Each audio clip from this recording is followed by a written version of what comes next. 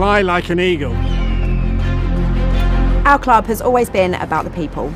And the impact we have. We create opportunities. We dare to dream. About what we can achieve together. We aim to entertain. And we deliver results. Our teams inspire our community. And our community inspires us.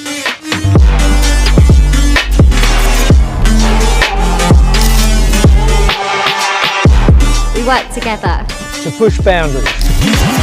Building a better future for everyone. It's our spirit that bonds us. Our members. Our partners. Our players. Our staff. Our youth. Our community. Our county. We are Essex. We are the Eagles!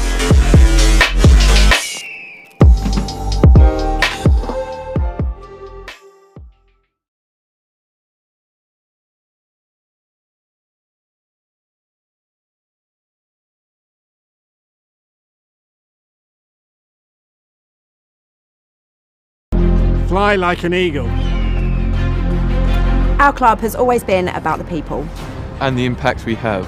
We create opportunities. We dare to dream. About what we can achieve together. We aim to entertain. And we deliver results. Our teams inspire our community. And our community inspires us.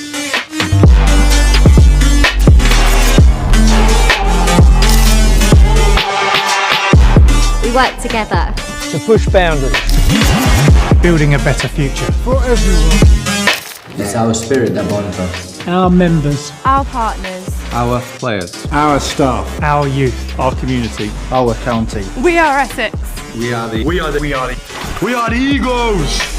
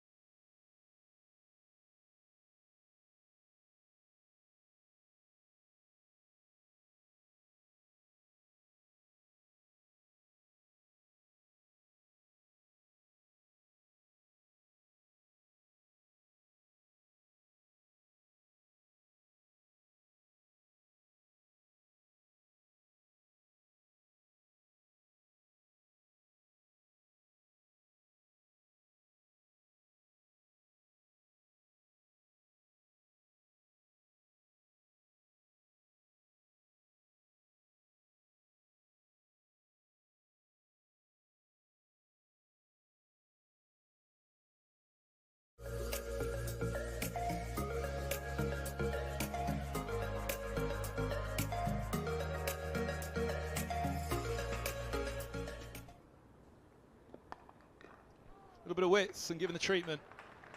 Brown's really clattered that one away. First boundary of the new season at Lords. That's a lovely shot. Better position to play the shot as well, Brown, that one. Really strong, solid drive, straight of a wideish mid off there, Luke Holman. Little wides. That one is given the treatment. Really able to throw the hands at that one, Brown. He's into double figures. End of the third over. That'll get away. Shorter boundary into the offsides. Only a little bit of back. It's a little too straight. That's beautifully played off the legs. Lovely shot. Leg side again, but a wicket. And this time there is something on it down the leg side, and it's bat. And Alistair Cook goes for 16, and Toby Rowland-Jones has the first wicket of the new season at Lords. They'll both be welcoming the right-handed Wesley coming out. Oh, that's edged and gone! 2 in 2 deliveries, one at the end of Rowland-Jones is over. Now one for Murtagh to start the next, and the old pair are back at it again in Division 1. Down the ground. Lawrence.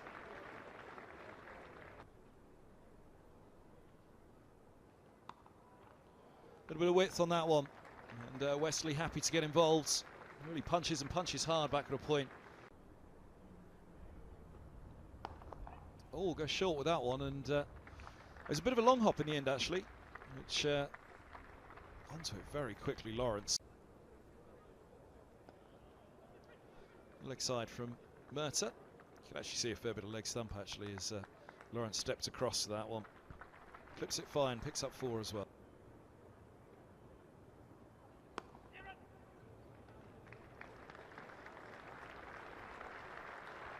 .50 for Lawrence. 113 deliveries, 7 fours. Leg side again. That's beautifully put away by Wesley. Look at the timing of that. It's a long, long chase for Milan from long leg around to deep backward square leg. The first 6 overs, so someone was going to bowl 1 over from either side, and the other 2 of us bowled 2 overs from one side. So it wasn't really, they had a stump shot. Speaking of shots, look at that. Lawrence uses his feet. Big appeal for LBW the previous ball, which actually I think was probably a better shout on the replay. It's gone all the way for 6.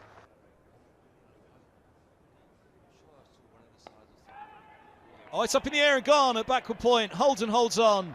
Wesley's gone for 48, perhaps looking for that 50, stretching outside off.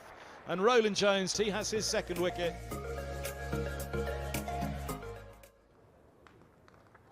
Well, deep backward square's lost it. It's gone for 6. He ran the other way, Holman. That's a lovely shot. Won't be the century. Would have been a nice way to bring it up. He moves to 99. There it is. Gets past Mercer at mid-on as well. A leap from Lawrence. He might have to keep running first. It does pop over the boundary rope now. And a 4 straight down the grounds to bring up his century.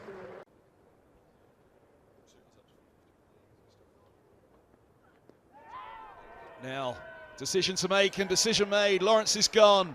Swings across the line at that one from Helm. Middlesex have their first breakthrough of the second day, and a big breakthrough it is. There we go, right on cue, and right down the throat of deep backward square leg. Rowland-Jones strikes with the second new ball, his first over with it, and Rossington just chips it.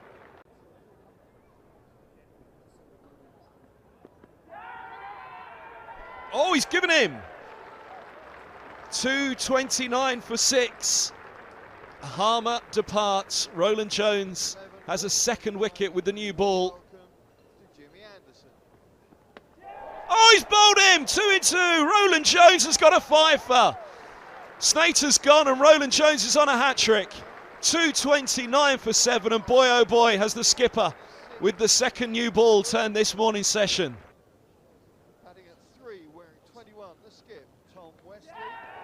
Now, is there bat? No, there isn't. And Rowland-Jones has his 6th. 8 down, Essex. Batting at 5, wearing 20. Oh, edged and gone. Batting at 6. No foot movement from Cook. No foot movement needed at slip from Robson. Batting at 7, wearing 11. Welcome back to Simon Harmer. Batting at 8. Oh, where's that gone? Straight up. Simpson's underneath it. Oh, what a catch. What a catch by Simpson.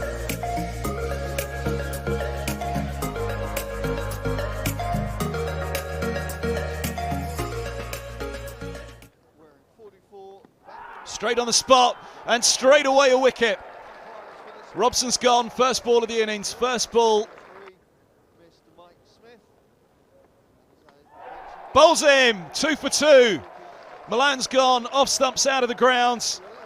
Because they feel it's going to nip down the slope, as it's done on a couple of occasions, and that's another wicket. Oh, he's gone. He's strangled down the leg side. Edge gone. Middlesex are 4 for 4. Stoneman goes for a 10th ball duck. People out necessarily in these kind of conditions. Oh, it's taken. Wow, what a catch. What a stunner. Porter has another. A beef bat and they'd sold out. Oh, inside edge pass off stump for 4. Higgins on to 5.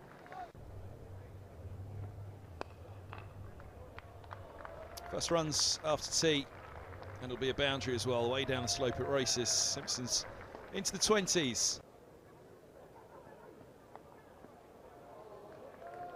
Well, that's a good example of what we were just discussing the previous over from Cook. A bit of width. Who's going to be with tonight? Snater.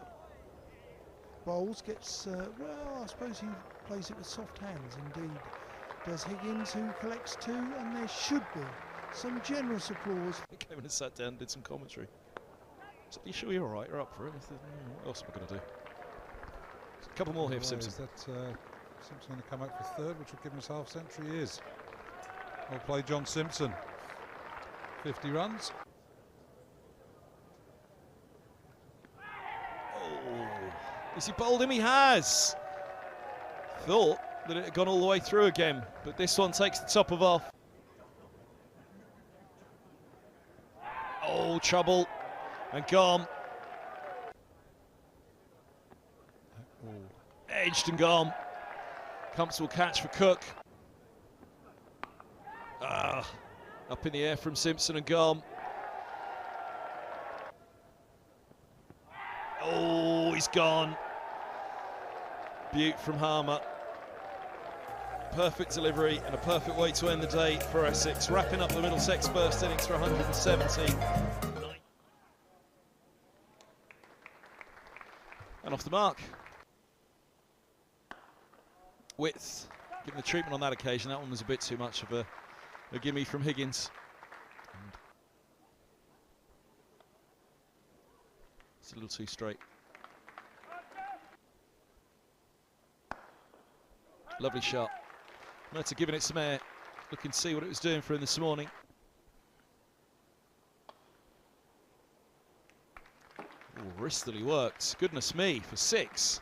Off his legs, clipped away by Brown, short of boundary.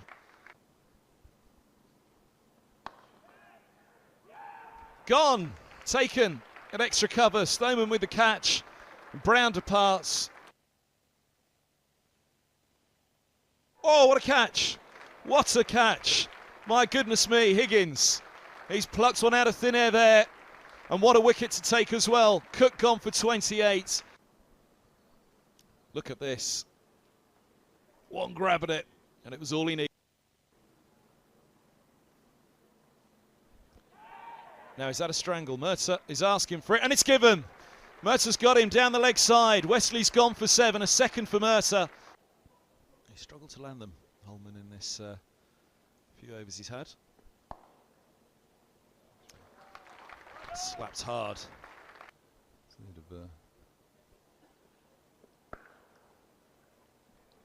Aggressive from Lawrence, that use of the feet. And there he goes. Higgins picks up Lawrence, the centurion of the first inning. He's gone for 37 in the second.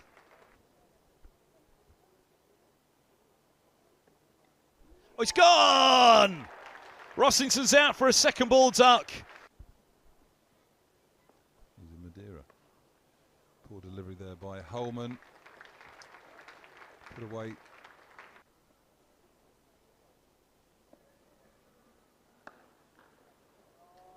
Glorious. From Critchley. He's into the 30s. Oh! Try a catch. Goes past Eskenazi. And Critchley has a second 50 in the match.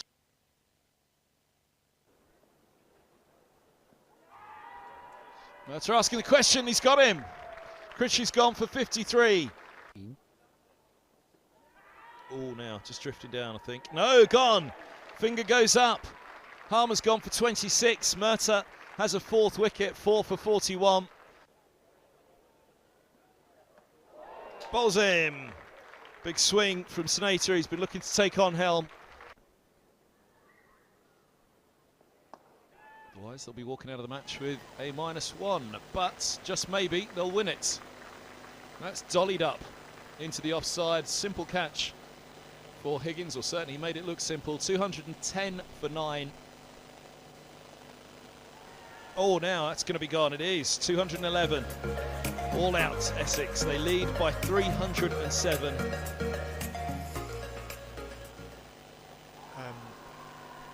Around the wicket to the left hand. He's given him! Now he had a long thought about that. Laps on the pad. So he's given. 4 for 2. Middlesex 4 for 2 in the first innings, 4 for 2 in the second.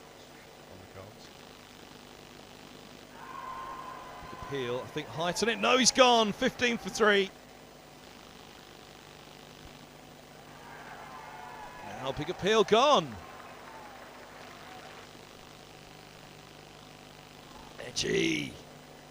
Leg slipping now for Eskenazi. Strangled in the first innings, of course.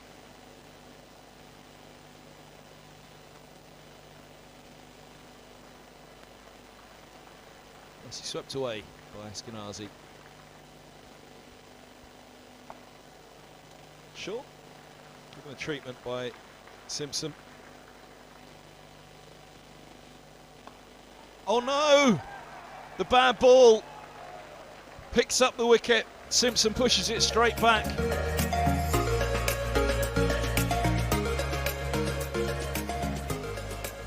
Edged and taken at slip. Like Watchman's gone. Cook with a comfortable catch. A little bit of bounce there perhaps for Cook as well.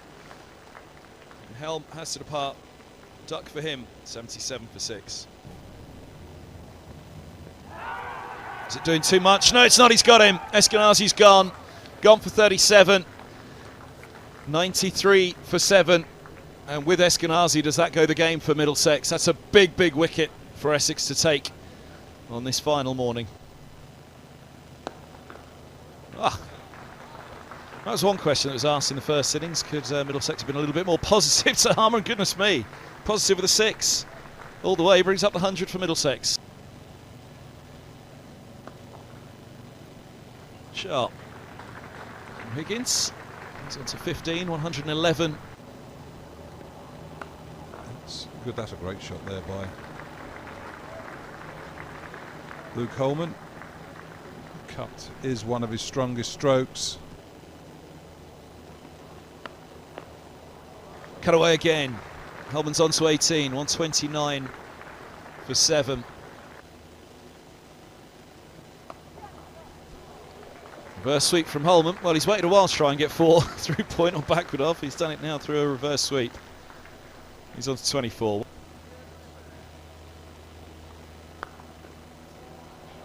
It's good from Holman. Again, is he going to be denied by the... No, not on this occasion. It's that little bit more downhill. Shot right. Ball was straight, a bit straight there, and he's glanced it for 4.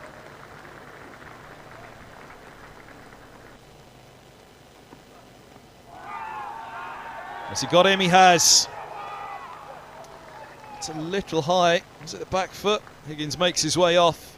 Just short of that second new ball, as he said. They're desperate to get up to it, the pair of them. Be disappointed with the shot. Edge gone, Snater's on a hat-trick, and Essex nearly there. It was only ever going to take a couple of deliveries for the visitors. So many runs in the bank. I was just about to wonder, knowing Holman, how he bats, how he plays, how imaginative he is with the bat some of the times, whether if they do deliver that short ball, will he start uppercutting them? Good enough players. That's his swept, that's his 50. Well played, Luke Holman. It's going to go away for 4.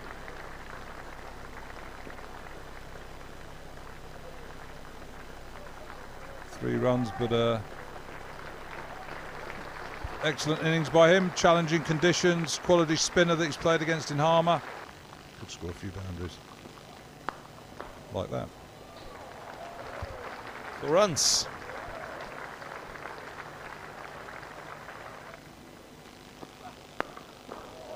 Carves it over mid-on for 4. 204. Slips hard at that one. And how much of it has he got? Umpire's just waiting on a confirmation. Oh, he's bowled him. There it is. Murta misses straight one. 210 all out. Essex wrap up victory by 97 runs, which is about the margin of the match. As we said, Middlesex probably fought and took a little bit closer.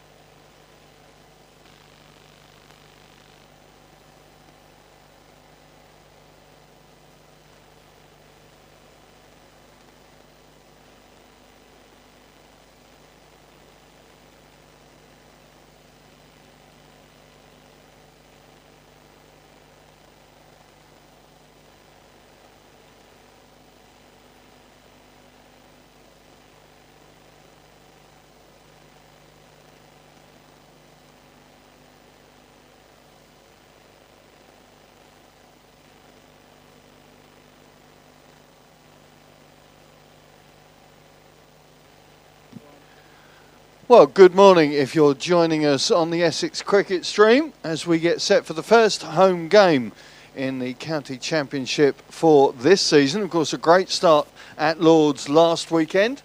First victory in the Championship at Lord's, I think, since 2009. So a big win for Tom Westley's side.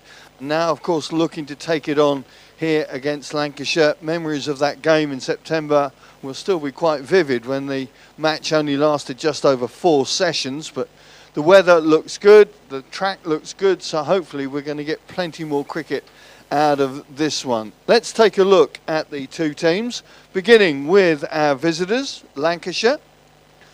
So captain, batting at 1 is Keaton Jennings. Along with him will be Luke Wells. Batting at 3, Josh Bohannon, century scorer, of course, last weekend. Stephen Croft bats at 4, Dane Villas at 5, wicketkeeper George Bell will be at 6, Colin de Grandhomme slated to bat at 7, Tom Hartley at 8, Tom Bailey at 9, Will Williams bats at 10, And a return for the evergreen, ever favourite, James Anderson, who will take his usual berth at 11.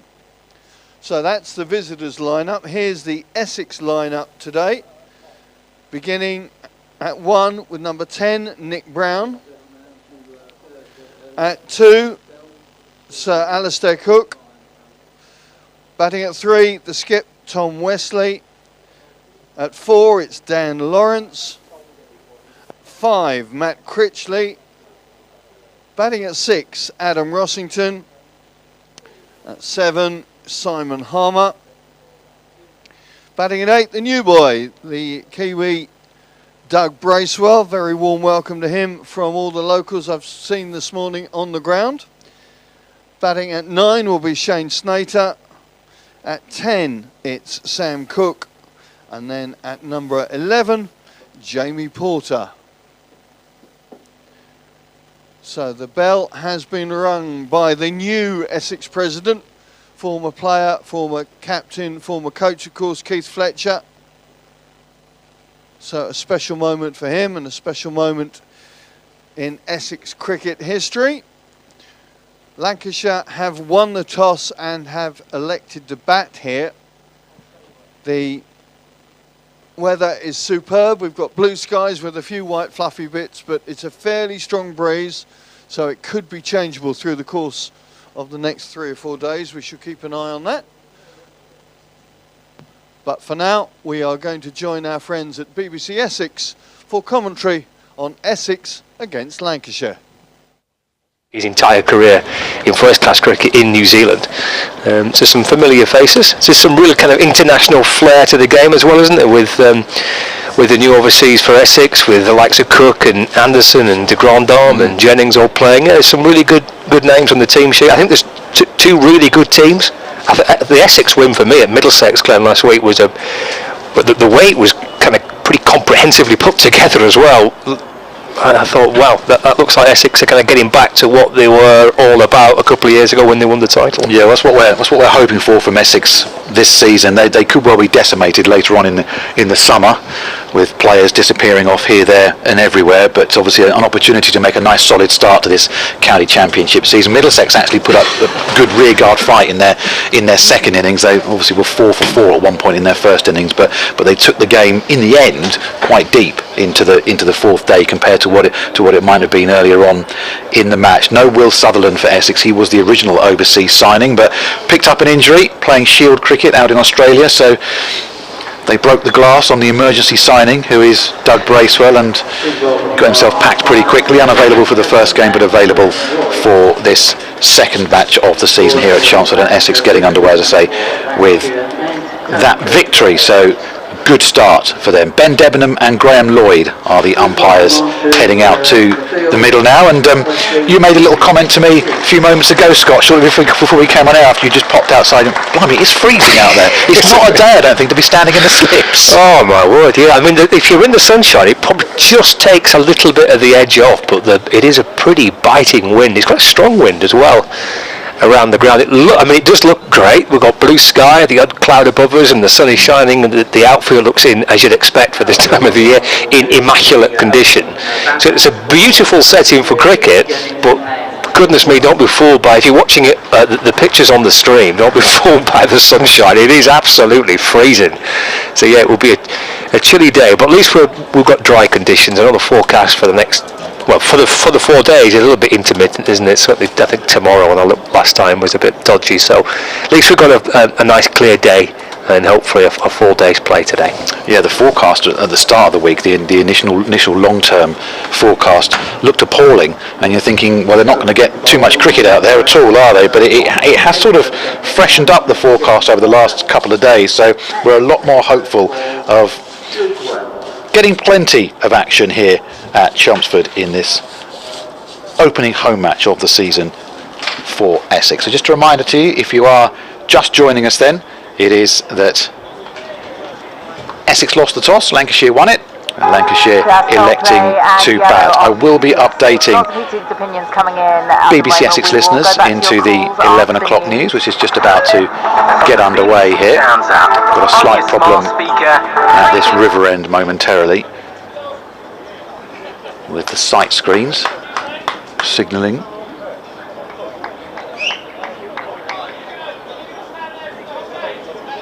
That's the cameraman they want to move, I think. Just moving him along a bit. Yeah, he's being moved across. The cameraman. They want him away from behind the bowler's arm. He actually hasn't moved too far. So we're all set to get underway then with this first delivery of the morning. It's Jamie Porter from the Hayes close end, and he's going to come around the wicket to the left-handed Luke Wells, who is on strike. And the county season underway here at Chelmsford with the ball angling on Midland leg, which is pushed out to the offside by Wells. An emotional video for no run. It's been heavily shared, leading to donations. You can get in contact with us today if you want to do so. Dragon's Den entrepreneur Stephen BBC Essex Cricket at gmail.com. Breakfast. The money will be at BBC Essex Sport on Twitter. I'm sure Scott's got contact details for you. I mean, the process at the moment of trying to rush it through, which he'll bring to us once he's updated BBC Radio Lancashire. So that get all the money in and we can get it to good use and do the most out of it what we can. You know, make the biggest impact, how we can use this money. This next ball pushed out to the offside for no run.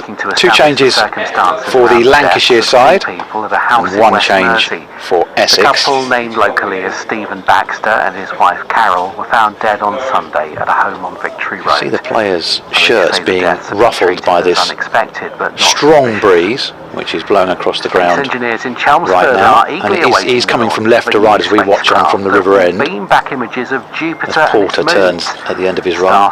Such a good game at Lords, did Jamie Porter. Great to see him back bowling well right at the start of the season, and he's in now and bowling, and Wells opens the face of the bat on that one, but it's fielded at point for no run. Moons, Europa, Ganymede and Callisto.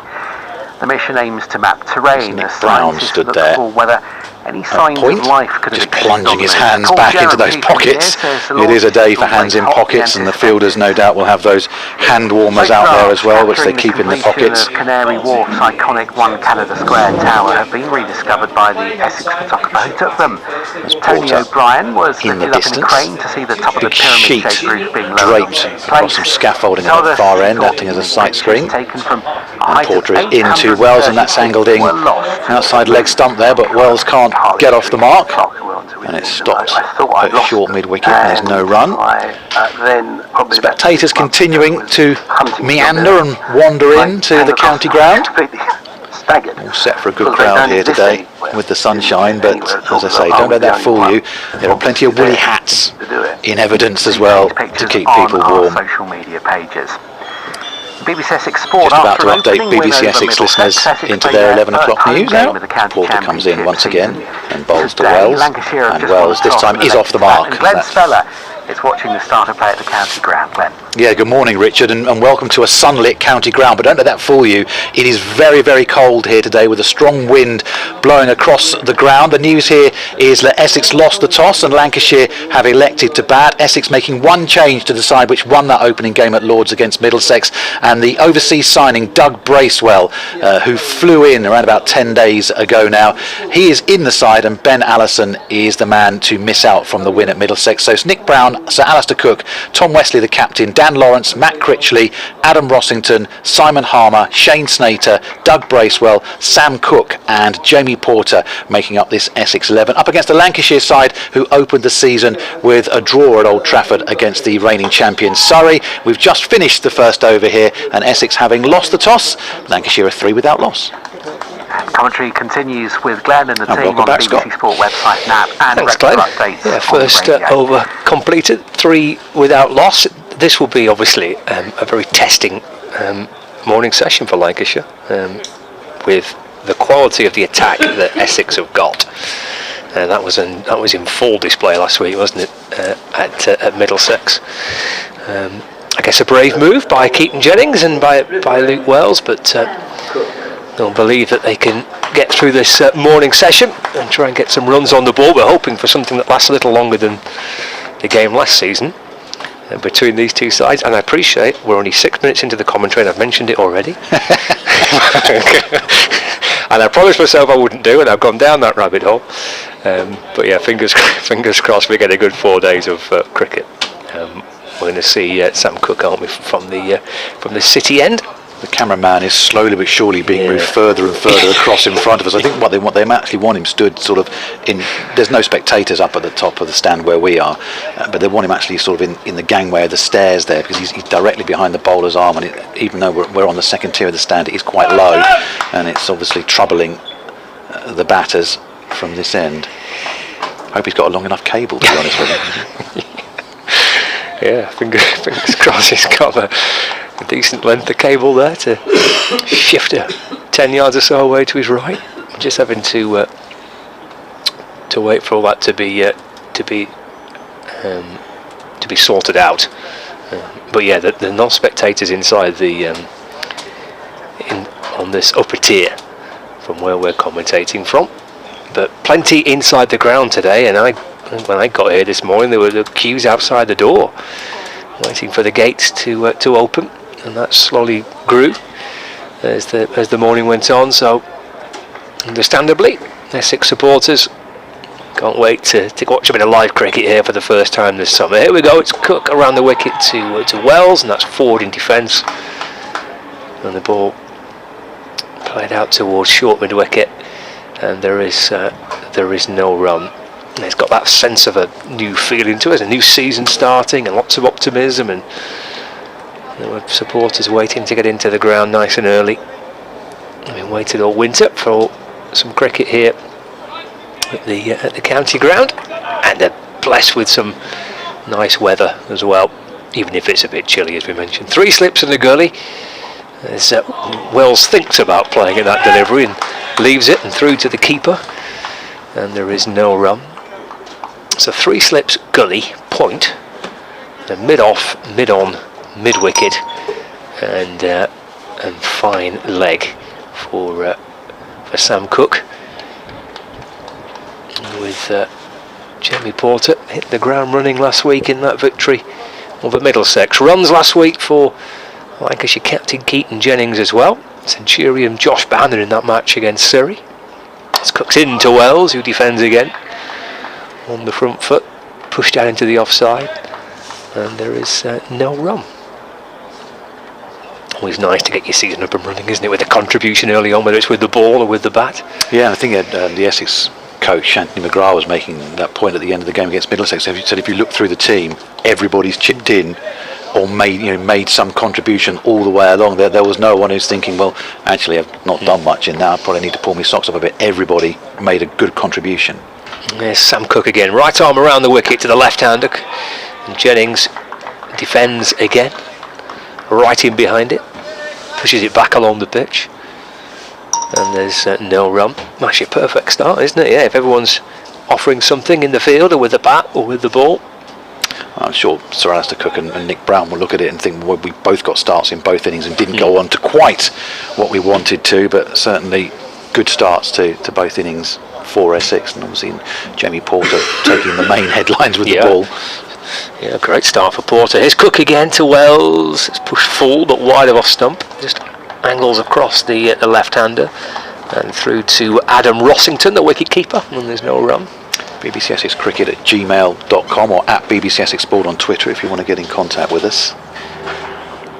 Paul's done just that. Says, great to see you back at the county ground. A great win last week for the Essex boys. Hopefully we can carry the momentum on this week, but going to be a hard game. I can see this one being a draw, he says. Your thoughts? Well, you made the point, didn't you, Scott? You look through these two teams and they both look very, very strong. They do. Yeah, I think they'll both believe that they can challenge for the title this season. Cook to Wells, a little bit wider outside off stump. Good carry through to the keeper, that. End of the first over sent down by Sam Cook. And Lancashire 2 overs into their first innings off 3 without loss. And Cook starts with a maiden, so he's up and running. Puts his white sun hat on for Essex. Sends down a maiden over to begin with. So nice start by these two terrific opening bowlers, Cook and Porter.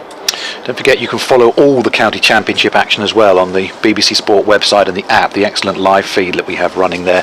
From every single game you get all the information from right across our team of reporters and all the latest updates from there, all sort of finer detail you might not expect from elsewhere as Porter continues from the Hayes close end. This is angled out and stopped by the man in Gully, a diving stop there, and there is no run. Matt Critchley with the stop. Some early news already though. Gloucestershire against Yorkshire, no play in Division 2 today, wet outfield. Oh, Black off for the day? Yep. Oh, goodness. Play abandoned at Bristol already. Goodness. Somerset had that, didn't they, in the opening game? Yeah. Gloucestershire say the exceedingly wet weather and strong winds over the past 48 hours have made the outfield unplayable. Play also delayed elsewhere between Leicestershire and Derbyshire and Durham Worcester in Division 2. Here's Porter in again, and this one again. Almost a repeat fee there for Matt Critchley, diving and stopping and preventing Keaton Jennings getting off the mark. 3 without loss here, Lancashire. Yeah, a bit of a wet start in the West Country then, isn't it? As you said, the Somerset match, the first day last week, that was abandoned, and game in Gloucester. Not ideal, that is it. First match, home match of the season, and you're losing your first day due to a wet outfield. Certainly not. Northants choosing to bowl after winning the toss against Middlesex in Division 1. Somerset choosing to bowl at Trent Bridge against Nottinghamshire. Porter comes in again and bowls to Jennings, and Jennings this time shuffling down the pitch and angles that one into the onside, and he's safely off the mark as well, and Lancashire go to 4 without loss. Surrey, Hampshire, could be 2 title contenders there. Hampshire electing to bat, and Warwickshire against Kent. Kent choosing to bowl at Edgbaston. Yeah, Surrey, Hampshire's a game between 2 teams that were pushing really hard. Well, obviously Surrey won it, but I mean Lancashire finished second last year, but I think probably in truth Hampshire were the team that felt like they may have been the one that could catch Surrey, but just fell short in the end. Here's Porter around the wicket and into Wells. All on Wells. Has he got something on that? Down the leg side. Well, Essex are celebrating. Wells is standing. The finger goes up, and Essex have got a strangle, and they've got a breakthrough as well. Wells is taken quite high up by Rossington down the leg side, and he has to go. And Lancashire are 4 for 1. Well, he obviously doesn't think he's hit it. You could tell with the reaction from Luke Wells, but the umpire raising his finger. Nice start by Essex. Wicket early on the first day. Frustration for the Lancashire batter, isn't it? Caught down the leg side, just tried to nudge it off his hip. The umpire reckons he got just a little bit of an edge on that and through to the keeper. It deflected on something, whether it was bat or hip. The umpire says bat, and up went the finger. Frustrating way for Luke Wells to lose his wicket inside the first kind of 10 minutes of play. You can never tell with batters these days, can you? Because they'll look disappointed, whether it's the shot or whether it's the decision. But I mean, he wasn't even looking Wells. I think he was busy about to go and do some gardening because he was quite confident that he hadn't hit that. The bat was a long way from the body down the leg side, so whether it's brushed the glove, there certainly wasn't any noticeable deflection. We got a good view of that as well. But Wells has to make his way back, and he's gone for 3, and Lancashire 4 for 1, and a victim as well for Adam Rossington. Will be pleased with those. Wicketkeepers are always pleased with those, aren't they? Taken down the leg side. Jamie Porter with an early breakthrough. Yeah, picking up from where he left off last week. I mean, Lancashire know that this is going to be a very tough start here. Essex are flying on the back of a really good win last week, and they've got 2 exceptionally good new ball bowlers. But they've gone for the option to bat first. Keaton Jennings, and indeed the Essex skipper Tom Wesley said, I heard him say at the toss, we'd have done the same, we'd have batted first. So that's what the captains would have done. Josh Bohannon, the new batter, coming out to join Keaton Jennings. He got a century last week on the final day. Lancashire having to bat through the last day to make the game safe. They were set 444 to win. Probably a bit optimistic to try and chase them down, but Bohannon got a century, unbeaten century in that. He was out actually for 108. As Lancashire saved the match. Brings the right-handed Josh Bohannon to the wicket, breaks the double left-handed opening partnership. Porter's in again, and that's a nice one for Bohannon. Just a nudge around the corner, down to long leg and off the mark from his first ball, and the score moves up to 5 for 1. So we'll have a shuffle round in the field as well as it brings the left-handed Keaton Jennings down onto strike. Jennings thinking about England selection, do you think? Possibly. I mean, he got his recall last winter, didn't he, for the tour to Pakistan. probably, well, on the back of two things. One, his exceptional season last year, but two, his record in the subcontinent for England. Well, he's facing up to Porter around the wicket from the Hayes close end, and he just plays defensively back up the pitch for no run. That is the end of the over. A successful one for Jamie Porter, and Lancashire are 5 for 1. Yeah, good start by Porter. Really good first. Couple of overs sent down from that far end. Yeah, Amy had an absolutely brilliant season last year. Jennings, he was the player of the year. He got an absolute stack of runs, over 1,000 runs in the county championship. Hundreds, triple hundreds, double hundreds. He got the whole lot. So yeah, it was a real standout year for him. And his recall to the England squad for Pakistan was well deserved on the back of that. And he's taken the captaincy over as well this season, with Dane Velash standing down, and Keaton Jennings, who skipped the one-day team last year to the final of that competition, named captain in the winter. So possibly, but I think he's, as ever, his first kind of priority is these first few months of the season, isn't it? And captain in Lancashire. Here comes Cook to Bohannon. That's angled into the right hand, and that's turned away to the leg side, out towards mid wicket. And there is no run. Jennings might be one of those who's just sort of stood there waiting for anyone who doesn't get off to the start they want to the international summer. And likewise here with Essex, with Dan Lawrence. A lot of people sort of seeing that Dan Lawrence's season as a rebuilding season, to push himself back into the frame of getting one of those middle order places in the England side, but obviously started well with that century at Lords. Yeah, you feel like Lawrence has got another chapter in him with England, don't you? Yeah. 3 slips in the gully. There's a Cook bowls to Bohannon. It's defended into the offside. Up comes Nick Brown from point to field, and there's no run. Still a few people making their way in, wandering in. Just having maybe a leisurely walk through the city this morning of Chelmsford, and heading over the river and into the ground. This is exactly the walk I did. Very nice, straight from the hotel. You let the train take the strain this time, did you? Not driving down? Didn't fancy driving down. Not a great start to the season when you can't bother to drive, is it? But it's Cook into Bohannon. Oh, that's a good ball. That beats him. He plays forward. The ball just shapes away past the outside edge of the bat into the gloves of Adam Ross, and that's a beautiful delivery from Sam Cook. Although I don't blame you, to be honest, because on Good Friday, while yourself and Mr. Church and others, I was listening to your wonderful commentary from Old Trafford whilst sat in Good Friday traffic, trying to get to Stevenage on a Good Friday for football coverage, and you sit there wondering, where's all this traffic come from? And you realise actually you are the traffic, so you can't blame it on other people, really. But we got there eventually. It's never good fun, is it, really? Cook again, right arm over the wicket to Bohannon. A full ball whipped away beautifully through the onside. Lovely shot by Bohannon, off his toes, all along the ground through deep mid wicket. Comes back for 2.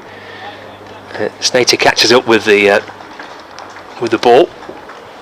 A shot flicked away through the leg side for a couple. Cook's trying to bowl very, very full here. Obviously trying to give the ball a chance to swing, and with the strong breeze blowing as well, might just help him. But he's really getting the ball right up there. Score moves on to 7 for 1. Bohannon moves on to 3. In comes Cook again and balls. That's left.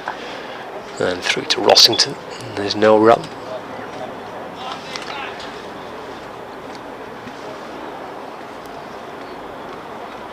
Yeah, it's a nice little walk through the city centre with a bridge and into the ground this morning. Say, I was passing the queues of supporters waiting for the gates to open. You always feel a little bit cheeky when you just kind of drift past them all and walk straight in, but they're all up there waiting with the picnic bags for a full day at the cricket. It's a nice ball again by Cook as Bohannon plays forward. They've just played that inside the line and through to the keeper, and there is no run. So a couple of runs off that over. The Bohannon 2 through mid wicket. So 7 for 1. Bohannon 3, Jennings on 1. And we have had 4 overs of this Lancashire first innings. Here's Dan, who's over the border in Suffolk. Well, we'll let that go, Dan, for now. So it's good to hear cricket underway in Chelmsford again this year. Thanks as always for the commentary. Just listening to you describe the Wells dismissal, it sounds like you would have reviewed it if it was an option. Is there any talk of introducing DRS into the county championship? We've got all these wonderful streams now that all the counties provide. They've all got the technology as Porter starts another over from the Hayes close end. And again, Jennings wants to come down the pitch, obviously trying to negate any kind of swing or movement, and Porter fields on his follow through, and there is no run. 7 for 1. So all the counties now provide streams. Some have got multi-camera setup, some have just got the one camera setup from either end. So you get the feeling it might not be too far away, Dan, but at this stage it's certainly not been something that we've heard talked about as yet. But I think with the ease that the modern technology there is now, and relatively low expense, it could be something that they may well look at. Here's Porter into Jennings, and Jennings driving, didn't quite get hold of all of it, and Porter fields on the follow through. There's no run. Yeah, last week the game at Old Trafford, the two umpires had the cameras actually on their chest, these DRS kind of style cameras where they would track the ball, and that was, I think, like a little bit of a kind of trial into that world, where the umpires both had these cameras, and it was being fed back to a computer, and they were able to track the ball from the view of the umpire. Here's Porter. 3 slips in, and Jennings a long way down the pitch again. He's on the move before Porter's even into his delivery stride, out to the offside, and there is no run. It's 7 for 1, but with that sort of thing, I guess you've then got to have ultra edge and all that sort of thing as well. So you've got absolutely everything. Because I think with the dismissal of Wells, I can only think it's brushed his glove. Yeah, and with all that, it comes at a cost, doesn't it? So, yeah, I mean, it's interesting that they're looking at one or two of these ideas. Here's Porter into Jennings. Jennings gets the full flow out to that one, but drives straight to the man at short mid off on the edge of the square, and there's no run. 7 for 1. But if down the line these things are slowly introduced, or elements of them are slowly introduced, I would say for me it's got to be across the board. It can't just be dependent on what county has better technology and better infrastructure for their live streaming. Well, these can have it and the others can't. You've got to find a way of it being across the board to make it a level playing field for me. This next one from Porter again. Jennings 3 or 4 little shuffling steps down the pitch before the ball is released, and there's no run. 7 for 1 in the 5th over here. BBC Essex, BBC Radio Lancashire, the BBC Sport website and the app. I mean, the counter argument to that, I suppose, is that like the FA Cup this year is played with some grounds having VAR and some not. So that does happen in kind of professional sport at the minute, that it's not quite a level playing field for a same competition. But again, that don't fit right with me than that. You either have it for everybody, you don't have it. Sirens going off in the background, and again Jennings is shuffling down the pitch a long way, just pushes that into the offside. They think about a single. It isn't there though, as 3 or 4 fielders and the bowler converge on the ball. End of the over, good one that from Porter as well. 5 overs gone here, Lancashire winning the toss, electing to bat. They are 7 for 1. Scott will carry on, and I think Dick's going to come in alongside him, Dick Davis. Yeah, this is an excellent start, isn't it? Porter 3 overs, 1 maiden, 1 for 5. I mean, it's not, I don't think this would be it's come as any great shock for Lancashire's opening batters that Porter and Cook are bowling well. I think the greatest shot would have been if they'd not started well. So they're kind of producing what you'd expect. I don't think any of this will be a huge surprise to, well, in a minute, Jennings and Barnum, and previously Jennings and Wells. Good high quality bowling against some very good high quality batters. It's a good start, really intriguing. 3 slips in place as Cook starts a fresh over, number 3 for him. Into Bohannon, and that's defended by Josh Bohannon. Calmly just leaning forward, full face of the bat, and the ball bouncing down the pitch and gathered by Cook off his own bowling. And there is no run. We have our commentary box windows open here, which is quite nice. So the sun is shining through, and it's just taking the edge off the chill, which is lovely. So Cook turns, short sleeves and white sweatband on his right wrist, shuffles his way in over the wicket and bowls to Bohannon, tries to work it to the leg side, just deflects off his thigh pad, it loops out to mid-wicket, and Doug Bracewell comes up to field for Essex, and there is no run. 7 for 1 it remains, and for the first time this morning, Dick Davis, good morning. Good morning, Scott, very good to see you, and good morning listeners and viewers, and you have a good journey. Lovely, yeah, all nice and straightforward. Good. Nice and easy on the train down from Manchester yesterday. Cook to Bohannon.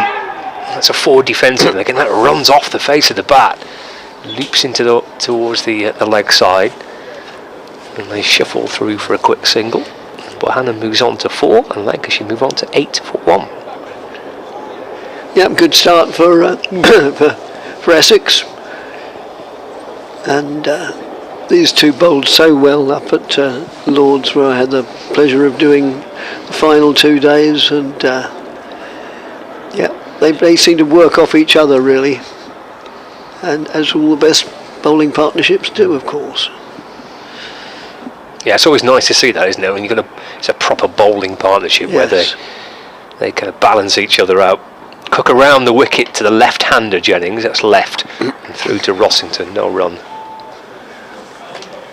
Sometimes you have those bowling partnerships, one bowler gets the wickets, and it's probably on the back of the work done by his bowling partner. in days long ago, there are those who reckon that Fred Truman only got so many scalps because he had Brian Statham bowling at the other end. But no, it's a fact, yes, you concentrate so much on one that you're inclined to relax it a little bit against the other.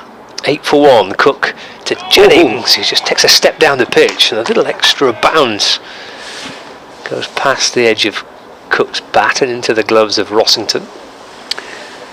It's an interesting approach that Jennings has been taking, almost from ball one, of advancing down the wicket to Porter. And I noticed that Rossington called for the helmet to the pavilion towards the end of the last over, so obviously, fairly obviously, he's considering standing up to the stumps for the Porter, next over from Porter. Oh, it's exactly the way he batted last week, actually. Is it? Against Surrey, this is left as he stays rooted into his crease this time, and leaves the ball and through to the keeper, and there's no run. 8 for 1, Bohannon 4, Jennings on 1, and as ever, such is the quality of the streams and the access that the analysts have, it will not be lost on the fact that Jennings last week against Surrey was twice bowled by Jordan Clark with the keeper standing up. Oh, right. Then, folks, having watched Jennings take a step or two down the pitch time and time again, so that's enough, I'm going to stand up, and then twice he was bowled by Clark with the keeper standing up. I guess these things do not get lost on the opposition. Oh, good Lord, no. They're wily creatures, professional cricketers. Extremely. So, understandably, Porter still in the attack from the far end, the Hayes close end.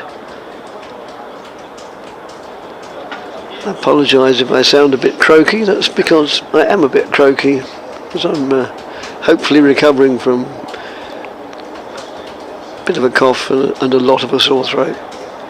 But it's not, you know what, the test tells me so. I feel your pain, Dick. I was suffering myself last week for the 4 days. There's a lot of it about, as they say, a lot of it about. There's a slight delay while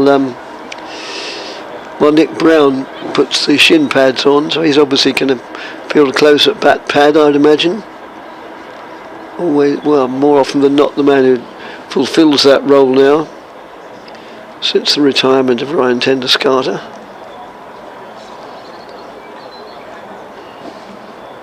And indeed, just adjusting other protection apart from his helmet, and just moving in there at very close on the leg side.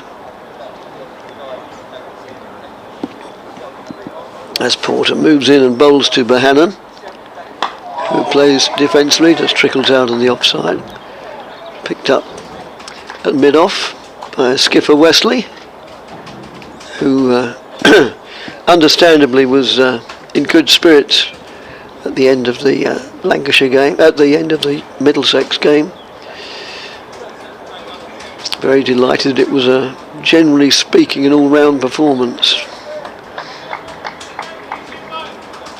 Perfect start, that, isn't it? If everyone's chipping in. Well, yes. I'm not convinced that everyone did, but right. I mean, far be it from me to pick him up on what he said, but that's just played down the offside. But Lawrence got a century in the first innings, and Critchley got half a century in each innings. And from the batting point of view, there wasn't an awful lot more to write home about. And for the last few seasons, Essex have been a stronger side when bowling than when batting. I always get the impression that Essex, when they're batting, they just seem a little bit brittle. As Porter moves in, bowls more an appeal born of optimism rather than reality, I think. There, we envy those who are watching it on the live stream, because we haven't got it as yet in the box here. And if anybody's listening from the Essex management and they'd like to send a boffin across to help us, then we would appreciate it enormously.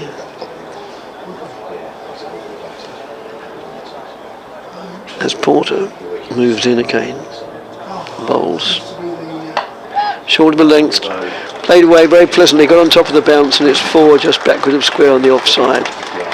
It's the outfield slopes away slightly down towards this end, but even if it had been completely level, it wouldn't have made any difference. Such was the timing. It sped away and it had 4 written on it the moment it left the bat. If you'd like to contact us by email, it's bbcsexcricket@gmail.com. I know you have done already, so do please keep them coming. And although the address suggests, as that's just played with authority quite powerfully back to Porter, who picks it up, although the email address suggests it's Essex based, we'd welcome comments whether you're an Essex supporter, a Lancashire supporter, or just a cricket supporter. BBC Essex cricket@gmail.com.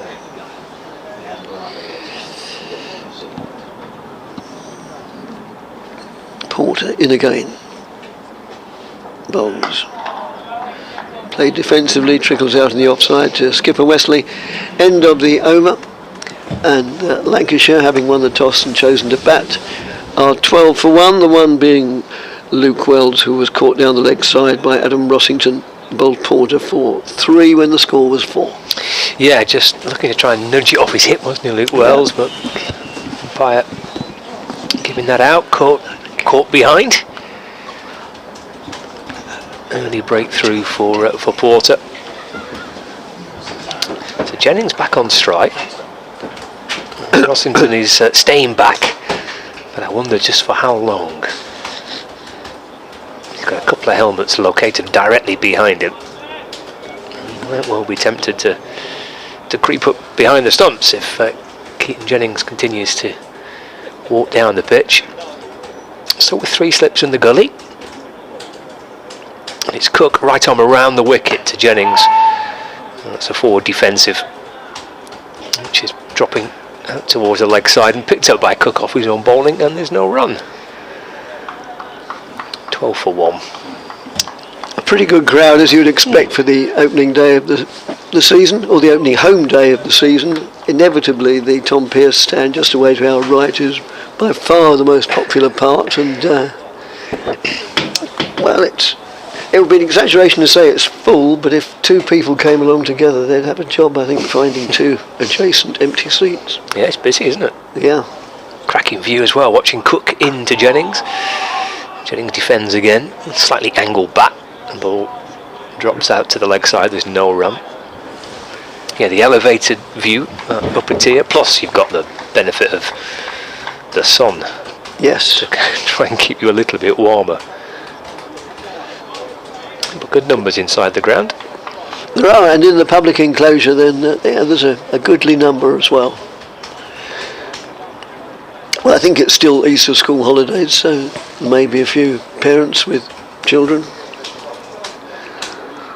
Cook to Jennings. Jennings goes back and defends. It's played up towards mid-off, and there is no run. Picked up by Snater at mid-off. Twirling his arms around. Jennings has a little walk down the pitch, Barnan likewise. Lancashire captain Keaton Jennings, tall left-hand opening batter. Settles back into his crease. Cook, squad number 16, starts his approach again. Bowls to Jennings, who's down the pitch once more, trying to work it, I think, to the leg side. Ball just deflects down towards Matt Critchley in the gully, and there's no run. This corresponding encounter last year was a bit, well, I'm not quite sure how to describe it politely. I mean, the salient details are that Lancashire won by 38 runs, I think, but it was all over just after lunch on the second day. Yeah. Yeah, it unravelled rather quickly, didn't it, really? It did. Yeah. Oh, Rossington standing up now. Didn't think it would be too long. Keeper's got his helmet on, right behind the stumps. As Jennings looks to carve, is he being caught behind? I think he has. One ball face with the keeper standing up. Jennings looking to cut the ball. Edged it through to Rossington. And Jennings has to depart. He's gone for one. Lancashire lose their second wicket, 12 for 2. And it's excellent by Rossington to come and stand up behind the stumps. Yes, it certainly was. I would imagine, I mean, I don't think I've ever, in any level of cricket, schoolboy or club cricket or anything, ever kept wicket, but I would imagine that the thinking more is a deterrent to stop the batsman going down the crease rather than getting him caught. But, yeah, it certainly worked. And so Lancashire, 12 for 2. You know, big thrilled Essex to have removed Lancashire's 2 opening batters. They tend to set the tempo and set the pace really well, those two. If they get in and work together, they're a very, very good partnership. They both had terrific years last year. So to have removed both inside the first kind of 40 minutes of play is excellent. Been interesting little element to watch as the season progresses now, because that's 3 dismissals on the spin, where Keaton Jennings has been out with the keeper standing up behind the stumps because he's used his feet to come down to the bowlers. Yes, last week he was bowled twice, and this week looking to try and cut the ball, and edged by Rossington. It was a terrific take. It was. It brings Stephen Croft, the new batter, to join Josh Bohannon. So these two batted a long time on the 4th day last week to help Lancashire draw the match. There's a short leg in place, 2 slips, gully, short extra cover, mid-off, short mid-wicket. Cooks in and bowls, and it's left by Croft and into the gloves of Adam Rossington. It's a wicket maiden for Sam Cook. 4 overs, 2 maidens, 1 for 3. And Lancashire are 12 for 2. Both openers are gone, and it's Croft and Bohannon now having to rebuild for the Red Rose, who won the toss and elected to bat first. Yes, we had a stream of emails come in. Where should I start?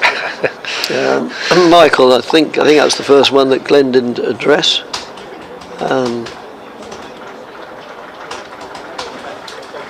Oh well, thanks, Michael. Yes, come back to that in a moment. Come back to all of them in a moment. As it's seam bowlers bowling from both ends, there should be plenty of time, so they've walked back to their mark.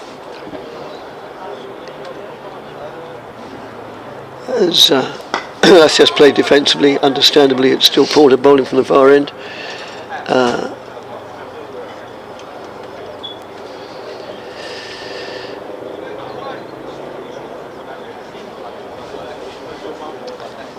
Oh, I see. I get it now. I'm sorry for the silence. The worst sin you can commit on air. I've only been doing it 27 years.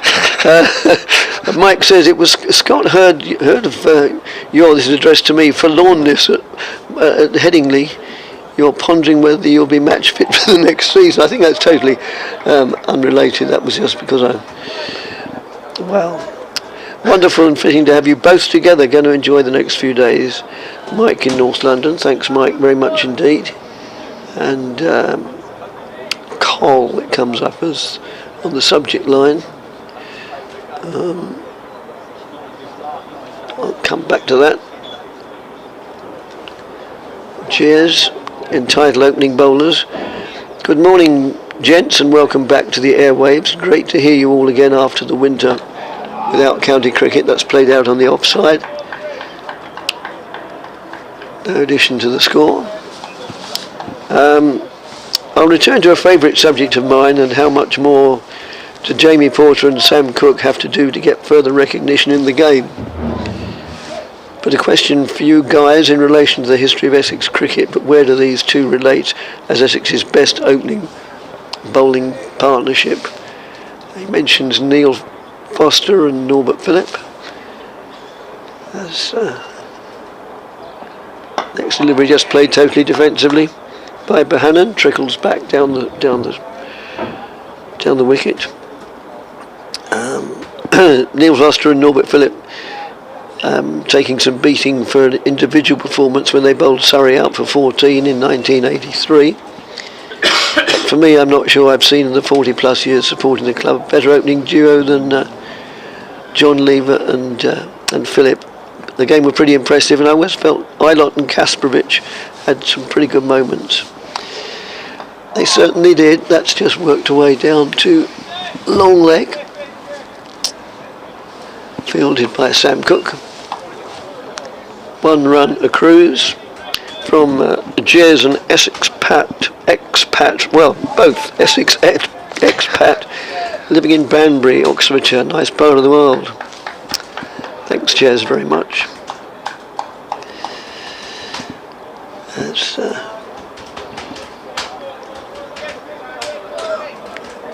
the new batsman just takes his guard, Stephen Croft, another right-handed batsman. 2 openers were left-handed, and Bohannon and Croft both right-handed. As Porter moves in, bowls.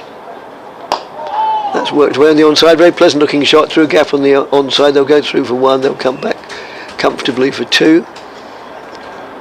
And reaches the end of the over, and 1 more before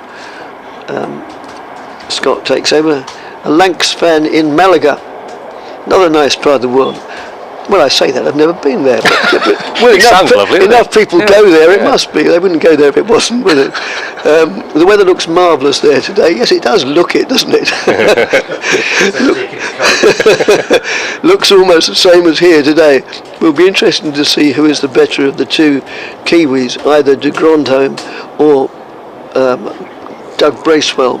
Went to the game last week against Surrey, but watching from the tropical paradise of Malaga this week, definitely warmer.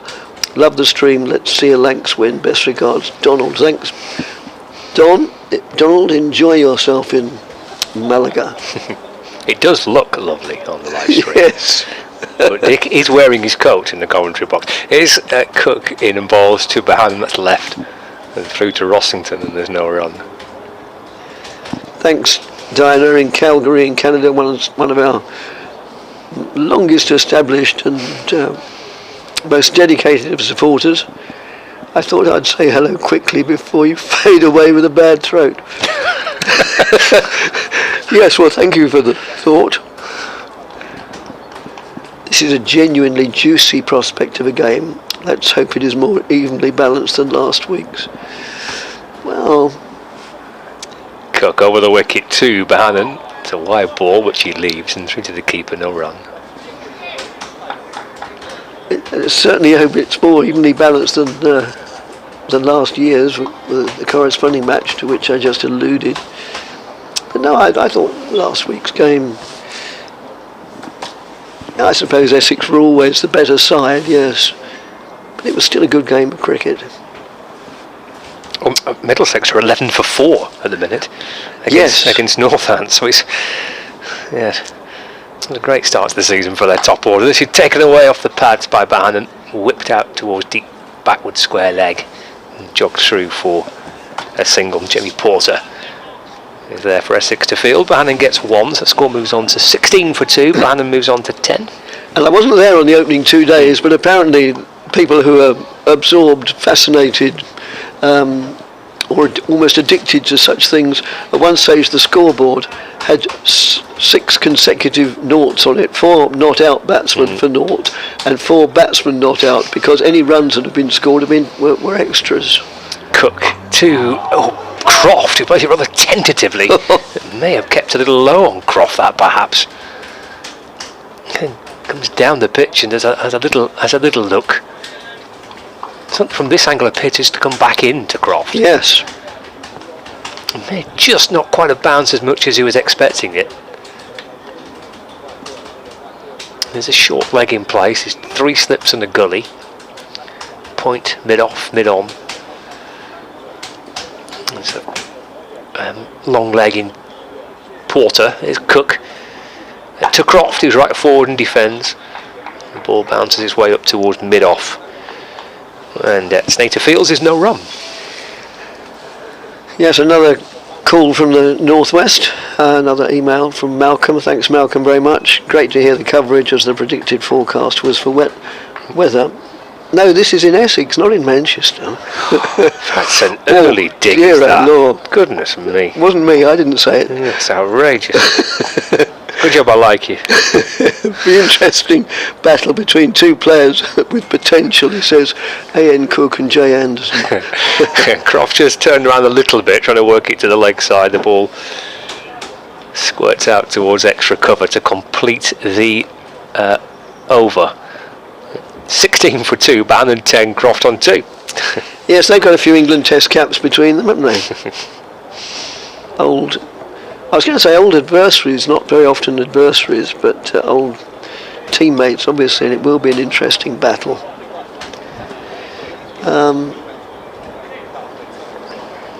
Somebody's, oh yes, I've only just noticed it, having seen this email from Andrew, who wonders why the Lancashire players are wearing black armbands. Do we know that? I don't know. I have noticed it myself, but I don't know why. I'll try and find out and report back.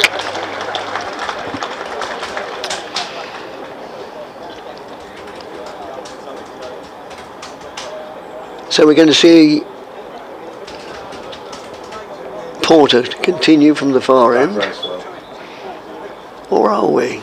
No, Doug Bracewell. Now we're going to see Bracewell. This will be really interesting, because he's come into a team, if not packed, but very healthily occupied with some very accomplished seam bowlers, and it'll be interesting to see just where he fits in.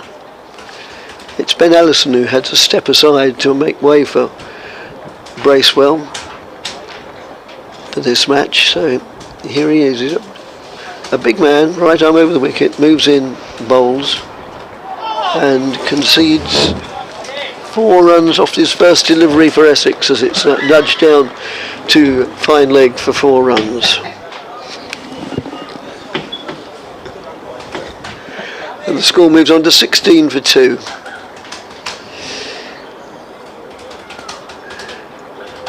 So not the most auspicious of starts, but he'll be aware of that and keen to make amends.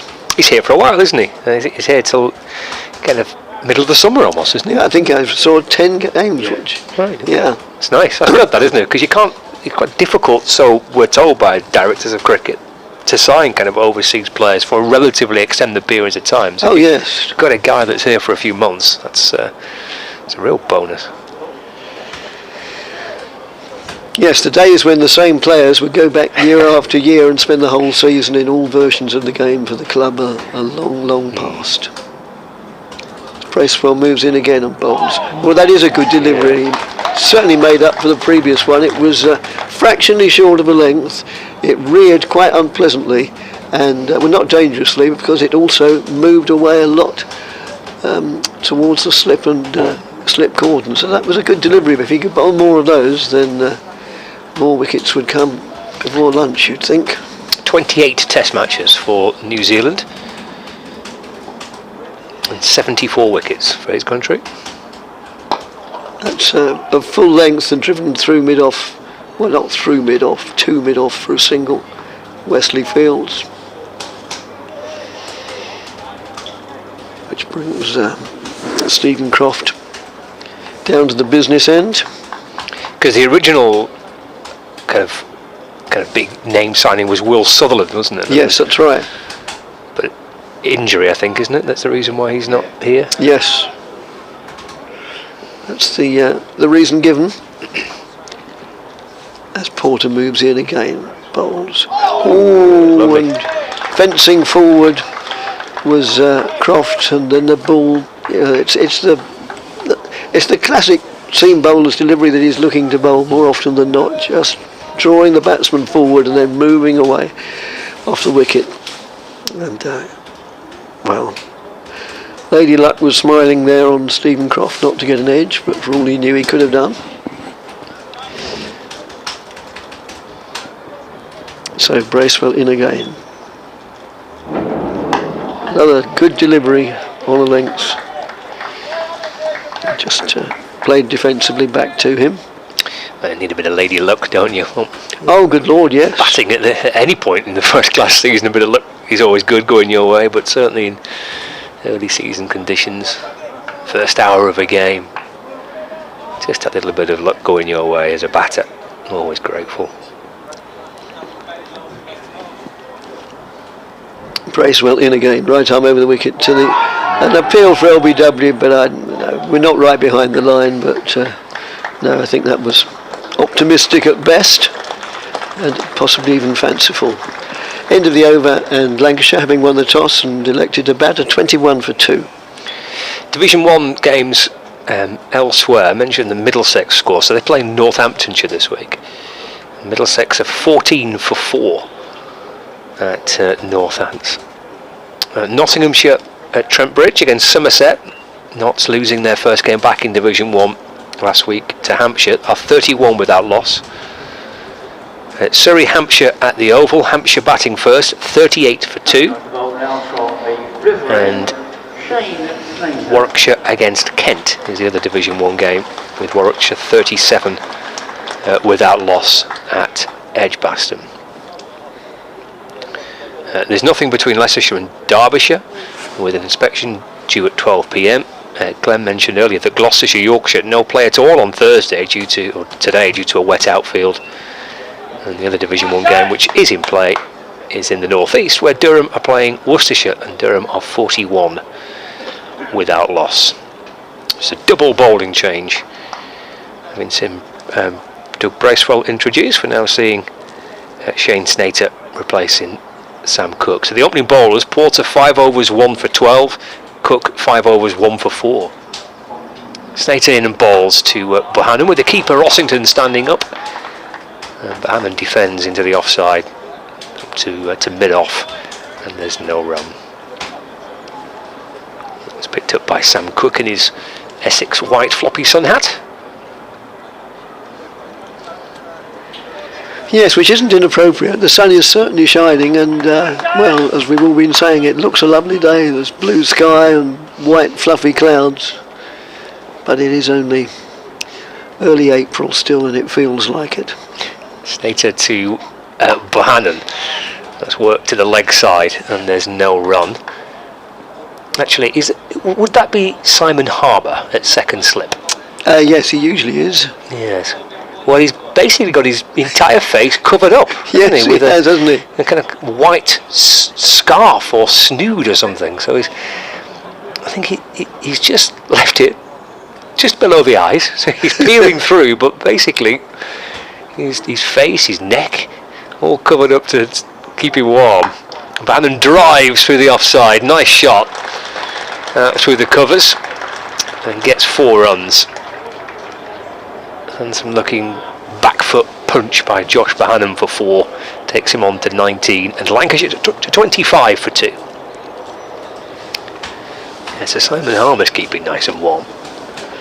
Yes, I don't think I've ever seen anybody on a cricket field I think I have. so disguised. No, me neither. If it weren't for the cap, it's sort of halfway to being a balaclava. Yes, yeah. Hands buried deep in his pockets, having a little natter to Alistair Cook at first slip. Snater to Bohannon, that's turned to the leg side. It's picked up by Jamie Porter at mid-wicket, and there's no run. Yes, it's only from his fielding position really, and presumably the number on the back of his shirt, that we can determine who it is, because if he were to walk around Chelmsford or any big town late at night on a Saturday like that, he'd probably get stopped and interviewed.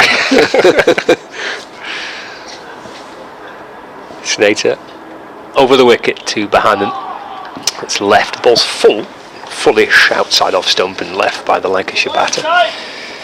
And through to the keeper, no run. And I think it's umpire Ben Debenham who's got gloves on. Yes. Work out whether it's Debenham or whether it's Lloyd. I can't imagine Graham Lloyd with that. Good Lord, on. no. I mean, goodness me, what would Bumble say? So I'm assuming it's Debenham. I'm trying to spot from here. Snater's in to Bohannon, and that's worked just in front of square on the leg side. Slightly angled back, but played it very deliberately, working it to leg and going through for 1 run. And Bohannon moves on to 20, and Lancashire move on to 26 for 2. Right, coming back to the emails, Ed says, with 2 overseas bowlers and Cook, Porter and Snater established as the main attack, do you think Essex will be looking at loan opportunities for the likes of Beard and Richards? I see Kent are already down 3 seamers, so perhaps a couple of games over the bridge could help with their development. Well, certainly Essex do seem very they seem to have a lot of very useful seam bowlers, and this is one of them, just bowling now. Bracewell, it's worked away to mid-on. No addition to the score of 26 for 2. So yes, I must admit I quite like the loan system.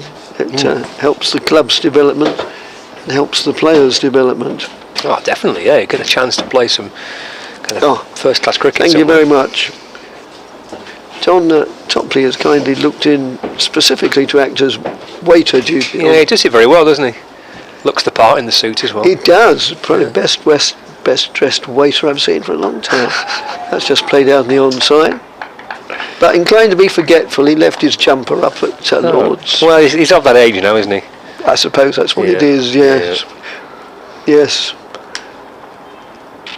And he asked me to bring it back, and I pondered long and hard and then thought, yeah, all right. So it's very kind of you. I'd have been tempted to leave it. It's still in the back of the car, so I'll go and get that up. Has he come just for that jumper? He may well have done. Good job I wasn't wearing it today. Oh, that's a good delivery. That is a good delivery, just short of a length. Pushed the batsman onto the back foot and it moved away and lifted. I didn't get the edge, obviously, otherwise there'd have been considerable more animation.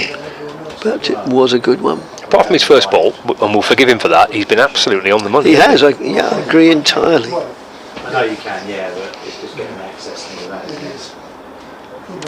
So Bracewell, big man, tall and powerfully built, looks like a seam bowler, a bit like the aforementioned Topley did. That's outside the off stump, goes through to wicketkeeper,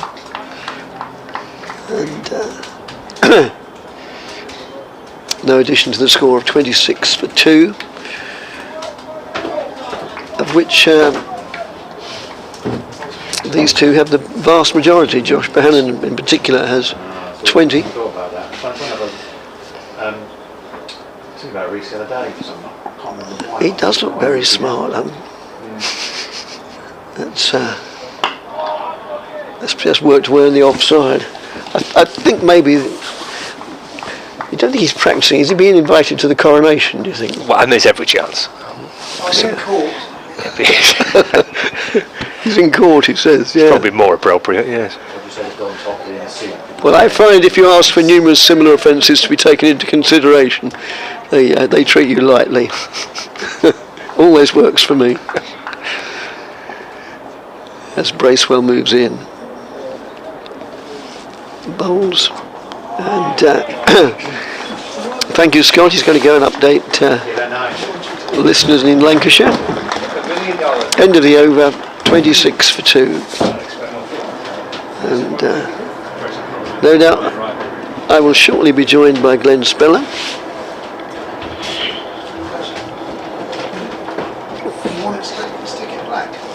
I'll put milk in it, just have a bit of time to settle, yeah. And a good opportunity just to see quickly if there's any other emails. Well, I know there are other emails that I haven't addressed. Greetings from sunny Crete. They're coming in from all over the world. It's almost like people want to tell us. They do, don't they? Yeah. Yes. Come on, don't tell us what the temperature is, please. Just say, seeing Don in a suit, you say, what do you say to Don Topley in a suit? Would the defendant please rise? Yes. Exactly. It's an old joke. Snater to continue from this River End while Dick surveys the many emails that are coming in. He's in and bowls now, just standing up from the crease is Croft and playing defensively. 26 for 2. I did see one from Seaham in Durham as well. Now, if it's cold here today, it must be cold in Seaham in Durham. It must be. Surely, you'd have thought so. We're not complaining, I hate to Howard, clearly a Lancashire supporter, says, well, I can't read the whole of his first sentence, it wouldn't be fair on other broadcasters, but he says it's great to have Scott back on the live broadcast this week. Hoping Lancashire can go one further in every format this year. Snater into Croft, off the back foot, forcing away into the offside, doesn't get all of it, and there's no run, 26 for 2. Oh yes, I know to what he's alluding now. Yes, I've watched a little bit of that. Just going to the emails. David it is, who's now living in Seaham in County Durham. An Essex expat, he says, how nice it is once again being able to watch Essex on the live stream. I have to agree with the comment made that having watched the previous game, not everyone in Essex's side contributed. There were too many starts without the required progression. As Snater is in once again, that's pushed out into the onside for no run. I said everyone chipped in, and I sort of followed that up by saying the likes of Brown and Cook would have thought, well, we've got starts, but we didn't really go on in either innings. And Davey goes on to say, love the commentary, chaps. Keep up the good informative work. We'll do our very best, David. We've got a long old season stretching ahead of us right to the end of September. We have, yep. Best part of 6 months. And the weather will, at some stage, will get better than this. Here's Snater in again to Croft with Rossington standing up still. Nice take. And there's no run. I know you referenced Simon Harmer. He almost looks like a stormtrooper out of Star Wars. Star Wars stood at the back there with that. It's all in way. He's got whatever it is, a snood or anything, pulled up over the back of his head. So it's up almost over the back of his Essex cap, and then up sort of over his lips and just below the nose. There's all sorts these days. I mentioned earlier on, they'll probably all have the hand warmers in as well, the things they put in their pockets to keep their hands warm. Snater turns and is in. He's got a short leg in there. Played nice, solidly and defensively by Croft once again. 26 for 2, coming towards the end of the 14th over. Sean the Postie says, greetings from a Lancastrian postie living in Torquay. Scott's voice has been the sound playing from my pocket as I deliver my round for the last few years. I was very excited to have him tucked in there last week after a long winter. Today the sun is shining and the commentary has me relaxed and smiling after the storms. Snater's in again. That is cut away, and the fielder's doing no more than just jogging to pick that up from the cover area as it races over the Chelmsford outfield for 4 runs, and the Lancashire score goes to 30 for 2, and that is the end of the 14th over. The storms of the last few days. I'm looking forward to attending a full 4 days in Taunton next week, watching my home team play my local-ish team. Keep up the splendid commentary, fellas. Sean the Postie. Thanks, Sean, very much indeed. I wonder if Sean is one of those posties that wears shorts all year round. Yes, ours does. Yeah, there's a couple round our way as well. One goes to the other extreme. He's got woolly hat and everything on every single layer. And there's a couple of others round our way who wear shorts, and you're like, you do realise it's December, don't you? But obviously made of stern stuff, these posties. Well, I think sometimes people wear this, whether they're posties or not, wear this just to sort of make some form of statement. You know, there are probably people walking around Southend now in flip-flops. As it's still Bracewell, understandably, and he's bowled very well apart from his first delivery. Moves in, bowls a ball of full length and played back hard towards him, and he stretches out a long right arm to stop it. What a lovely understated piece of commentary that was for you for Doug Bracewell's first ball in an Essex shirt as well. His first ball goes for 4. Well, he's just finding his sights, wasn't he? Yes, exactly. It's a whole different hemisphere. Yeah. And moves in now. Bowls, and that's just nudged down to the third man area. Obviously vacant third man. It's not August yet, and goes through for 4. And Sir Alistair trots off. May be pleased to get an opportunity to trot a few yards and keep the old blood. Oh, it's not the beg. Yes, it is. Keep the blood circulating. Scores elsewhere then. Middlesex have recovered. They're only 26 for 4 now against Northamptonshire. The Middlesex top order, I think the asterisk by that will be work to do after the opening couple of games of the season. Nottinghamshire 50 without loss against Somerset at Trent Bridge. Hampshire 40 for 4 batting against Surrey at the Oval, and Warwickshire 46 for 1 against Kent in Division 1.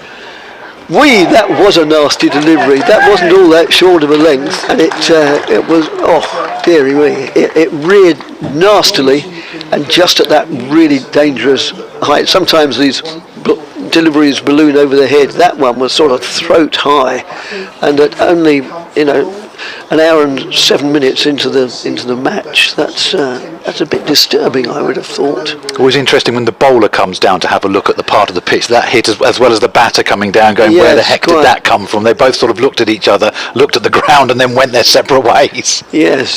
Yes, I mean, he's a good bowler. Obviously Bracewell wouldn't have all those caps otherwise, but that was a very unpleasant delivery. That's just played down the scoops through to the keeper. And the great thing about that delivery is that it sows seeds of doubt in the batsman's mind now, because he thinks, I survived that one, both my wicket and my welfare. There might be another one that just hits that spot. Just the one game in progress in Division 2 at Durham, who started really well in their first innings in the opening game and then somehow managed to lose.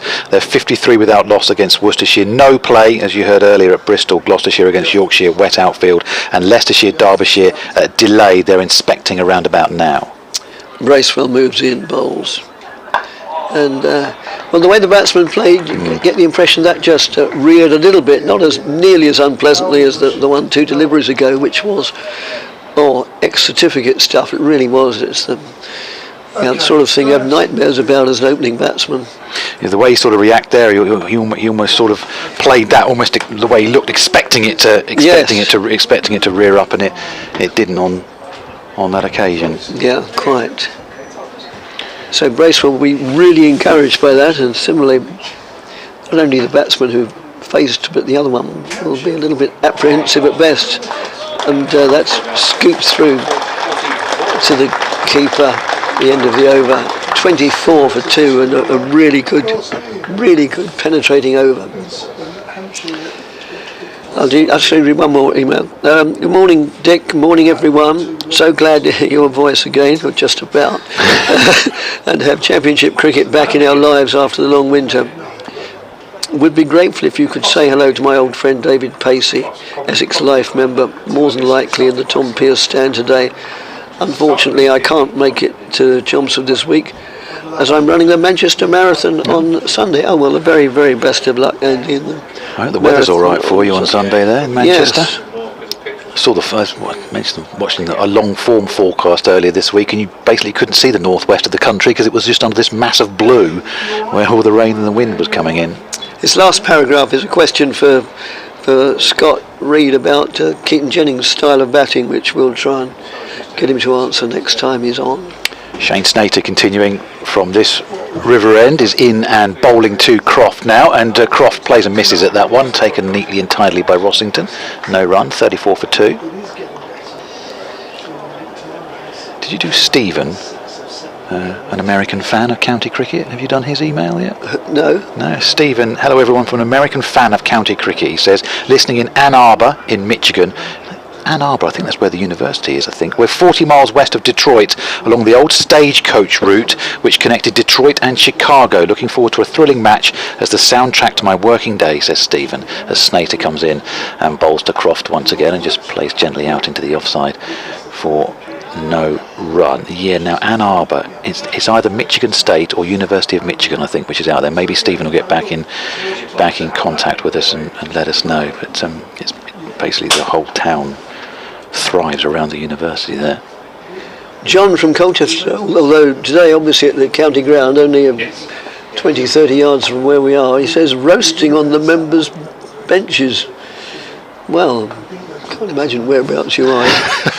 Here's Snater, and angling that one in on Midland leg. There's a shout for LBW from first slip and the man at gully, but nobody else. And that's just got Croft stretching a little bit, yes, where that struck him. No run, 34 for 2. John follows his comment by hashmark windbreak, which suggests that maybe if you can get out of the wind or the breeze, then it's a lot warmer than in it. Well, maybe. I mean, we're reasonably well cosseted up here, but it's still distinctly nippy. Snater tosses the ball from hand to hand and runs away from us at this river end, and is in now and bowling to Stephen Croft. He's recovered from that earlier blow and he just works that into the onside for no run. We're in the 16th over, BBC Essex and BBC Lancashire. Glenn Speller, Dick Davis and Scott Reed with you at the county ground in the city centre of Chelmsford. You're listening to us via the BBC Sport website and the app, and as I say, I tend to have these days a commentary on, and then I'll split my screen while I'm working away, and I'll have the live stream of all the text all filtering through from all the grounds, get all the latest updates from there as well. Wonderful job the guys do on the text service. Snater is in once again, and Croft just plays from the crease for no run. I mentioned earlier, you get all the finer detail that a scorecard can't give you on there, as our team of reporters and commentators fill you in on the exact details of how someone's got to 100, someone's got a fifer, or maybe wickets tumbling or runs flowing.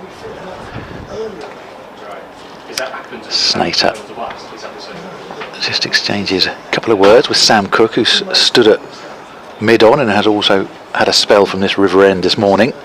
Snater turns, kicks up his heels again, is in and bowling, and Croft works that one down to long leg, and they'll just jog through for the single. 35 for 2. Bracewell hares in and slings the ball in with a bit of ferocity, and then has his cap taken off him, and he continues his walk up to the middle because he's going to continue from the Hayes close end. So thanks very much for all those emails. I think between us we've addressed them all, but do keep sending them in at bbcessexcricket@gmail.com. Did you do David from Skelmersdale? Oh, did I not? Yeah. Morning all, he says. Watching the game from home in lovely Skelmersdale. Really excited to see Jimmy and Sir Al play against each other. Two greats of the century for English cricket. Not sure Wells hit that one, to be honest. Top lad is Wellsy. Once met him in an Asda in Skelmersdale in the bread aisle. Great story, David. Thanks very much. I'm sure you've wowed people at the after-dinner circuit once yet in the bread aisle. What did he buy, though, David? Maybe a Bloomer loaf? A baguette, possibly? Probably something like that. Being a sportsman, surely a granary for their health. Bracewell in again, and well taken, very well taken. Sort of just below shoulder height by the almost masked man, Harmer at second slip, and I think that delivery in Bracewell's previous over had its say in that dismissal, because ever since then the batsman, it's Croft, isn't it? Yes, Croft hadn't looked entirely at ease, and sure enough there he flashed away outside the off stump, and it went at a nice height, but nevertheless it was moving pretty quickly, and Harmer did really well to hold on to it. Yeah, it's as you say, it's a strange shot for Croft to play, having looked very circumspect and not look for that sort of shot. He's thrown everything at it and got a big thick edge to it, and well, Simon Harmer's got hands like buckets, hasn't he? Yes. And he took that very, very comfortably, or made it look very comfortable at the very least. More to anyway. the point, yes. So 35 for 3.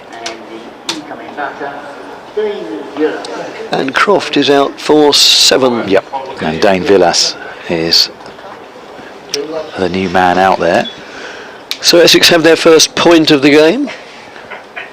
The bowling points are unchanged. The batting points are all put back by 50 runs, so you don't start accumulating batting points now until you reach 250. What do you make of that?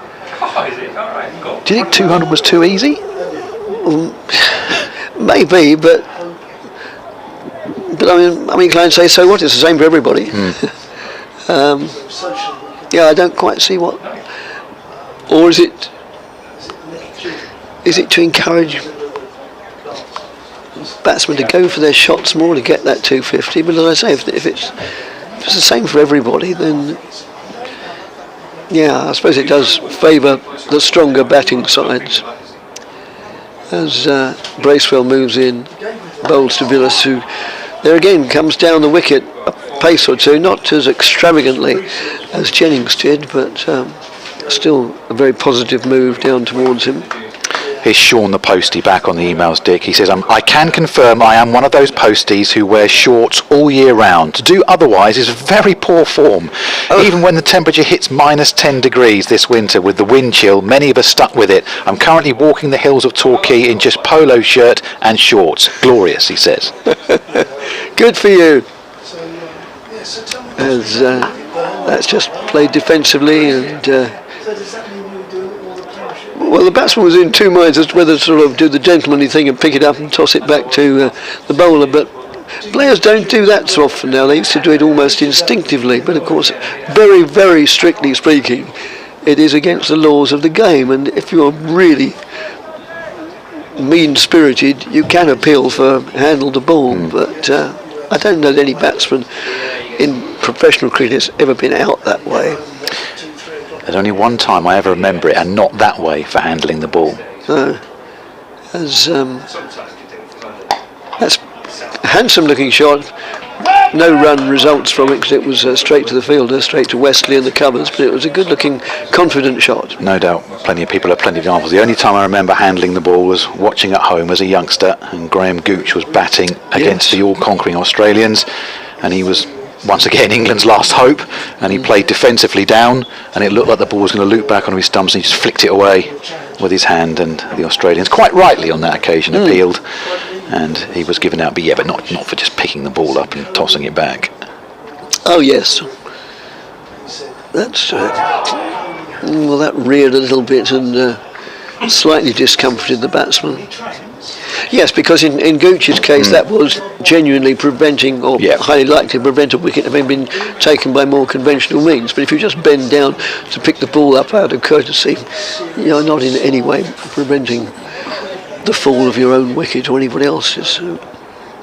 But now they always say, is it okay to pick it up now? I can't imagine any bowler saying no, it's not. Yeah, I'd like to bend down and pick it up because I haven't done quite enough bending for one day, says the big fast bowler. Quite. That's got the runs that maybe the shot two deliveries ago did deserve. Almost a carbon copy, but obviously not quite the same, because this time it was just a couple of yards to Wesley's left and went through with 2 runs through to extra cover. So a good looking shot there brings the over to a conclusion, with Lancashire having won the toss and chosen to bat 37 for 3, with 24 against Josh Bohannon's name and 2 to Dane Villas. Here's Rosie on the emails. Afternoon, yeah, good afternoon to you. It is now Rosie, isn't it? At bbcscricket@gmail.com. She says, I'm very jealous. I'm not enjoying being in Chelmsford in person. However, your commentary is getting me through my day at work. Thank you, she says. And come on, Essex. Let us know what you're doing, Rosie. What's your line of work? What are you listening to? I'm always intrigued.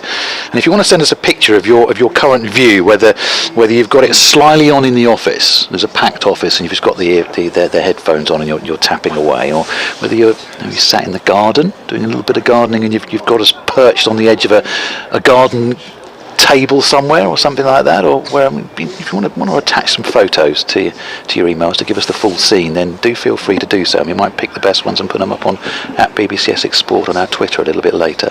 Shane Snater continues from the River End, is in and bowling and angled that one in on middle and leg, and it's just eased away by Bohannon through mid wicket. Doesn't quite have the legs on it to get all the way to the boundary. There's that sliding stop we've come to know these days, sliding it and hauling the ball back in at the same time. And they take a 3 there, I think. Yeah, the score goes up to 40 for 3. Bohannon to 27 and brings Dane Villas down onto strike. And he's unbeaten on 2 at the moment.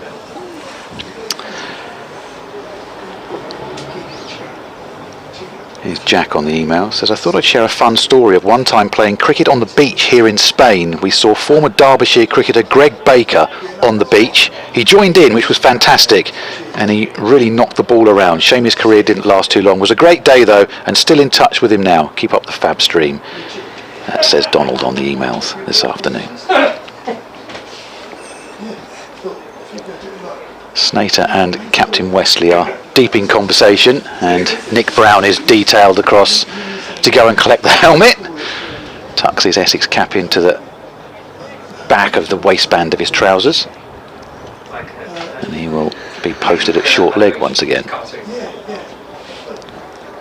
That's Snater in and bowling to Villas, who's on that forward press before the ball's delivered and just plays defensively for no run. Sam Cook picks up at mid-on. Sam on the email says, should be a good game over the next 4 days, particularly looking forward to watching the greatest bowler of all time bowl on what was such a dangerous pitch last season, and if Hartley can't get Lancashire any wickets, then we've got Anderson too, I guess. My prediction is a Lancashire win, Hartley century and a 5 for in each innings. Shout out to Luke Wells, have fun on the commentaries, says Sam, tongue firmly thrust in cheek. Snater with 2 slips, aborts just as he was about to hit his delivery stride. Just lost his footing there momentarily.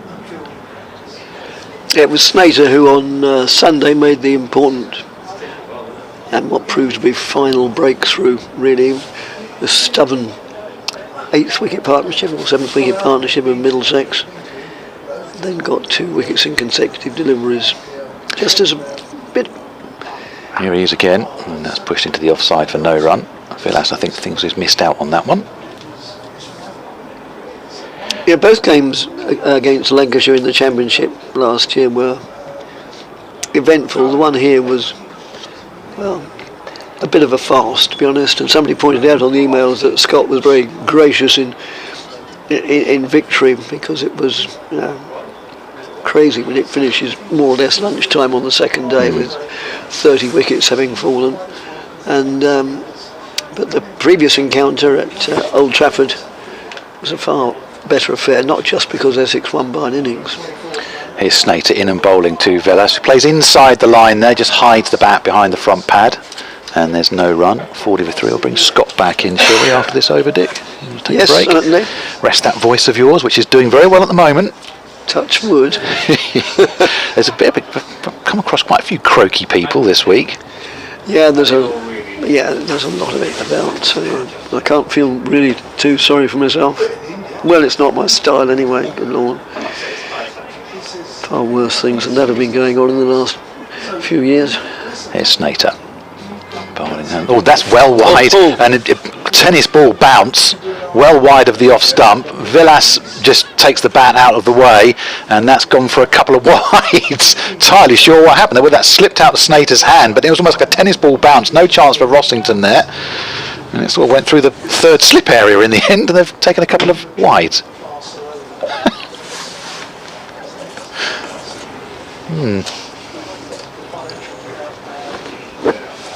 In the 18th over of the morning. If you're just joining us, Lancashire won the toss, elected to bat, and Essex have made 3 very good breakthroughs.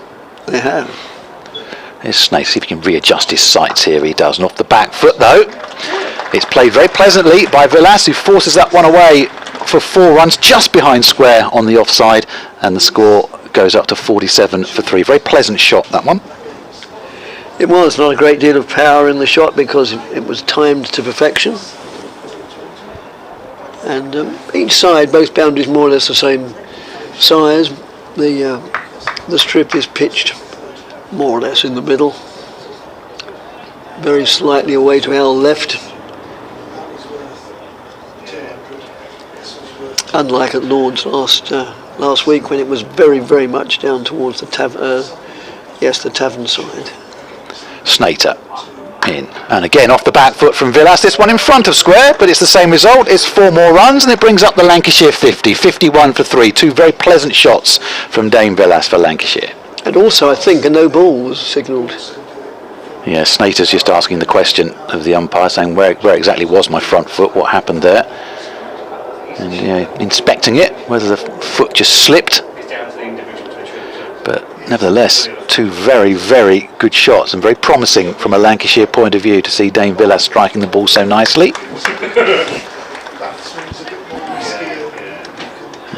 And, testing over here for Shane Snater, a wide, a no ball, and a couple of boundaries. He's ready again, running away from us. Short leg and 2 slips still in there, and that's very full. It's a full toss, in fact, and Villas plays defensively, stretches forward, and there is no run. And that's the end of the over. 18 gone now, and it is 53 for 3. So Dick will take his leave, and we'll bring Scott back in alongside for the remaining, what have we got, 34 minutes or so of this session as we head up towards lunch. Still in the sunshine here at Chelmsford, and the sun's moved round. It's almost shining directly into our commentary box now, so it has got a degree or 2 warmer.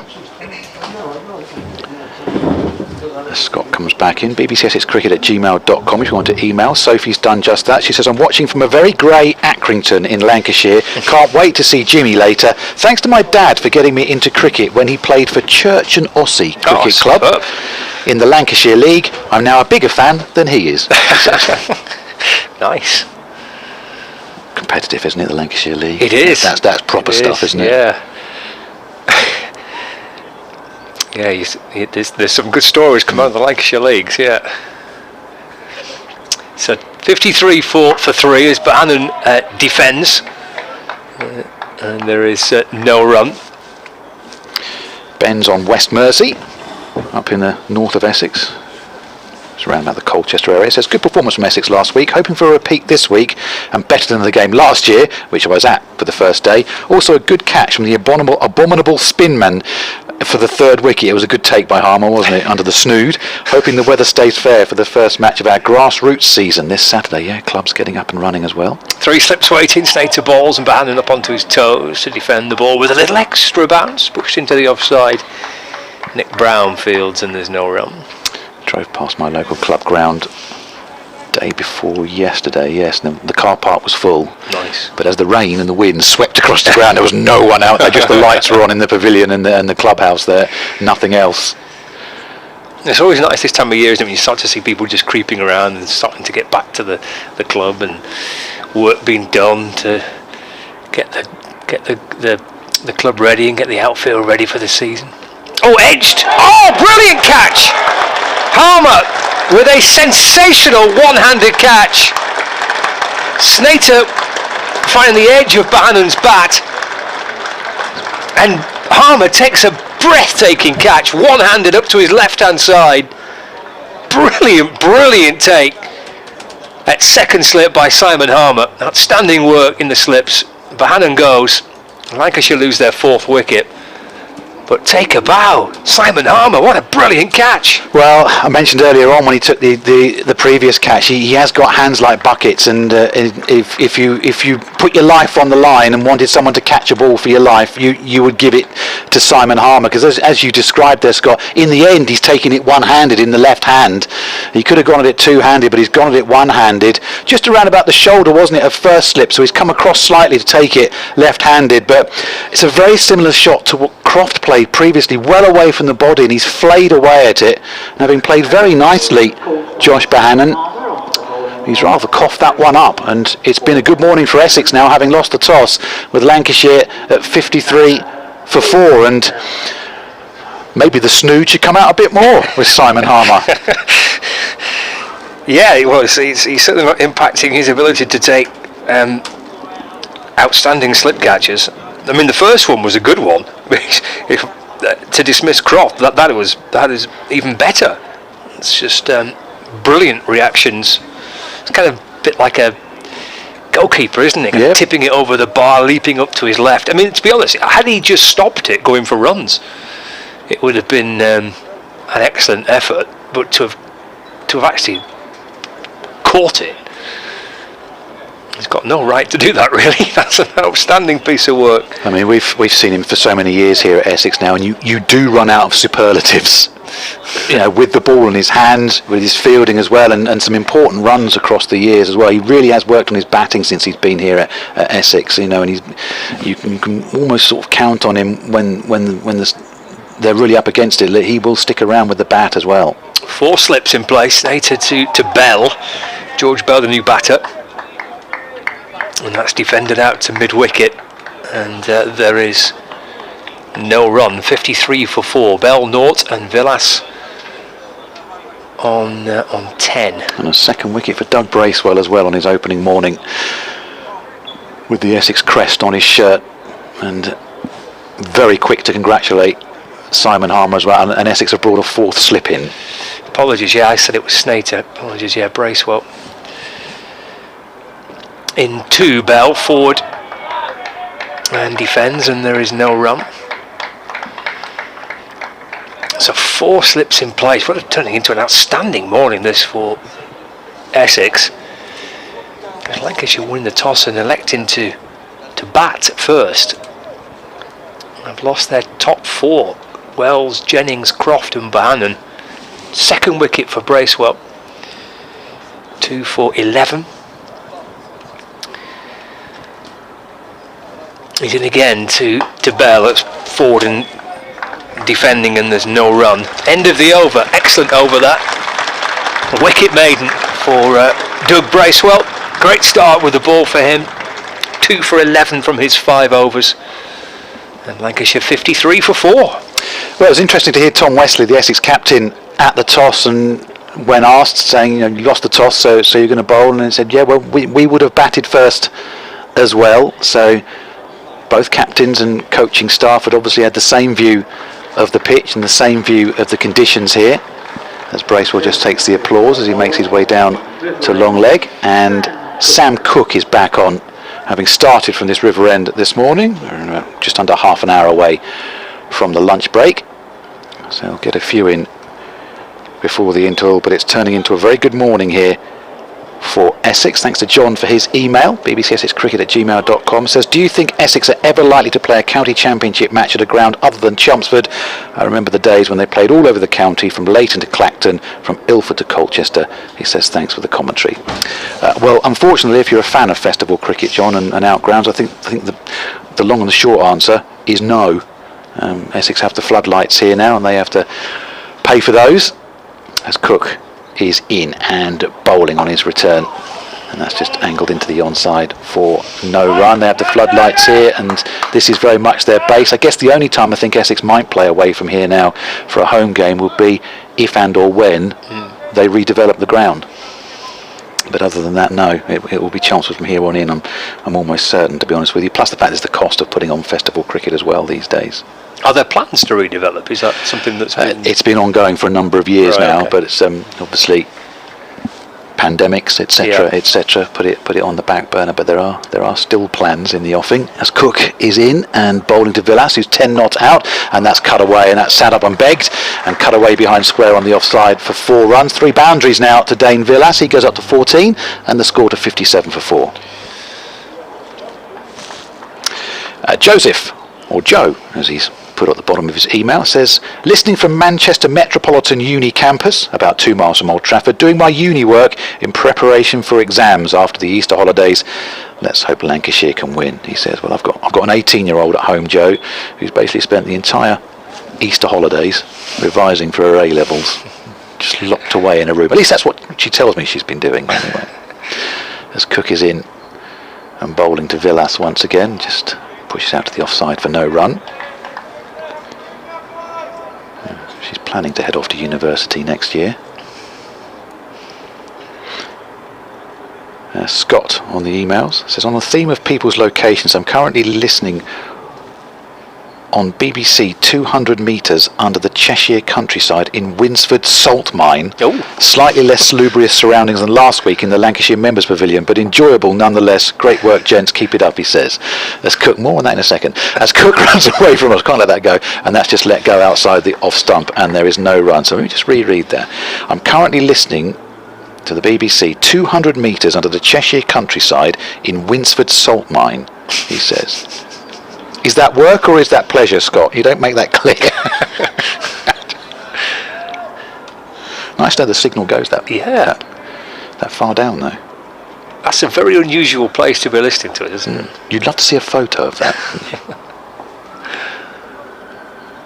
As Cook turns again. Runs away from us, 2 slips still in, and nicely taken by Rossington again. It really is getting up off a length as well, about shoulder height. Rossington's taking that one with the helmet on. It's been a bit of bounce this morning, hasn't it, for the bowlers? It's a really good keeping from Rossington to stand up, as he has done for a long part of the morning session.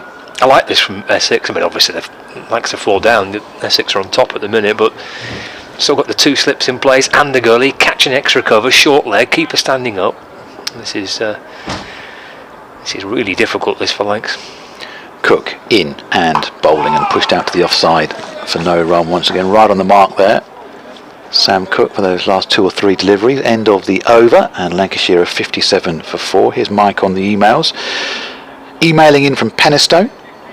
Loving the stream. Currently on my work break, hoping to get tickets for Saturday or Sunday's play to watch my beloved Essex and my hero, Sir Alistair Nathan Cook, win and build on a good start to the season. Keep up the good work. Looking forward to the rest of the day, says Mike. It'd be nice to see you here on Saturday and or Sunday, Mike. Yeah, I love that. People waiting for all winter, aren't they, for a home game to come and watch the team play. It's great. Good news, the lunch vouchers have arrived. Always important. Ashley from the club carrying precious cargo. Armed guard as he makes his way around the ground with the lunch vouchers. There's Bracewell. In and bowls to Bell. Trying to work the ball off his pads towards the leg side. Just deflects out to mid-wicket and there's no run. Mav on the email says, afternoon all from St Helens. Do you agree that Luke Wells is the GOAT, the greatest of all time? Only one correct answer, he says.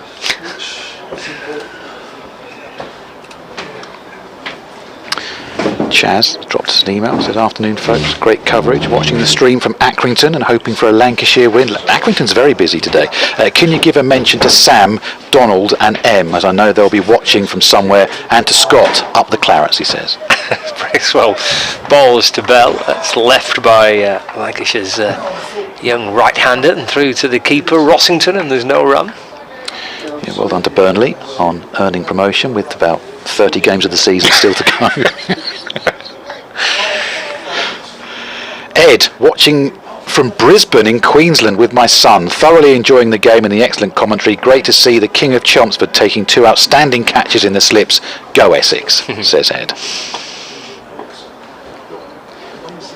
Bracewell for the home side, running in with Bell on strike balls, forward in defence. And there's no run. We were talking about handling the ball earlier on. One of the batters here picked the ball up and just tossed it to the fielder, and Dick was on about, well, you could appeal for that, but you wouldn't. And I was mentioning Graham Gooch many years ago flicking the ball away and looked like he was going to drop on his stumps, and quite correctly given out. Andy says, really enjoying the commentary, re-handled the ball. Ask poor old Andrew Hilditch, who was given out for picking up the ball and tossing it back in a test against Pakistan in 1979. Blimey, that seems a bit harsh.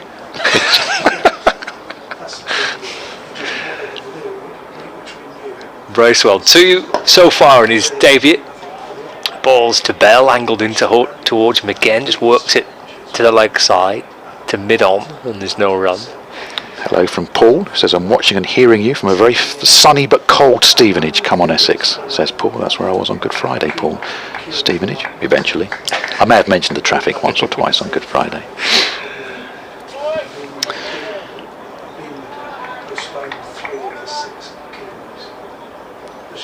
Bracewell back into Bell. Oh, it's battered out into the offside by Bell.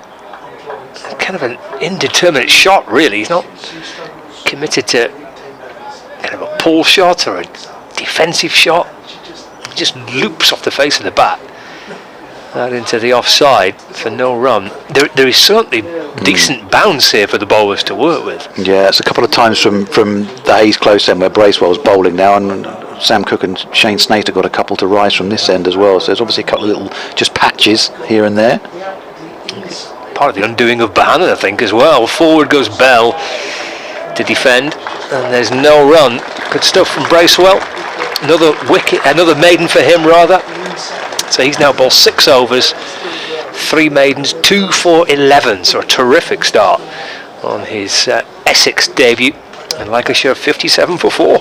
Here's Chris on the email. Says the county does still play second 11 cricket on occasion at Castle Park, which is up in Colchester, which I assume is still as lovely a ground as ever, and given the depth of this squad, the cricket will be pretty good as well. Castle Park is still a nice ground, Chris. They did trim the trees a few years ago now, which just gave it a bit of an open feel to it, but they've grown back a bit since then. Chris goes on to say, we're going to see somewhere about 15 degrees and bright sunshine here in Ipswich, Massachusetts today, so it feels like the cricket season. Say hello to Bill Maguire, please, who's listening somewhere else in the region. Afternoon to you, Bill. Nice. Sam Cook from the River End is in and bowling, and that's allowed to pass unhindered through to Rossington with Dane Villas 14 not out and Lancashire on 57 for 4. Here's Scott back from the salt mine. Okay. Says, good afternoon, gents. I'm currently at work, but not doing much work, just to clarify, he says, from the salt mine. You can always make yourself look busy, though. Just walk around with a bit of paper in your hand, you look busy. Here's Cook, in and bowling, and Villas plays defensively for no run. Kept a little bit low, seems to be the intimation from him with that delivery.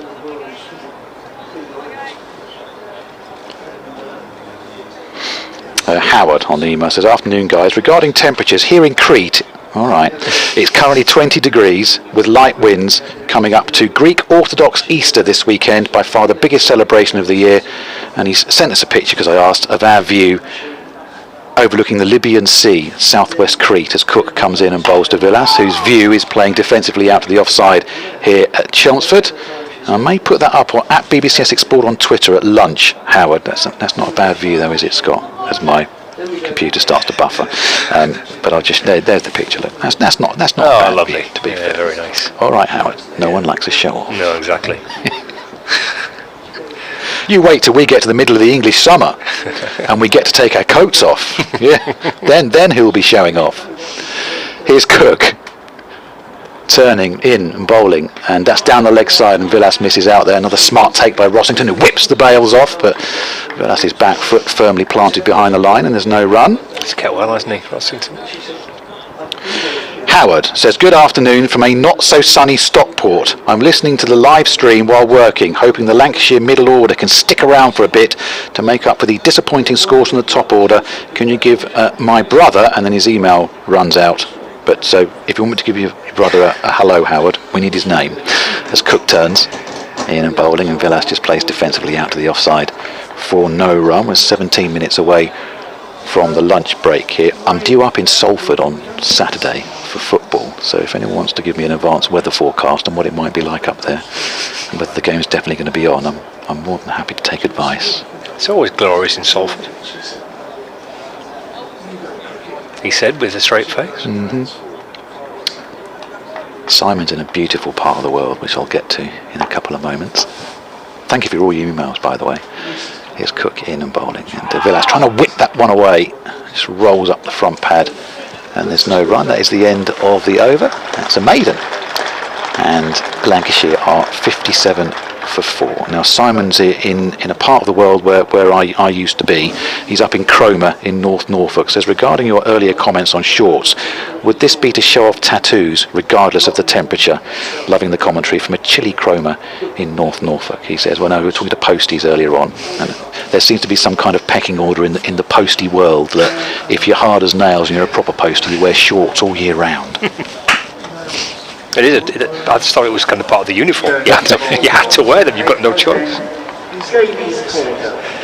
Jamie Porter's returning to replace Doug Bracewell. Not a bad opening spell, is it? On the debut, 2 for 11 from 6 overs. Aside from his first ball, which I think went for 4. It did. He's come back absolutely superbly. Great start for Doug Bracewell. But here's Porter to return before lunch, and it's George Bell on the front foot to defend.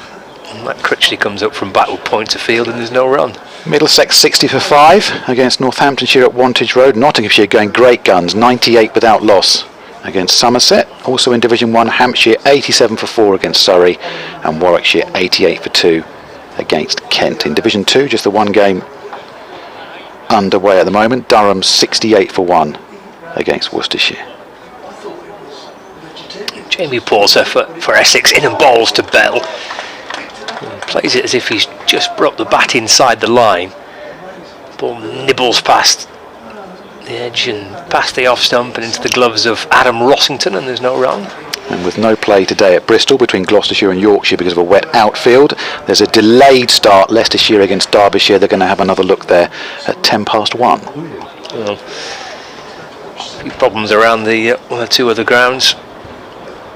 The early part of the season. Fingers crossed they get underway tomorrow in Bristol. Bell comes a half step forward to Porter, then works it out towards mid-wicket for no run. Bell and Villas batting for Lancashire as they try and get to lunch without any further damage done, but it's been a brilliant morning session for Essex with the ball. Every ball has contributed. There hasn't really been a moment where pressure has been eased. 2 wickets for Bracewell, 1 for Porter, 1 for Cook. There is Porter to Bell. It's defended down to backward point, and there's no run. Thanks to Jeff for his email as well. So listening currently from the back garden, sent us a couple of pictures as well. He's got a nice screen set up in the back garden there, look, and he's got nice surrounds of the garden furniture. Does look a bit blustery there, I have to say, but nice and sunny. Afternoon, Jeff. It is a good setup, then, isn't it? Bit of April sunshine. Porter shuffling in, bowling to Bell. Foolish ball, he drives. Might get 4 for this, down towards deep backward point. Ball just slows up as it reaches the boundary rope, but he actually does get there. Yeah, it does just get there. And 4 runs for Bell. I'm sure he timed that kind of square drive as he was hoping for. And Matt Critchley did get something on it at backward point, but reaches the rope for 4 runs, and that moves the score on to 61 for 4. It's Howard back on. Says, for some reason my whole email didn't go. Says, can you give my brother Pete a shout out? He's been a bit poorly since our trip to the Netherlands to watch PSV at the weekend in Eindhoven. Says, keep up the great work. Come on, Lancashire. Isn't it PSV they say out there, isn't it? Porter to Bell, and that's defended, and there's no run. End of the over, 61 for 4. Villas on 14 and Bell on 4. Paul says, good morning all. Watching the stream in Scarborough, New York. 30 miles from Manhattan on the Hudson River upstate. It's 31 degrees later today. Record high for today, he says. Essex expat is Paul. Nice. So are they 5 hours behind us? I'm probably well out there, aren't I? Don't feel you have to look it up. I'm committed to it. Don't feel you have to look it up. But thank you for all your emails today. Loving hearing from you wherever you're listening to us or watching us from these days as well, because you can watch on the stream, can't you? Just to add to the coverage, as Sam Cook is in and bowling to Villas, who drives nicely back past the bowler, but the Essex captain Tom Wesley comes across and cuts it off at mid-off. Hello from Melbourne, says Tony. Good evening from Melbourne. Very much enjoying your broadcast from down under. Good to see the county game healthy and flying the flag for long form cricket, says Tony. Now they're 10 or 11 hours ahead of us, aren't they, in Melbourne? 10 to 8 in the morning, New York time. 10 to 8, yes, 5 hours. 5 hours behind us. Early start out there. Cook in and bowling. Oh, and now Villas doesn't know where that's gone, and it's come off the outer part of the face of the bat. He was aiming onside, and it's gone out to the offside, and they've taken a very swiftly and briskly run couple of runs, and the Lancashire score goes up to 63 for 4. Yeah, well, they'll scamper every run they can just to try and add to what they've got in this morning session. It's so tricky, isn't it, when the keeper's standing up behind the stumps, and there is enough uncertainty with regards to the accuracy of the bowling and also the bounce on the pitch as well. Here's Cook in again, still bowling to Villas after those 2 runs, and well, he's trying to work that one away down the leg side. It's just interesting to see what that's hit. And 4 leg buys is the signal, and Lancashire got up to 67 for 4. Just got the sights wrong there. Did Cook, no chance for Rossington whatsoever. bbcsxcricket@gmail.com if you want to drop us an email. They're coming in from all parts today, and thank you very much, and thank you for your contributions. Keep them coming. As Cook just wants to readjust himself a little bit. In and aborting. I think batter and bowler both decided about halfway through that actually neither was ready. Yeah, Villas just adjusting his footwear. He's ready now with Rossington still standing up. And those 2 slips still stationed in there, but they won't be getting involved here as again that's angled on the leg side and fielded down at long leg, and they jog through for a bye this time. Entirely sure how it ended up out there if it hadn't hit anything, but a bye was signalled. I think Adam Rossington will be happy about that decision. Well, Rossington's kind of crouched down here as if that's caught him somewhere on the glove. Yeah, so maybe that would intimate then that it went past the batter and then has hit the wicketkeeper, and he's not been able to take it. And as you say, he's crouched down at the moment. A few problems for Adam Rossington just at the moment. A deal of concern from Simon Harmer and Nick Brown, and that brings the Essex physio team out onto the pitch. We're 8 minutes away from lunch here. BBC Essex, BBC Lancashire, from the Chelmsford County Ground. Scott Reed, Dick Davis and myself, Glenn Speller, bringing you the opening couple of days of this match. Yeah, definitely a problem with his finger, isn't it? On his left hand, by the looks of it. This thing maybe it's just struck the tip of the finger on that hand, and he just tosses his head to the skies as though that he's in a fair degree of pain. Here's Adam Rossington's had a good morning behind the stumps. He has, yeah. The early leg side strangle of Luke Wells. And then the catch to off Jennings' edge, I thought, was terrific. He's standing up to keep Jennings. He's looking to cut the ball, and great take by Rossington. But the interesting thing to that was that was the first ball that Jennings had faced this morning with the keeper standing up. And I mentioned last week that he twice was bowled with Ben Folk standing up to the stumps. And Rossington made his mind up relatively early on that he was going to do something similar, because Jennings was using his feet to get down the pitch. So yeah, he's kept beautifully, and then we've seen 2 outstanding slip catches by Simon Harmer. So the fielders, or the keeper, and the slip certainly have backed up the work that the bowlers have put in this morning. It's been a really good morning session this for Essex. He's okay. Well, he's carrying on anyway. I think whether he's okay or not is an entirely different thing, because he's certainly still in pain, is Adam Rossington, but he's okay to carry on. In the meantime, Bell will be on strike because they took the bye, Villas was taking a drink, and I think was caught out actually, that actually plays ready to get back underway. Cook is in, bowling to Bell. Oh dear, he's let that one go, and Rossington's taken the glove off. Yeah, that left hand, he took the ball, dropped it immediately, whips the glove off, and well, we're just over 5 minutes away from the lunch break, and I think they'll be taking a closer look at that during the interval. Yeah, I think he'd be pleased that it's not happened kind of half an hour into the morning session. I'll probably try and get to lunch, won't he, and then have a little look at it, but he's clearly in quite a bit of discomfort there. Still standing up though to Sam Cook as he comes in. Full delivery on middle and leg, and it goes past Nick Brown at short leg. And just see what the umpire's signal is here.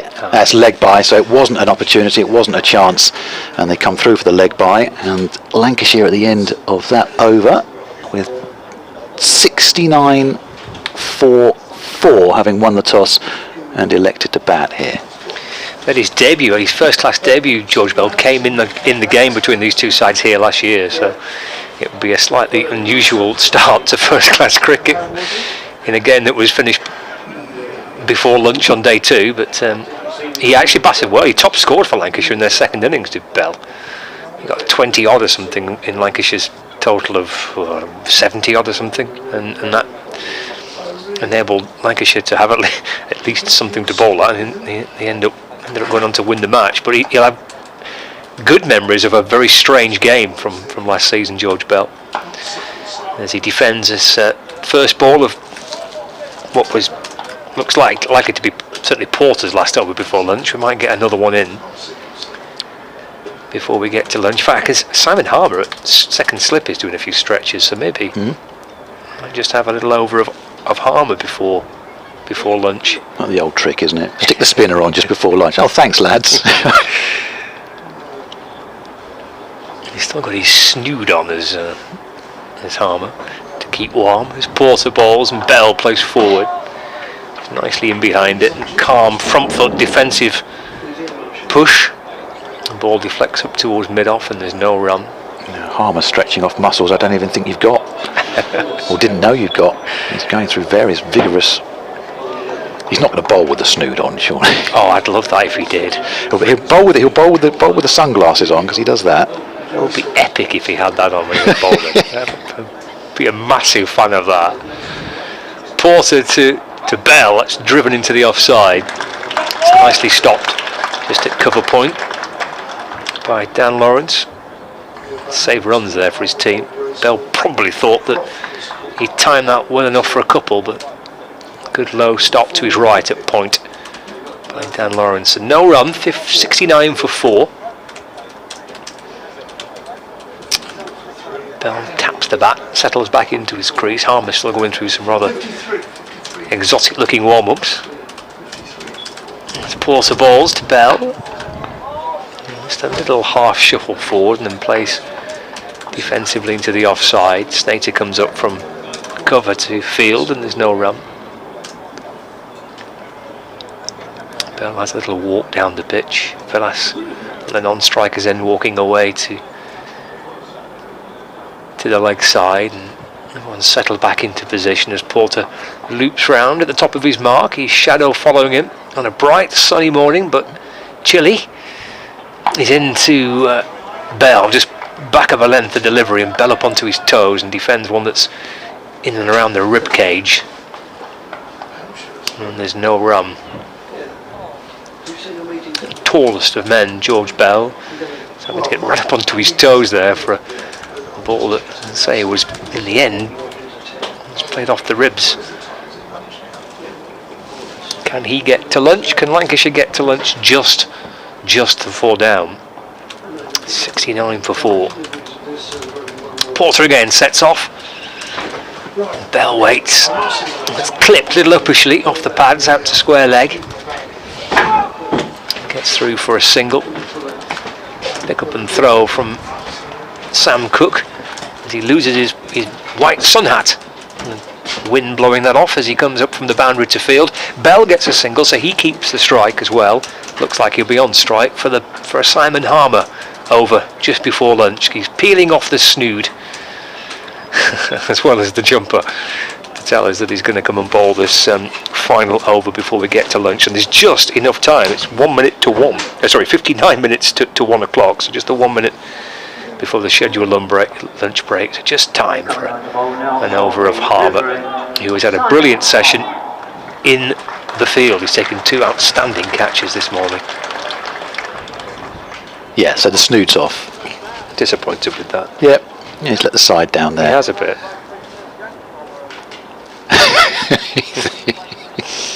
Yeah, do you want me to take your cap? Yeah. And the snood? Yeah, go on then. So he's going to whirl away. Yeah, exactly. Yeah, a minute before 1 o'clock. So this will be the last over before the lunch interval. Don't forget you can catch up on all the morning's happenings via the live text feed on the BBC Sport website, on the cricket pages there. Catch up on everything which has been going on. Harmer in and bowling to Bell. Tosses that one outside off stump and off the back foot. Bell trying to force away. I'll be updating BBC Essex listeners at 1 o'clock on a good morning for Essex here, and Scott's off to update those in the northwest of the country as well. He'll rejoin us after lunch. Here's Harmer. One slip, a leg slip, and a forward short leg in, and Bell just lets that roll off the pad out to the offside for no run again. Stiff breeze continues to blow across the county ground. Harmer just taking the pace off that one, giving it plenty of air.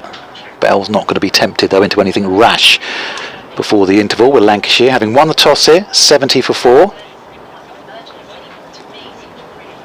And here's Harmer again, getting through this over as you would expect very, very quickly. Bit flatter this time, outside off stump, and Bell tries to cut that one away.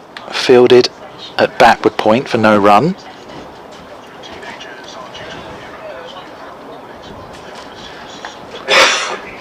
Here's Harmer again.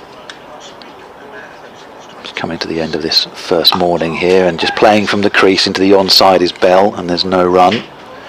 26 overs bowled by Essex this morning, so they've got through them at a fair lick in the 2 hours. Here's Harmer in again. Tosses that one right up, but again Bell is solidly behind it, and that brings to the end the first morning here. Lancashire winning the toss and electing to bat are 70 for 4. Simon Harmer starts with a maiden, but he's taken 2 very good catches in the slips this morning. 2 for Doug Bracewell, 1 for Sam Cook, and 1 for Jamie Porter. We'll rejoin you just after 1:30 for the afternoon session, but Lancashire here are 70 for 4.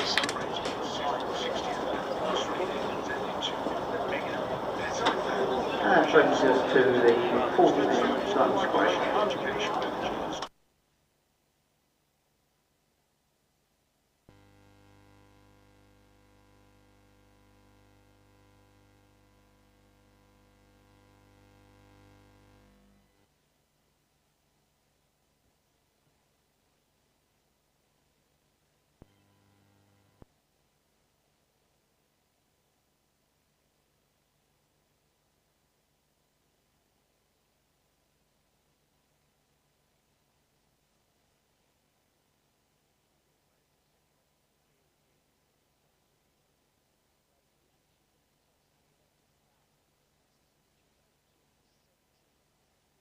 Welcome to Chelmsford, Doug. Bit of a hectic few weeks for you, but you've met the lads now and you've had a train. How are you feeling ahead of your spell with the club?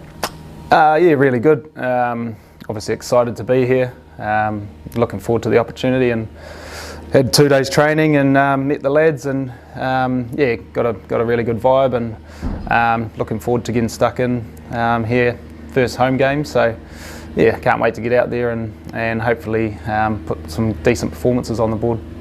Yeah, and you say there's a good vibe to the squad. Obviously, you're joining a very confident team after that opening round win against Middlesex. What's the atmosphere like in the camp at the minute? Yeah, the lads obviously on a bit of a high. Had a pretty good result, game 1.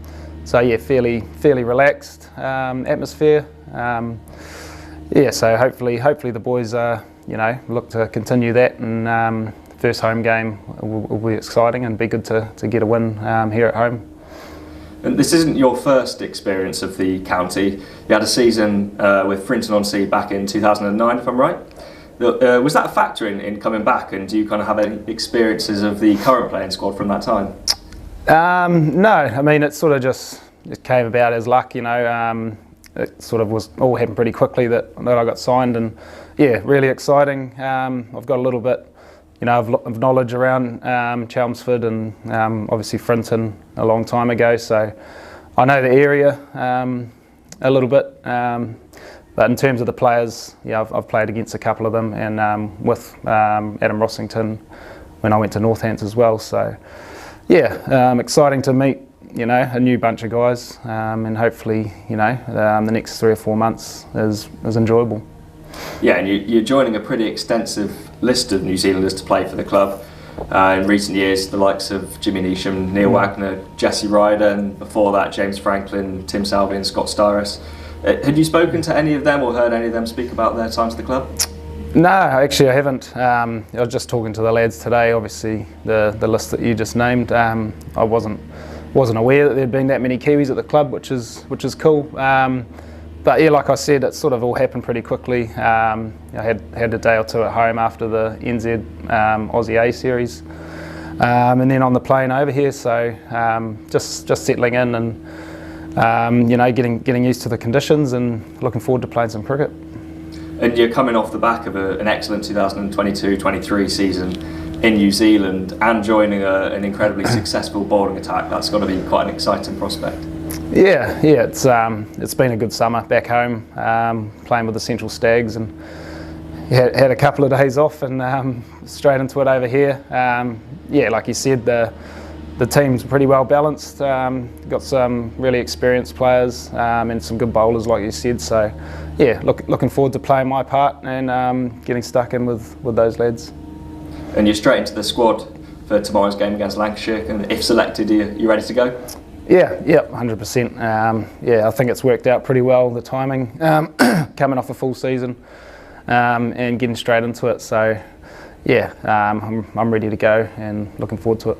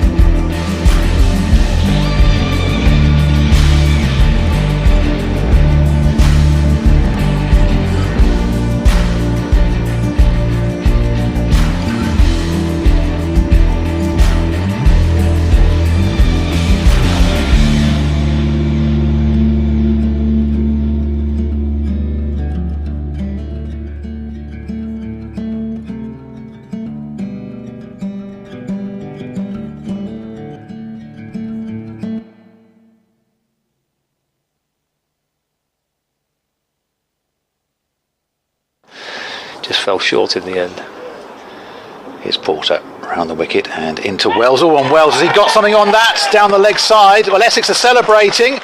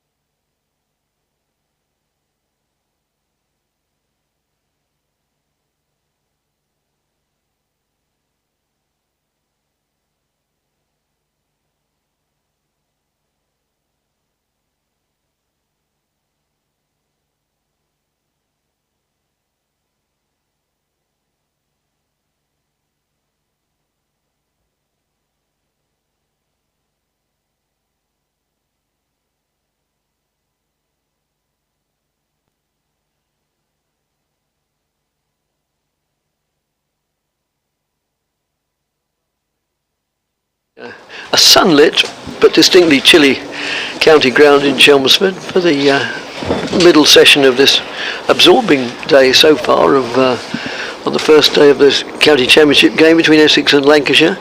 Lancashire won the toss and batted, and they're 70 for 4 at the tea interval. The 4 wickets, well, 1 for Cook and 1 for Porter, and 2 for the new signing Doug Bracewell, the Kiwi. Jennings went for 1, Wells for 3, Bohannon for 27, Stephen Croft for 7.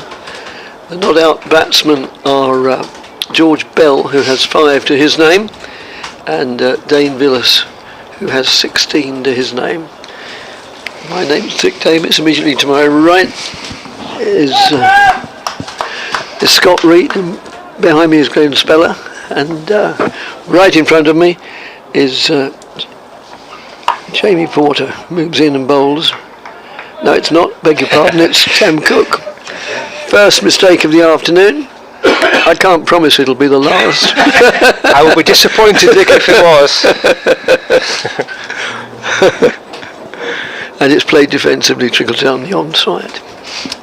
I think this morning he bowled exclusively from this end, didn't he? Thank you, Scott. That's what fooled me totally. It was Jamie Porter that bowled from that far end this morning. Yep. Easy mistake to make. Absolutely. As Cook moves in again, way outside the off stump, and allowed to go through to the wicketkeeper.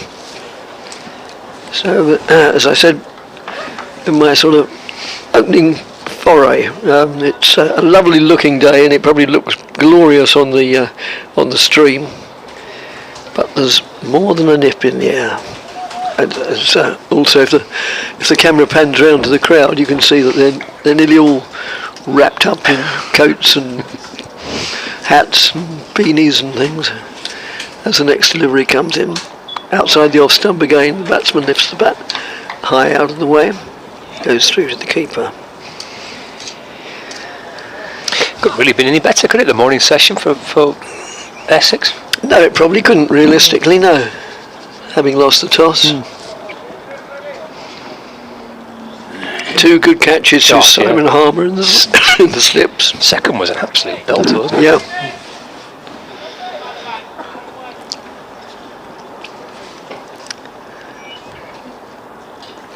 Cook, it draws the batsman forward. Yeah, it does. You see a step or two down the pitch, isn't it, Dame Villas there? Bit of movement away from Villas and through to Rossington. Yeah, brought him forward. So are you alright, Dick? Are you okay? Oh yes. You're battling on here, aren't you? Yeah, just about. Just to clear out. Hope you're enjoying your lunch. That's right, at least once. As Cook moves in and bowls. And that's played very pleasantly out in the covers. It's not going to go for 4, but it'll go for 2 between cover point and cover, and it's fielded 3/4 of the way to the boundary. Do you want me to do this over? Are you alright? I wouldn't mind, actually. Yes, all right. I'll have a cup of tea. You have a cup of tea. We'll regroup. Regroup. It is not. It is never pleasant. I had 4 days last week, thanks to Churchy and to Kevin Howells. They helped me get through. It, but you're never a few seconds away from a cough. Is Cook in down the leg side and taken by Rossington as Villas from a rather theatrical attempt to kind of swap the ball to mid wicket up on his front foot and his back foot up in the air. It's very a flamboyant looking shot played by Villas, but taken by Rossington down the leg side. So that's the first over after lunch complete. Just the 2 runs off it, which as Dick described was a shot played pleasantly off the back foot for a couple by Dame Villas. So he's 18 not out. George Bell is unbeaten on 5, and Lancashire is 72 for 4 in their first innings. And we had 1 over of Simon Harmer before lunch, which did not concede a run, but that was just a little pre-lunch one over for Harmer. He is not, surprise, surprise, starting off after lunch. Instead it will be Doug Bracewell, so he's going to bowl for the first time from the city end of the ground. His initial spell, which I think was 6 overs, it was, yeah, 6 overs, 3 maidens, 2 for 11. That 6 over spell came from the Hayes Close end of the ground. But he moves in over the wicket and bowls to George Bell, who plays off the front foot to defend, plays with a solid straight looking bat, and the ball deflects up towards mid-on, and there's no run. His first ball in an Essex shirt went for 4 actually by Doug Bracewell, but he came back brilliantly, and he will be thrilled with that opening spell. And picked up a couple of wickets, got a ball to Bohannon that just perhaps had a little extra lift, which may have been part of the undoing for Bohannon. This is worked to the leg side by George Bell.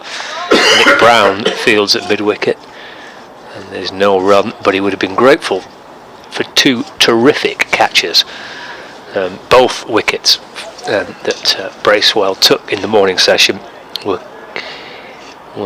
gobbled up by Simon Harmer. The second in particular, rather spectacular kind of one-handed catch up to his left-hand side at second slip. The first was a good catch as well to get rid of Stephen Croft. It's Bracewell in and bowls to Bell, just down the leg side. Bell goes across the stumps and tries to nudge the ball away to mid-wicket through to Adam Rossington, and there's no run. So even though he's an experienced bowler and played at the very top level with New Zealand and test match caps for his country over the course of a period of about a decade or so, I think it's 28 caps have come. Even with experience at that level, you still want to settle into your new dressing room, don't you, and make an early contribution. He's done just that. Balls to Bell, who defends again to the leg side. Brown comes up from mid-wicket to field, and there is no run. 72 for 4. So 4 dot balls by Doug Bracewell to start off his post-lunch spell. We had a flurry of emails in before lunch, and which are warmly welcomed by us. When we would welcome any more you want to send us, I'll remind you of the email address after this delivery. Yes, Bracewell. He's shuffling in over the wicket and balls back of a length to Bell, who rocks back and swats the ball away through the onside. Actually, it's gone behind square on the leg side for 4 runs. They shovelled away off the hip by George Bell. So he moves on to 9, and Lancashire move on to 76 for 4, with 1 ball left of the over. The email address is bbcessexcricket@gmail.com. No dots before the @ sign. bbcessexcricket@gmail.com. Final ball for Bracewell into Bell, just turns him round. A little bit angry with himself there, Bell, maybe just kind of forcing the issue a fraction. Just came off the kind of almost a leading edge into the offside. End of the over then, so 76 for 4, Bell 9 and Villas on 18. Yes, you're listening to commentary on BBC or via BBC Essex and BBC Radio Lancashire and various other means as well. We've had an email from Michael. Let's see what he's got to say. Trouble is, now after lunch the sun is shining right on the screen. Yeah, it's tricky that, making it very difficult. I'll leave them to you, Doug, Dick, to work out. You know, you could be in charge of the trying to spot them off the screens. It's quite tricky, isn't it? Oh, Michael has said it's I'll tell you that in a moment. As that's worked away.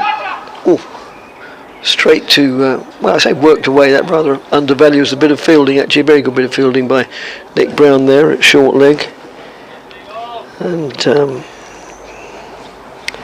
Doug says, as if to rub it in, that you will be pleased to hear it is sunny and warm in the Tarragona region. Yes, I'm delighted for you. Absolutely. Come back to the rest of your email in a moment. When you can see it. When I can see it in the sunshine, yes. And that's just played totally defensively, no addition to the score.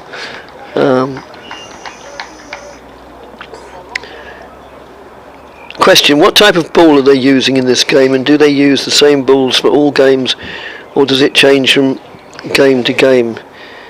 Now, the technicalities of this complicated game are beyond me. Do you know the answer to that one, Scott? What type of ball they're using in this game? Yeah. It would be a Duke's ball in this game. Is it? Yeah. And short of a length, chopped away 4 runs, just backward of square on the offside, well backward of square. Although there is a man at point, he stood no chance of cutting it off. But there are plans afoot, or at least I think it's at least 1, if not 2 rounds of the season. They're going to be using kookaburra balls. Well, that's what I thought. That's why I hesitated. But I think that's later in the summer. That kind of experiment is due to take place. I couldn't tell you exactly what rounds that's going to happen. But yeah, that's part of one of these. Actually, it was one of the proposals put forward by the Strauss Review, wasn't it, to use a kookaburra ball? Yes, I believe so. And the batsman advances down the pitch there and then pulls it around the corner for 2 runs. Good throw comes in right over the bails into Rossington's gloves. Chris entitled Lancs Cricket. It's really pretty left in this country, I wonder, at the moment. Greetings from Perth, Western Australia. 7 hours ahead, just back from walking the dog, dodging heavy showers. Oh, I'm surprised you're not telling us. Oh no, of course it's autumn there, I suppose. It's beginning to get a bit chilly there. As that's just played defensively, opened up the batsman a bit. Well, of course, we've got spring to look forward to. You've got winter to look forward to. We've got spring and summer. Say hi to Scott, colleagues in commentary box at Turf Moor. Chris Farnsworth. Oh yes, hello Chris. Back home on Monday for 3 months to see the Clarets win the title and plenty of Lancashire cricket. County Cricket Championship thriving. Then he mentions an alternative version of the game, which I suppose I better not read out. As Cook moves in and bowls. Plays that defensively, does Dane Villas. Trickles out on the offside, no addition to the score of 82 for 4. So these two put on 29, which is the highest partnership so far. 82 for 4. Well, it's a partnership that Lancashire absolutely desperately needed building up to lunch. And they need it to go on a bit longer as well, but nice contrast between a player at the very start of his first-class career in George Bell and Dane Villas, who's got vaults of experience for Lancashire, former captain. But yeah, Lancashire need a strong partnership in the match here. There's Bracewell to Bell, who defends, and there's no run.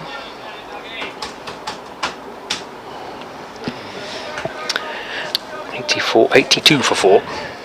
Logan says, hello, my name is Logan and I'm watching in my school holidays from rainy Burnley, hoping to see Lancashire dig in and make up some lost runs. Yes, indeed. Well, enjoy your school holiday, Logan. No doubt you're enjoying it. Most teachers do. Bracewell to Bell, fullish ball, just an off stump, and he defends to mid-on, and there's no run. Well, I suppose he could be a pupil.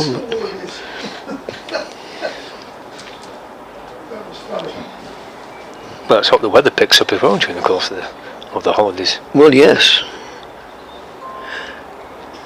For what's left of the Easter break.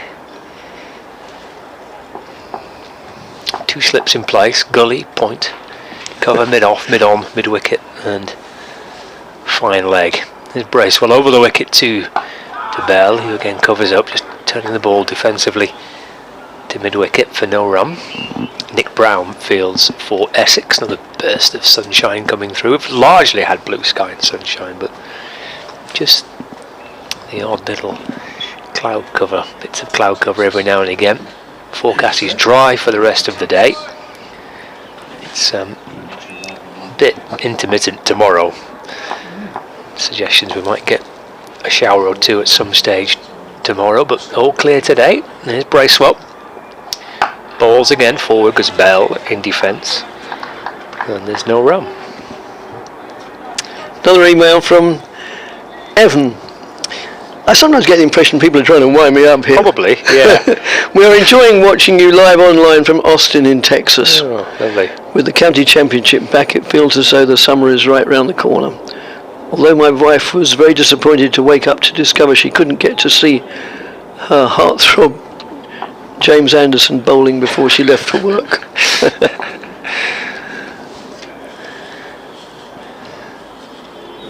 Oh, Jimmy, the breaker of many hearts. Bracewell, the ball's always fires this one in full and onto the pads of Bell, and that's clipped down towards fine leg, where Sam Cook fields and Bell takes a run. He moves on to 10, 83 for 4.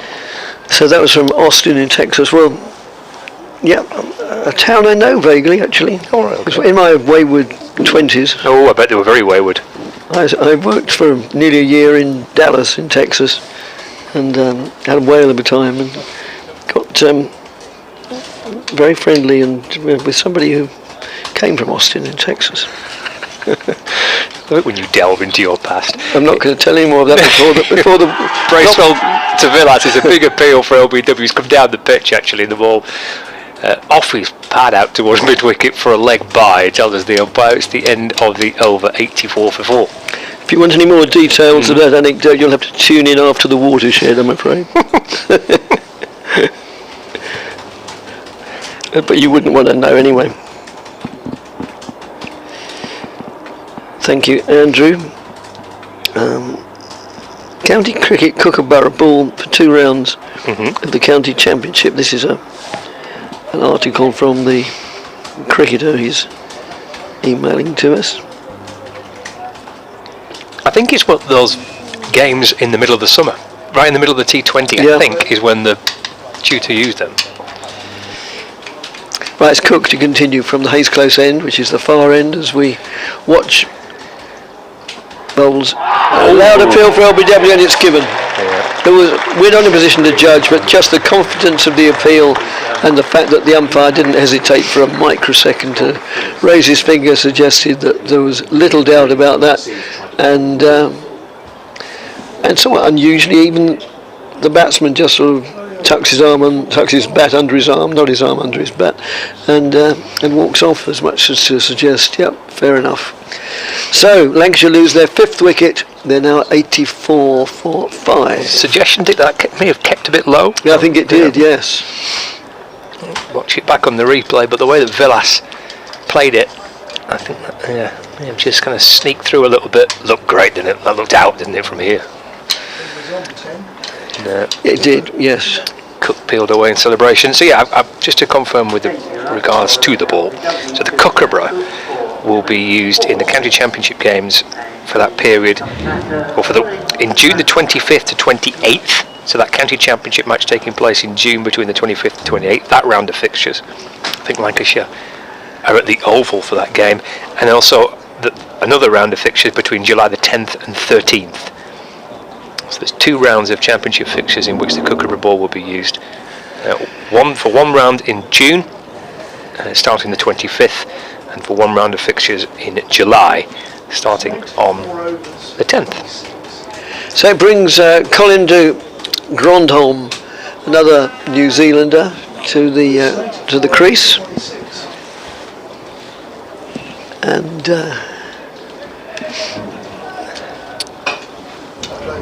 24 Villas made as Cook moves in and bowls. Oh, and that strays down the leg side, and got the impression almost his eyes filled up, but not filled up, but got very excited about the thought of having a relatively loose delivery on the leg side to whip away through that there, but failed to make contact. I don't think he's shy of playing his shots, is he, de Grandon? But last week against Surrey, actually, he was very kind of thinking, would he come out and take the attack to Surrey? Lancashire were up against it and struggling. But he didn't. He played a very kind of calm, measured, and kind of controlled innings. Cook in again. Bowls to de Grandholm. That's just played out square on the offside. No addition to the score. Fielded by Dan Lawrence. great start after lunch. Again, Essex bowlers right on the money, aren't they? There's nothing They are. really. They're bowling well. They bowled very well at Lords, and now they've bowled well today. Yep. But they need to, because in my humble opinion, the Essex batting is a little bit brittle. They're obviously all capable of, the top orders are all capable of getting runs, otherwise they wouldn't be there. But yeah, some of them could do with some runs under their belt. That's just worked away for 2, backward of square leg. And the score goes on to 86. Bell not out 10. That obviously was de Grandhomme's first scoring shot.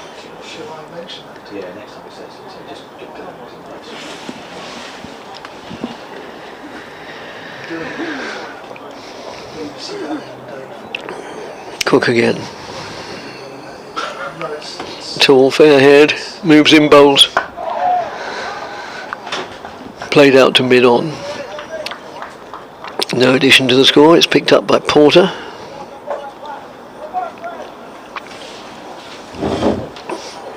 Adam Rossington has 2 slips keeping him immediate company. Sir Alistair Cook and Harmer.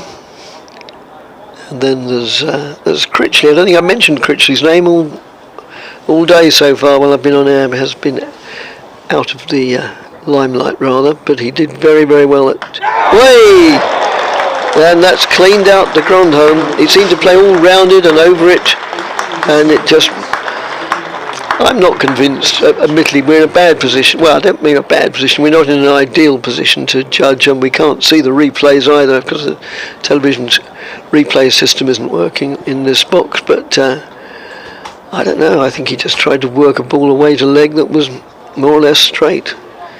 And Lancashire lose their 6th wicket. 86 for 6, and de Grandhomme goes for 2, bowled by Cook.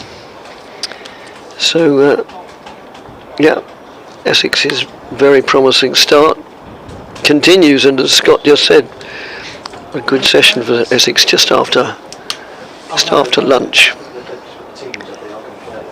So 86 for 6, and Essex get their 2nd bonus point.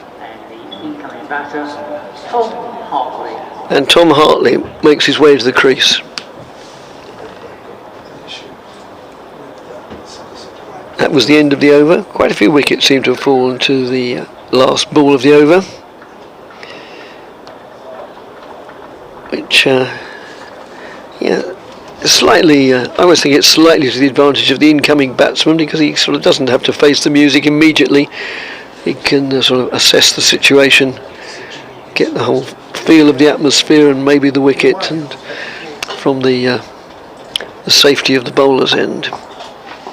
Lancashire have lost 2 wickets since the lunch interval as well there. So Bracewell bowling from this, the river end, moves in, bowls, and that's worked away on the onside. He'll go through for just a single, backward of square on the leg side. And it's Cook who's still in the action as he does the fielding just in front of the executive boxes. Into which I saw Graham Gooch going earlier today. Frequently here, Graham Gooch is the official ambassador. And for anybody who hasn't heard, then the president of the club, the president of the club has recently been announced as being Keith Fletcher, one of my own personal heroes. Although I don't think it's reciprocated. And and that's a bit of a loose shot there outside the off stump, and not really everything coordinated as you'd normally expect. It was, well, I mean, yeah. Scott's staring at me and I'm just saying, how can you dare criticise one of our players? That wasn't my intended look. I don't like criticising players from the opposition because they don't have any chance to get back. But by criticising Essex players, if I see them around the ground, they can say, "Wait, what do you mean I played a loose shot?" And that's just nudged away back with a square on the offside. And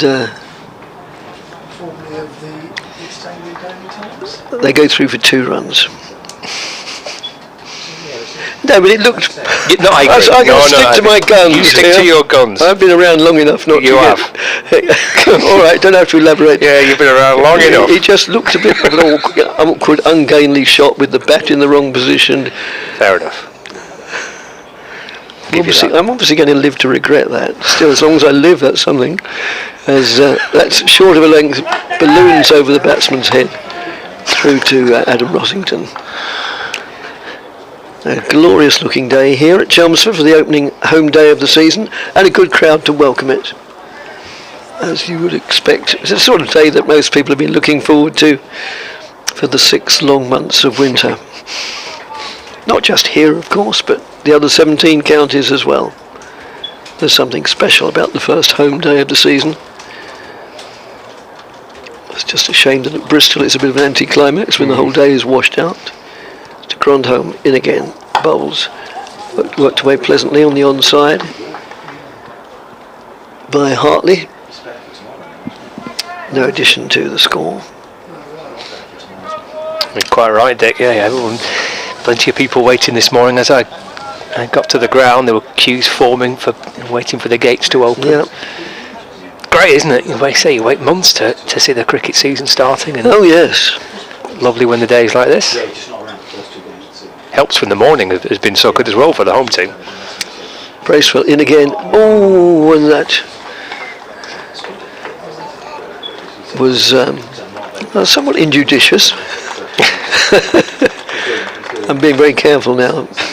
Inclined to sort of hold the bat out, and admittedly maybe I'm not giving enough credit to the bowler and too much discredit to the batsman, for which I apologise, but the ball obviously moved away a little bit off the wicket and left him sort of searching for the ball, I think would be the phrase, outside the off stump. End of the over, and Lancashire having won the toss and chosen to bat at 89 for 6.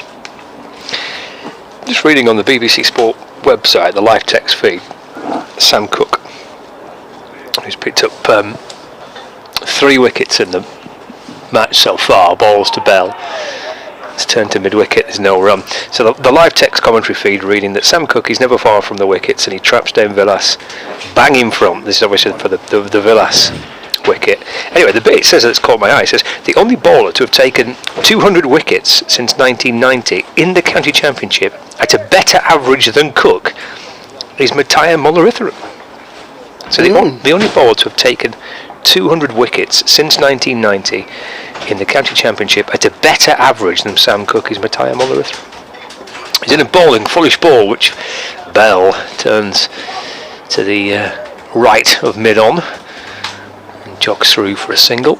Bell moves on to 12. Lancashire move on to 90 for 6, brings Hartley back in strike, which might well be a stat that most Essex supporters were aware of, but I wasn't. And it's a reflection on just how consistent he has been for Essex now for a number of years, to have taken already over 200 first-class wickets. It's an outstanding achievement by Cook, who's enjoying another day here in the county ground. Forward is Hartley to him in defence, and that's played back along the pitch and gathered by Cook off his own bowling, and there is no run. So Hartley on 2 and Bell on 12. Dane Villas and Colin de Grandhomme, the 2 wickets that have fallen since lunch, both in the same over to Sam Cook, who's around the wicket and bowling to Hartley, who thinks about playing, then pulls the bat away. Taken by Rossington, who's standing back, and there's a little brief chat with Alistair Cook as the ball loops up towards Tom Westley, the skipper, who'll be delighted with how his side have bowled so far on the opening day. Yes, he certainly will. He's almost sort of got an embarrassment of riches in the seam bowling front at the moment. Blows a bit of warm air into his hands as Wesley at mid-off as he watches Cook bowl to Hartley, playing away from his body but in control of the shot, angling it down into the ground. Stopped by Matt Critchley at gully, and there's no run. Ed, thanks for your email. Enjoying the commentary as always. On the topic of weather, I've just spent the lunch interval in my garden catching up on a few jobs. I'm sure you'll be pleased to know that I've been in shirt sleeves, the sun is shining, and it's baking hot. Now, what part of the world do you think that might be from? It's from Frinton, just up the coast. Well, quite a long way up the coast. But good, I'm glad the weather's fine in Frinton. Cook to Hartley, flirting with that, as if he's going to play, and then at the last minute just lifts the bat out the way. And the ball through to the keeper. End of the over, just a one run off it, 90 for 6. Yeah, nice part of the county, and I've spent many a happy afternoon or day at the cricket club at Frinton. Lovely club, tucked away. Difficult to find the first time because you're inclined to think it can't be here. It's just farmers' fields beyond here, and you go down a track, and then suddenly there's this splendid cricket club, Frinton. Other excellent cricket clubs available, of course, I have to say. I even played for one or two of them in their less excellent days, probably. As this is worked away, over pitched and played down to fine leg. They go through for a single just below the sycamore tree, which is not yet in leaf. Still a sign that the good weather is still to come. Looks very gaunt against the sky. It does a bit, doesn't it? Yeah. Yes. Looks a bit kind of. It's a rather rough winter. It does. It's a bit unwell. I know how it feels. I empathise with the sycamore tree at Chelmsford. So it's Bracewell continuing from the river end, right arm over the wicket, moving in, bowling to Hartley, which he does now. And Hartley, no longer tempted into the shot outside the off stump, withdraws his bat. It goes through to the wicket keeper. Sam says, just wondering if I can get a birthday shout out for a good friend of mine, Todd, who turns 84 today. Been a Lancashire fan since the dawn of time, and would really make his day to be on the stream today. Thanks a bunch. Up the red rose, Sam. So that's birthday greetings to Todd, who is 84 years old today. That's similarly outside the off stump, and similarly Hartley declines to play. And Peter says, loving the chat and loving the cricket, although the stream is a bit shaky for me. Brilliant commentary team today. Barry in, well, I think this is the most far-flung corner of the globe we've had so far. Barry in Borneo. Are we sure? Oh, are we sure? Is it just alliteration for the sake of alliteration?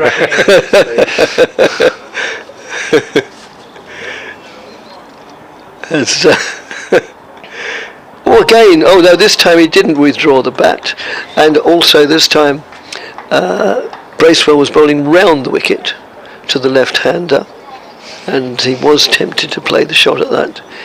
So, as with a lot of left-handed batsmen, including David Gower, can be vulnerable outside the off stump.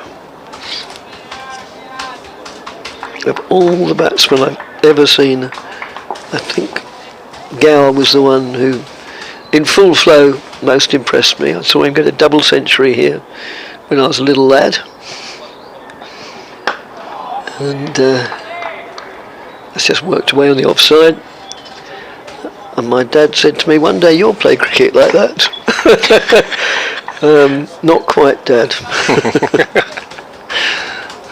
Same laid-back attitude, but not quite the same ability.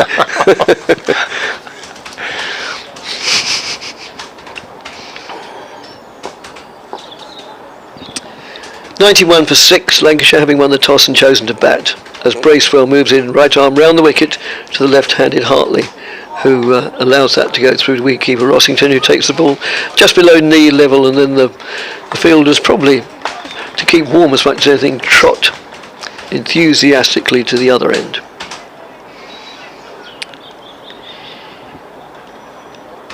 Daniel, thoroughly enjoying the live stream today from Ulverston in South Cumbria on a very showery day. Not quite as good as being at Old Trafford last week, but the streams are certainly better than nothing. Can only tune in until tea when I'm going down to the other Old Trafford to watch Manchester United. I should be doing coursework for my sports course at college, but my tutor is a cricket fan, so I'm sure he'll understand. There's Cook into Bell. He's pushing that delivery. Ball past the edge of the bat and through to Rossington, and there's no run. Hoping Lancashire can dig in and score some runs. Well, yeah, somebody needs to, well, really two batsmen probably need to dig in and make appreciable scores now at 91 for 6. Yeah, well, they're kind of through the recognised batters into the bowlers, really. Hartley, Bailey, Williams can all hold the bat. Bell defends and there's no run. But just 91 on the board. Jennings, Wells, Bahanencroft, Villas and de Grandon all out. Actually quite a bit resting on the shoulders of George Bell, who played a little sprinkling of first-class games, made his debut in the penultimate match of last season here, and played last week against Surrey as well. A bend of the knees from Bell as he waits for Cook, who's over the wicket, and Bell turns the ball out towards the leg side. And there's no run. John inquires, Scott, if you could mention again why the Lancashire side are wearing black armbands. Yes, I managed to find this out at lunch. So the Lancashire team kind of psychologist Lee Richardson, unfortunately his mum had died over the course of the last day or so, so the players are wearing black armbands in memory of Lee Richardson, the team's psychologist mum, who has recently died. Again, Bell defending up towards mid-on, and there is no run. I noticed the return fixture in July, I think it is. It's a Blackpool. It is, yes. Are you coming? Well, I hope so. I hope my name comes out of the hat. That's a pretty broad hint to Glenn sitting behind us, but I know it's all spare in love, war and cricket commentary schedules. So, but yes, I earnestly hope my name comes out for a couple of days up in Blackpool. Never been there. Stanley Park, isn't it? That's right, yeah. That's punched down the ground on the bounce by Bell and caught by Cook off his own bowling. No run. They've not played a championship game there for an absolute age. I reckon not. No, I reckon it might be the season they won the title, the last time they played a championship match there, which was 2011. The last time Essex played there was August 1980. In fact, looking at these records, anybody would think I only brought it up just coincidentally, but Lancashire haven't come back to that in a moment. There's Cook. Two slips waiting balls to Bell. It's nudged to mid-wicket for no run. That's the end of the over as well. A maiden for Sam Cook, his fourth. 13 overs, 4 maidens, 3 for 21. Lancashire 91 for 6. Lancashire haven't beaten Essex at Stanley Park since August 1930. Wow. Since then there have been 6 matches, 4 of which have been drawn and 2 of which Essex won. So the last time they played Essex at Blackpool was 1980. 1980.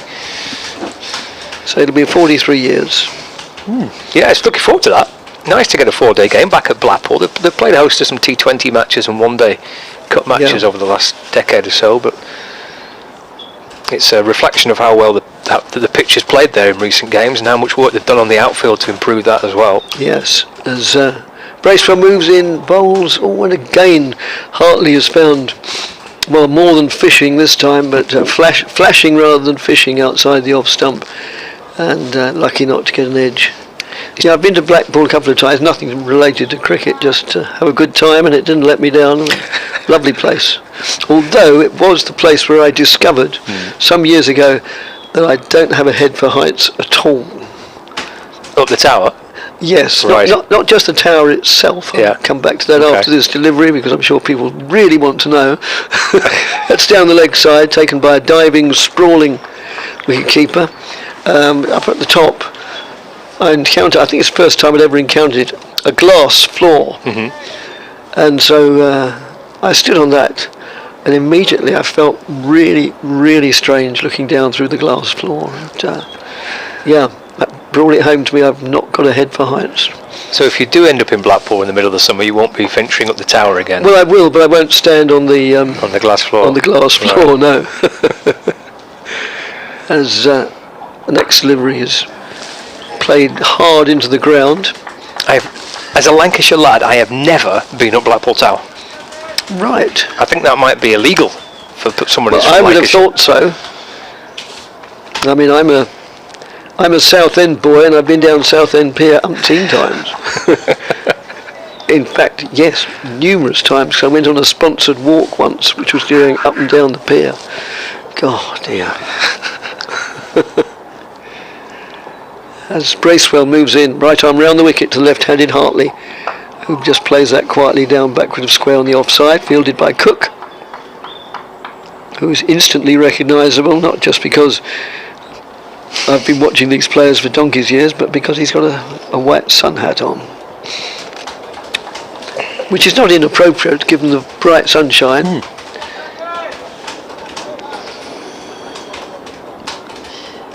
And I went on a tram. I did all the things you're meant to do in Blackpool. And rightly so. You can't. No. And I went to a show. I can't remember what it was. I even went dancing in the ballroom. Tower ballroom. Did you? Yeah. Brilliant. All the tourist things ticked off the list. Yes.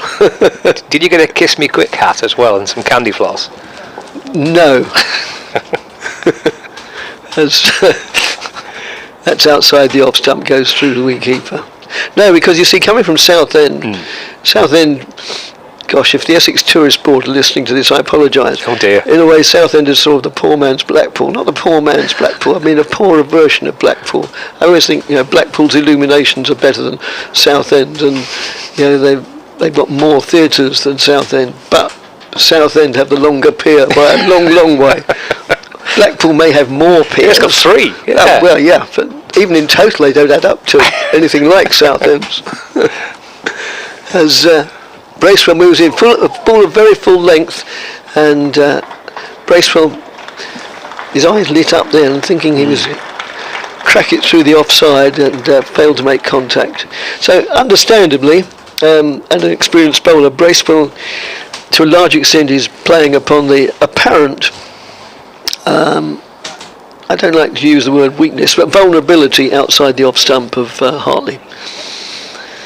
End of the over, 91 for 6. Yeah, Lancashire got 2 games at Outgrounds this year, championship matches at Outgrounds. They've got a 4-day match in Blackpool and a championship game in Southport as well this season. So 2 of the fixtures being played away from Old Trafford. Some T20 games are being played in Blackpool. I think there's 2 T20 matches and a 1-day cup game there as well. So taking quite a bit of cricket to the different Outgrounds. So Bell defends from Cook. The ball ricochets back onto his pad actually and deflects into the offside. There's no run. There's also a game at Sedbergh as well, so quite a bit of cricket away from Old Trafford. Yes. Well, Essex are playing a 1-day game at Sedbergh. Oh, is it Essex? Okay, right. That's why it's a repeat of last year when it was washed out. Yeah, completely. Yeah, my colleague Nick Glenhill made what turned out to be a futile trip up there. Cook. 2 slips and a gully waiting. Balls to Bell. It just turns him around a little bit. The ball eases out towards the offside. Picked up at point and there's no run. Now at Southport, from what I remember of Southport, talking about piers, Southport have a pier that starts in the middle of the town, more or less. It goes out. I think it's because the sea has receded over the years. But for the first, when we're going down Southport Pier, and for the first, I don't know how long, quite a long way, you're walking over land rather than over the sea. Yeah, that's true. Yeah. I know what you mean. I walked across the pier myself. Here comes Cook in balls. Oh, it's a top edge by Bell. It's flown over the keeper. He'll get 4 for that actually. Down towards the fine leg boundary. Quite middle that as he was hoping to, and it ballooned high over the wicket keeper and down towards the boundary for 4 runs. It moves Lancashire on to 95 for 6. Bell moves on to 17. Yeah, so that's 4 days in Southport and 4 days in Blackpool. Actually, I think Essex was due to be at Southport, and they may well have switched it to Blackpool. No, I see, yes. I think it's Hampshire that are coming to Southport instead. A little bit later on in the summer. Cook to Bell. And Bell turns the ball just in front of square on the leg side. Nick Brown gets low down to his left to stop the ball. Bell gets a single, keeps a strike as well. So he moves on to 18. Lancashire edging slowly, rather painfully, towards 3 figures. 96 for 6. Yes, I've made no secret of the fact that I really like outgrounds.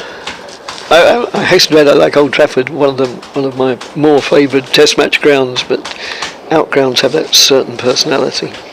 Hartley back on strike. Cook balls edged through the slips down towards the boundary for 4 runs. Just to Lawrence's left, I think it was. It was catching sort of height, but it was a long way from him. Yeah, Lawrence at 3rd slip. He's a tall lad, actually, isn't he, Dan Lawrence? And he was reaching for it at decent height, but yes, went quickly to him.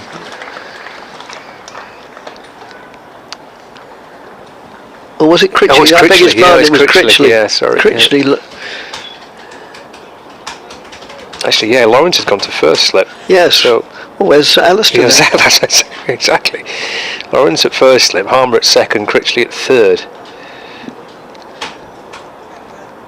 Cook in the balls to Hartley and gets forward and defends that into the offside, and there is no run. That completes the over. 14 sent down by Sam Cook, and Lancashire with that 4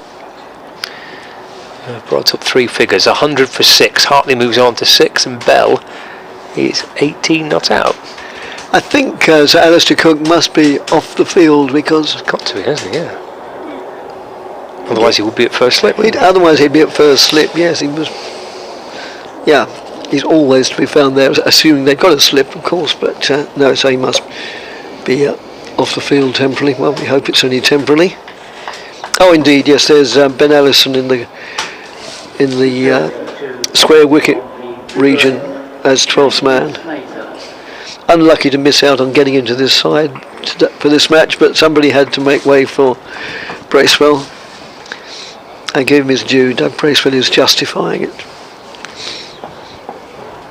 having bowled really well from both ends. Yes, he has. Yep. Out the attack now, Bracewell. As Shane Snater moves in, bowls, and it's just played defensively, trickled out on the offside, picked up a big right boot, or via a big right boot by skipper Tom Wesley. Just see what emails have come in. I believe Southport also has a lawnmower museum, but... well, I wouldn't be sure about that. I'll take your word for that, Dick. I've got a feeling it came up in our pub quiz last weekend or the weekend before. What a random question that is to have in a pub quiz. I can't think what subject it was. It certainly wasn't a whole round about lawnmowers, but that's just played out the onside anyway. Somehow the question said, where's there a lawnmower museum? We have a team of about half a dozen. I said, I think I know this. I think it's Southport. They looked at me like you'd look at a sort of... Yes, I can look at you now. Quite sad, like they'd give a look to a dog that's been in a road accident, they'd say, how do you know that? Oh, and that's outside the off stump, taken by Rossington, who's standing up to the stumps. What a bizarre question to get in a pub quiz, and even more random that you knew the answer to. Exactly, it's very sad, isn't it? Very sad indeed. Well, yeah, I agree with you with regards to the outgrounds. I love watching 4-day cricket at the outgrounds. Southport's been a great venue over the last few years at Lancashire have been going there now. What's the... that's just played into cover as a super shot. They'll go through for one and certainly a second. They may well contemplate a third, and they probably will because it's only hauled in a matter of half a dozen yards from the boundary, and they do go through for a third. Yeah, nice running that. Nice shot. Good running. What's the name of the cricket ground at Southport? Trafalgar Road. Oh, right. As it is at... I mustn't mention the name of the place, really. Scarborough, which is where a lesser county play. Yes, I think that's in Trafalgar Road as well. Yeah, we brush over that, don't we? Yeah. Second division team. Well, quite. Yeah, Southport and Birkdale Cricket Club. And they're at Trafalgar Road. Lovely venue. Very nice. Good setup. As Snater moves in round the wicket now. I've been to Southport Football Club. When I followed Canvey Island in the National League up Hill and down Dale.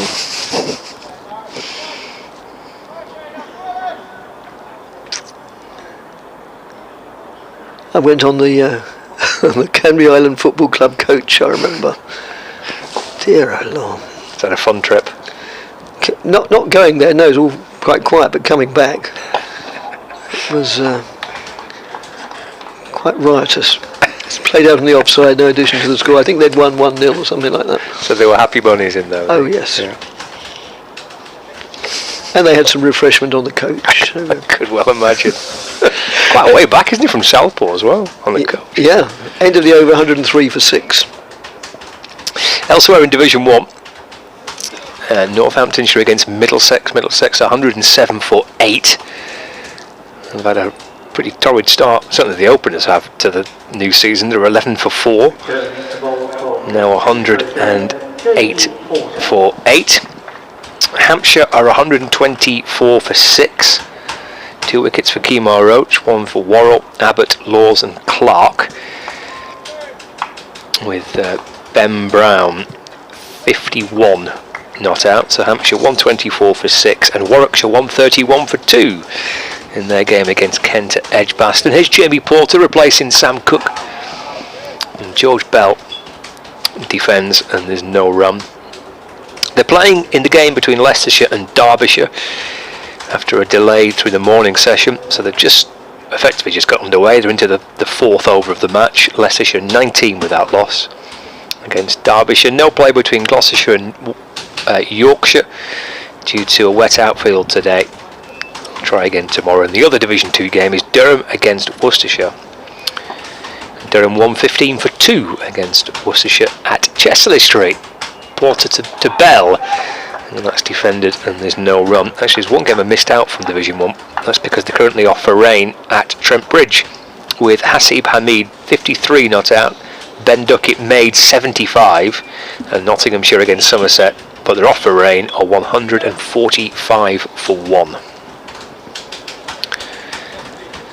And the scores elsewhere across the county championship and live commentary on the BBC Sport website and app, link to all the games and the live text report as well. Bell is eased up to mid-on where Sam Cook fields and there's no run.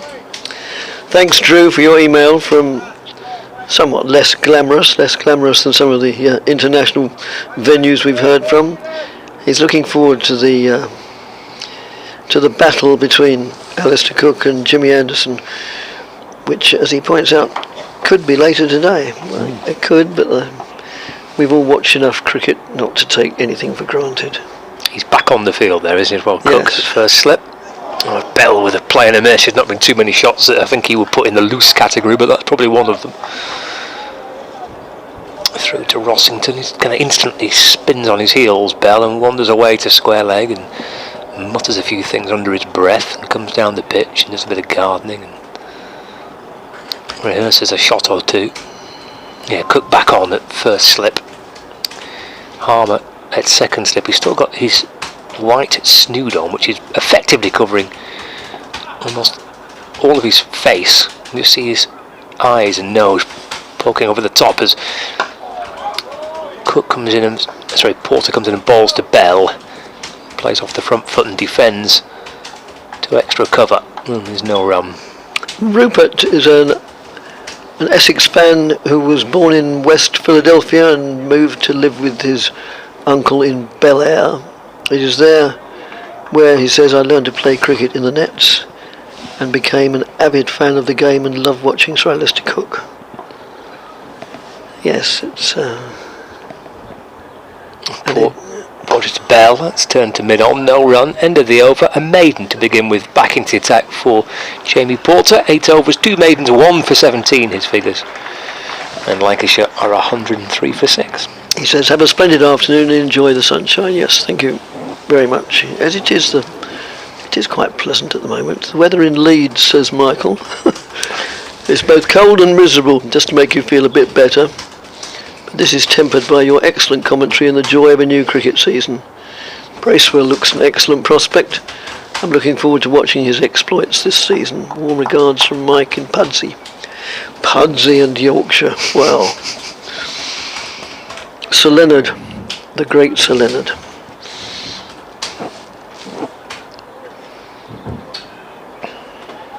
Shane Snater to continue from this end. This being the river end. Moves in now, right arm round the wicket. Bowls, cracked away, good looking shot there from Hartley. No, it's Bell, isn't it? Bell. No, Hartley, you're right. No, I am right, Hartley. Was a good looking shot, wasn't it? It's tall lad, Hartley, kind of stood there quite tall in the crease off the back foot and sounded nice off the bat, that, didn't it? As you described it, cracked away. Yes, you could hear that sound of the bat on the ball. I'm not going to use the cliche leather on willow. You just did. I just did. Oh, good looking shot there, but non-productive as it's driven straight out to Tom Wesley at mid-off. Paul Reed says he's a new listener. Very much enjoying the commentary while sitting at my workstation here in Norfolk, designing a gardening book. I think you may be the first sound of summer. I just wondered what you both think about England's chances in the Ashes this summer. Predictions, please. Oh, keep up the good work. Best wishes, Paul Reed. Oh, I hate making predictions.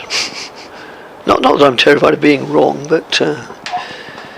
that's an edge which probably bounced just in front of... presumably Sir Alistair. No, it's Harmer, that. I thought it... Yeah. Oh, yeah, of course it is. Yeah, it's Harmer. I'm with you, Dick. I think that may have just bounced in front. Yeah. He didn't seem all that aggrieved. No, he didn't. No.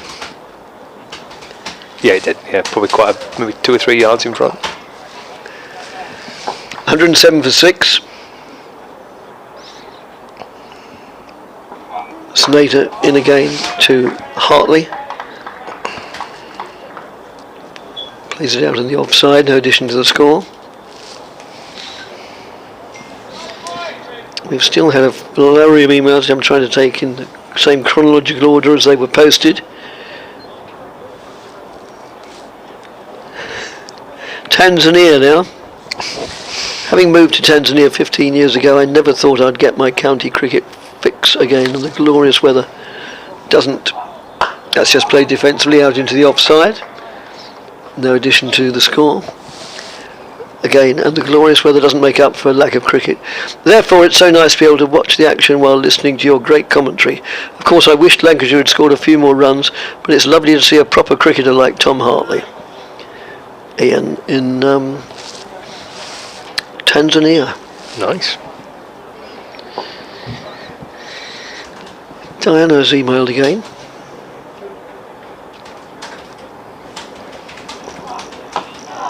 That's just played defensively, trickles out the onside. I thought I'd cheer you up in Chelmsford. I'm quite cheerful considering, Diana. Every day's a bonus.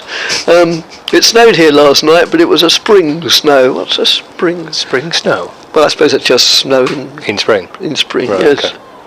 It's not a different type of snow then? Well, I did wonder, but no. A snow that bounces more. I was going to say extra bouncy snow, yes. End of the over, 107 for 6. Extra soft snow. Yes. Yes, when the ski jumpers, I quite often on a Sunday afternoon watch the ski jumping. When they land, they sort of leap off again like a kangaroo. So it snowed last night. Is that what? In Calgary. Oh, right. Oh yes, sorry, I didn't say where she's from. Calgary. Oh, Calgary. I wondered where that was. There's Porter to Bell, who defends back down the pitch, and there's no run. Porter feels off his own bowling, hands it up towards Sam Cook, and he gives the ball a bit of a polish, and Porter slowly bounces his way back to his mark. Alistair Cook chatting with Adam Rossington, the keeper. He's got Harmer to his right, and Critchley further along at Gully. There's a point, which is Dan Lawrence. Extra cover, mid-off, mid-on. It's a deep square leg and long leg. Porter to Bell. He gets right on top of the bounce there, Bell. Head over the ball, very correct forward defensive. Ball bounces out into the offside. Dan Lawrence walks up a few paces from point to complete the fielding, and there is no run. 107 for 6. Jamie Porter, 1 wicket so far in the match. We've gone for 17 runs into his 9th over. Ball's a short ball, or at least the ball's a back of a length to Bell. He's pulled that beautifully in front of square for 4. Nicely timed by Bell. Sat on the back foot and waited for that ball with a great deal of control and style. He's able to pull it through mid-wicket, and adds 4 to his total and to Lancashire's total. He moves on to 25 not out. 111 for 6. Porter again, he's halfway through the over. Over the wicket to Bell. Short ball but wide of off stump, and Bell gets out the way of that through to the keeper, and there's no run. Nick emails us and saying that some years ago, on the way back from Lake District, on the way from Lake District to Liverpool, they stopped off in Blackpool, and he didn't have a very good experience. I won't go into details, but a few unfortunate incidents happened, and he says it made me appreciate Southend all the more. Well, I think they're both great places. Porter to Bell, leaves his ball fullish length outside off stump. I suppose he says their football team is better than ours. I'm a Thundersley shrimper. Anyway, back to the cricket, he says. Well, I think Blackpool got relegated. Oh, they're about to get relegated. They've got a chance of being relegated this season, I think. Yeah, had a bit of a rubbish year by all accounts, in the relegation zone. They won the FA Cup in 1953. There's Porter into Bell. That's defended. There's no run. End of the over. 111 for 6. Would that be the Matthews final? Is that the Stanley Matthews? I believe so. Yeah. Another. Wouldn't you believe so? Weren't you there watching? You know, I wasn't there watching. No, I had the day off. 111 for 6 at the end of the over. No, but yeah, it's another sort of pub quiz question about that. They were behind to Bolton Wanderers, I think. I'm not a tremendous football fan, although I'm a somewhat masochistic one because I've followed Southend United, avidly since we moved there when I was about 4 years of age. But there are certain things I do remember in the history of the game. That was a Blackpool Cup final. As Shane Snater continues the attack from the river end, bowls, ball of full length, fielded on the bounce, and we're having all sorts of things happening. I think Glenn, as he has every right to do, is tying me up. My laptop just Oh, right. So he is the boss, and if he chooses to tie me up, then I think that's all part of I think that's the small print on the contract. Snater in again. Bowls. Played defensively, but fielded at short square leg.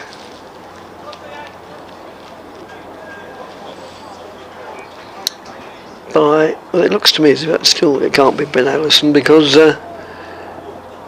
Cook is back on the pitch. But, if you turn round and show me your number, it will help a little. It's a tall lad.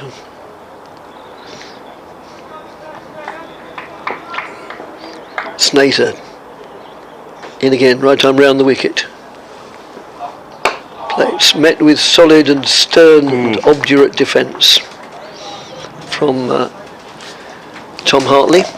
Yeah, he's 10 not out from 34 balls faced, I think. 33. Good effort this by Hartley. Showing some support to Bell. Bell's played nicely for 25.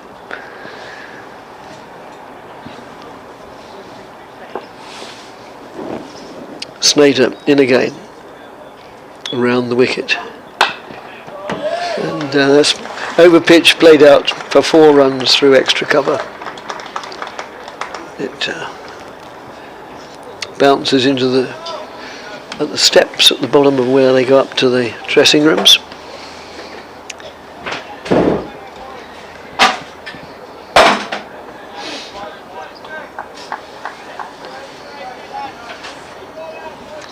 One for 6.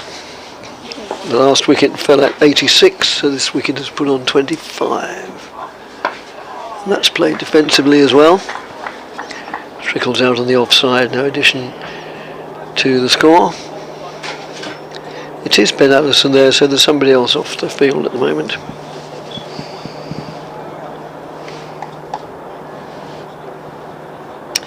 Well, Lawrence has been at point for quite a bit of this game, and he's not there at the minute. Oh, is he? I think that's Critchley at Gully, isn't it? Could be Dan Lawrence.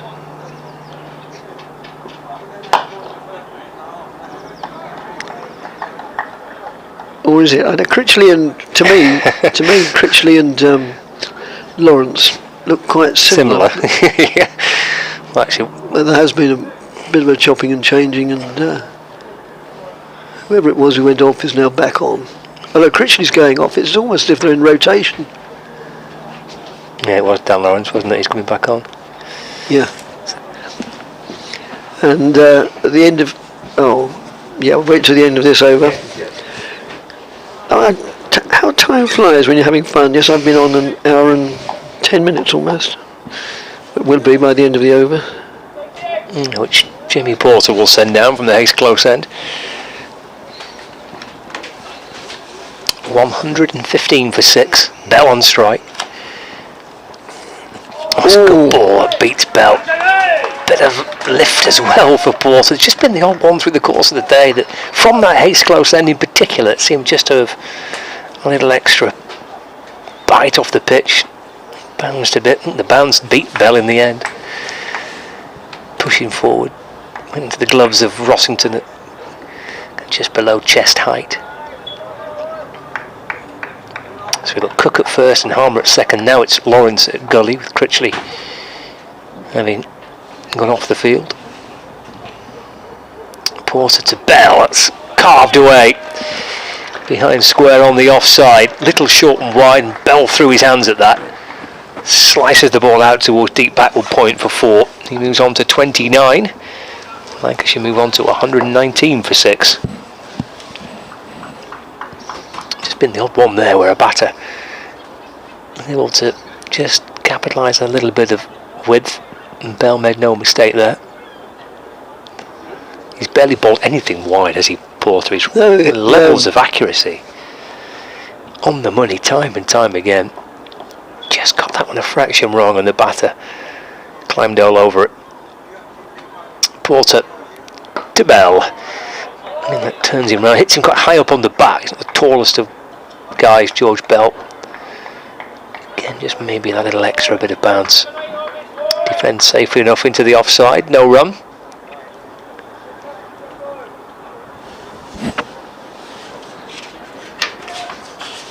Great effort this from George Bell at the very start of his first class career. Second time he's played here when he's seen his teammates all fall pretty cheaply, and the team not amassing a huge total by the time he comes out to bat. Forward again in defence, it bounces to the left of Lawrence at Gully and down towards the third man boundary, and it's 4 runs for George Bell. Played it nicely enough into the ground on the bounce to the left of Lawrence at Gully. And Bell moves on to 33. It's 123 for 6.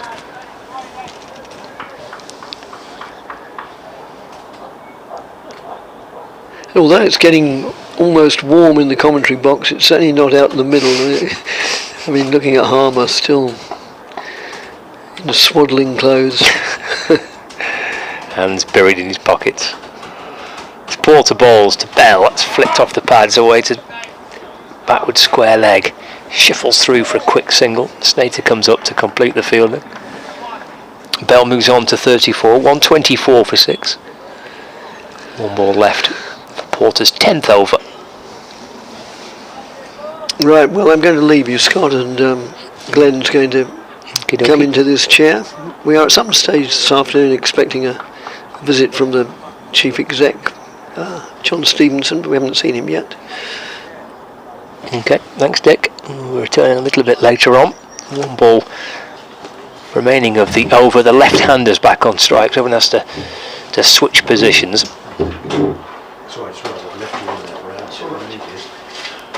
Around the wicket comes Porter to Hartley. Just pulls that bat inside the line and through to the keeper Rossington to complete the over here at the county ground in Chelmsford.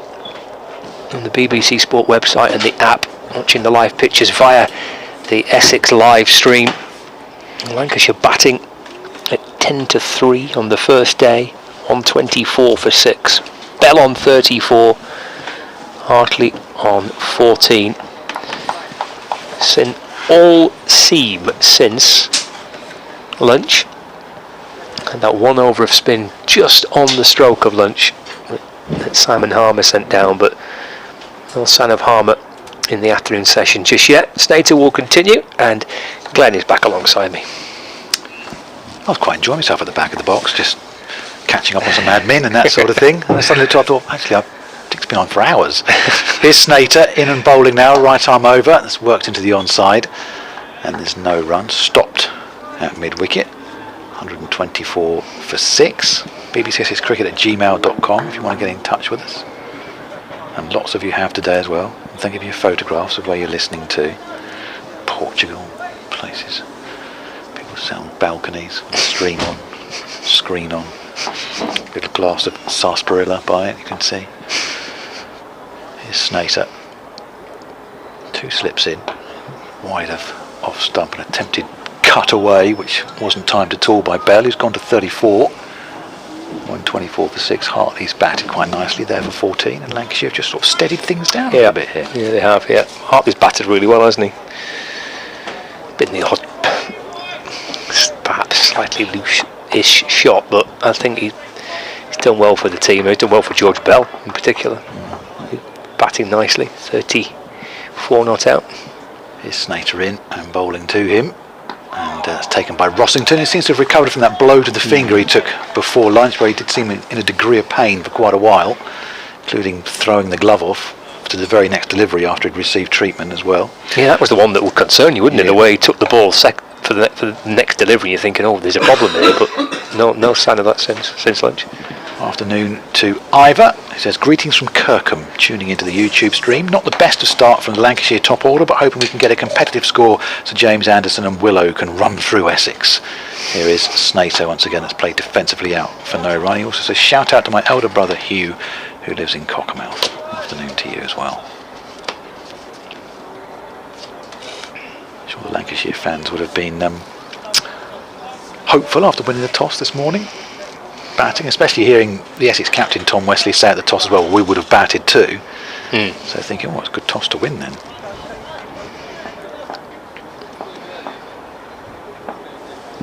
Snater turns at the end of his run, running away from us from the river end. Still bright sunshine here at Chelmsford. In and bowling, and that's just pushed defensively up to mid-on for no run. Steve's in Little Waltham, says, glorious day to watch Essex play so well. I can't be there today, but can I just say how brilliant it is for those of us who are too far away to attend to still be able to watch, even from the most far-flung corners of the world, he says. Oh, that's great, they've been flying in today. And Thank you for getting in contact with us.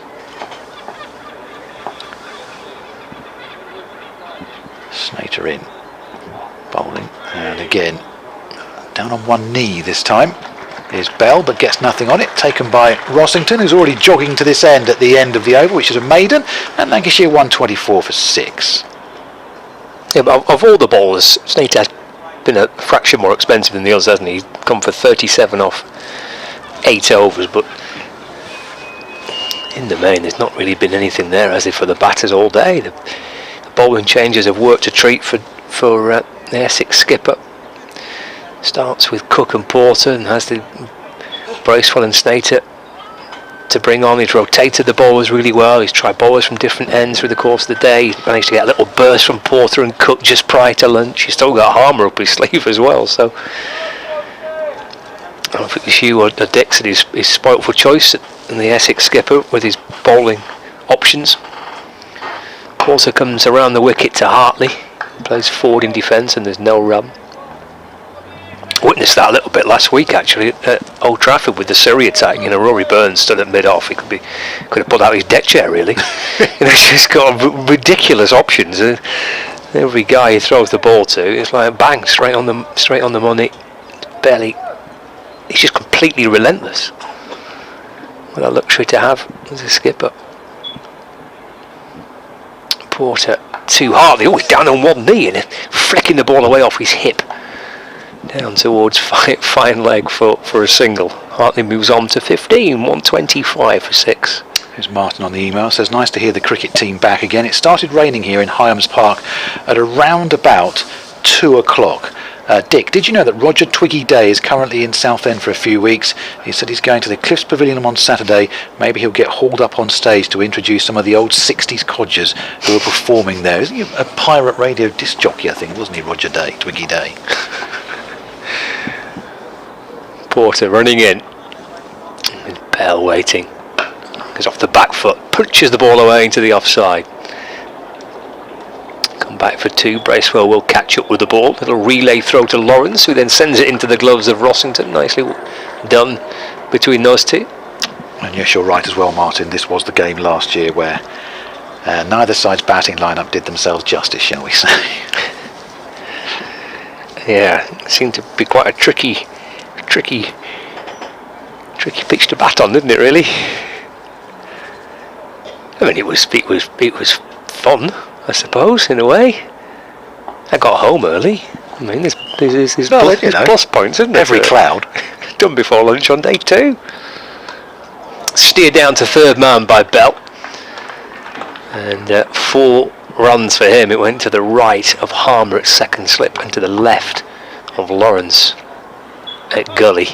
Here's Aleric on the email. I hope I've pronounced that correctly. It says, thanks very much for the commentary and live feed. I always get to the first home game at Chelmsford, except this year. I'm stuck at home with a fractured ankle, and your commentary of the Essex exploits today are cheering me up no end. More on that in a moment. It's Porter. Starts his approach again to George Bell, who drives back down the pitch and fielded by Porter, no run. Goes on to say, could you also say a big hello to my friend Adrian, who's also stuck at home recovering from a fractured leg, and also to Rob, who has 2 complete legs and is watching from the lower Tom Pearce stand, which is where Adrian and I should be. I won't ask what you've been up to. Takes me back a few years. I was up covering football in Carlisle, and we stayed in Penrith overnight, and a friend and I walked into a pub in Penrith. 2 people had got broken arms. One was stood at the bar holding a nose because he'd got a nosebleed. Porter to Bell, who defends into the offside, no run. End of the over, 131 for 6. And the barman was on crutches. We had no idea what had gone in that pub before we arrived, and we didn't really want to ask. No. Just take a pint and go and sit in the corner somewhere. Yeah. Everything all right? Yes, fine. Thank you very much. Heads down. Off we go, lads.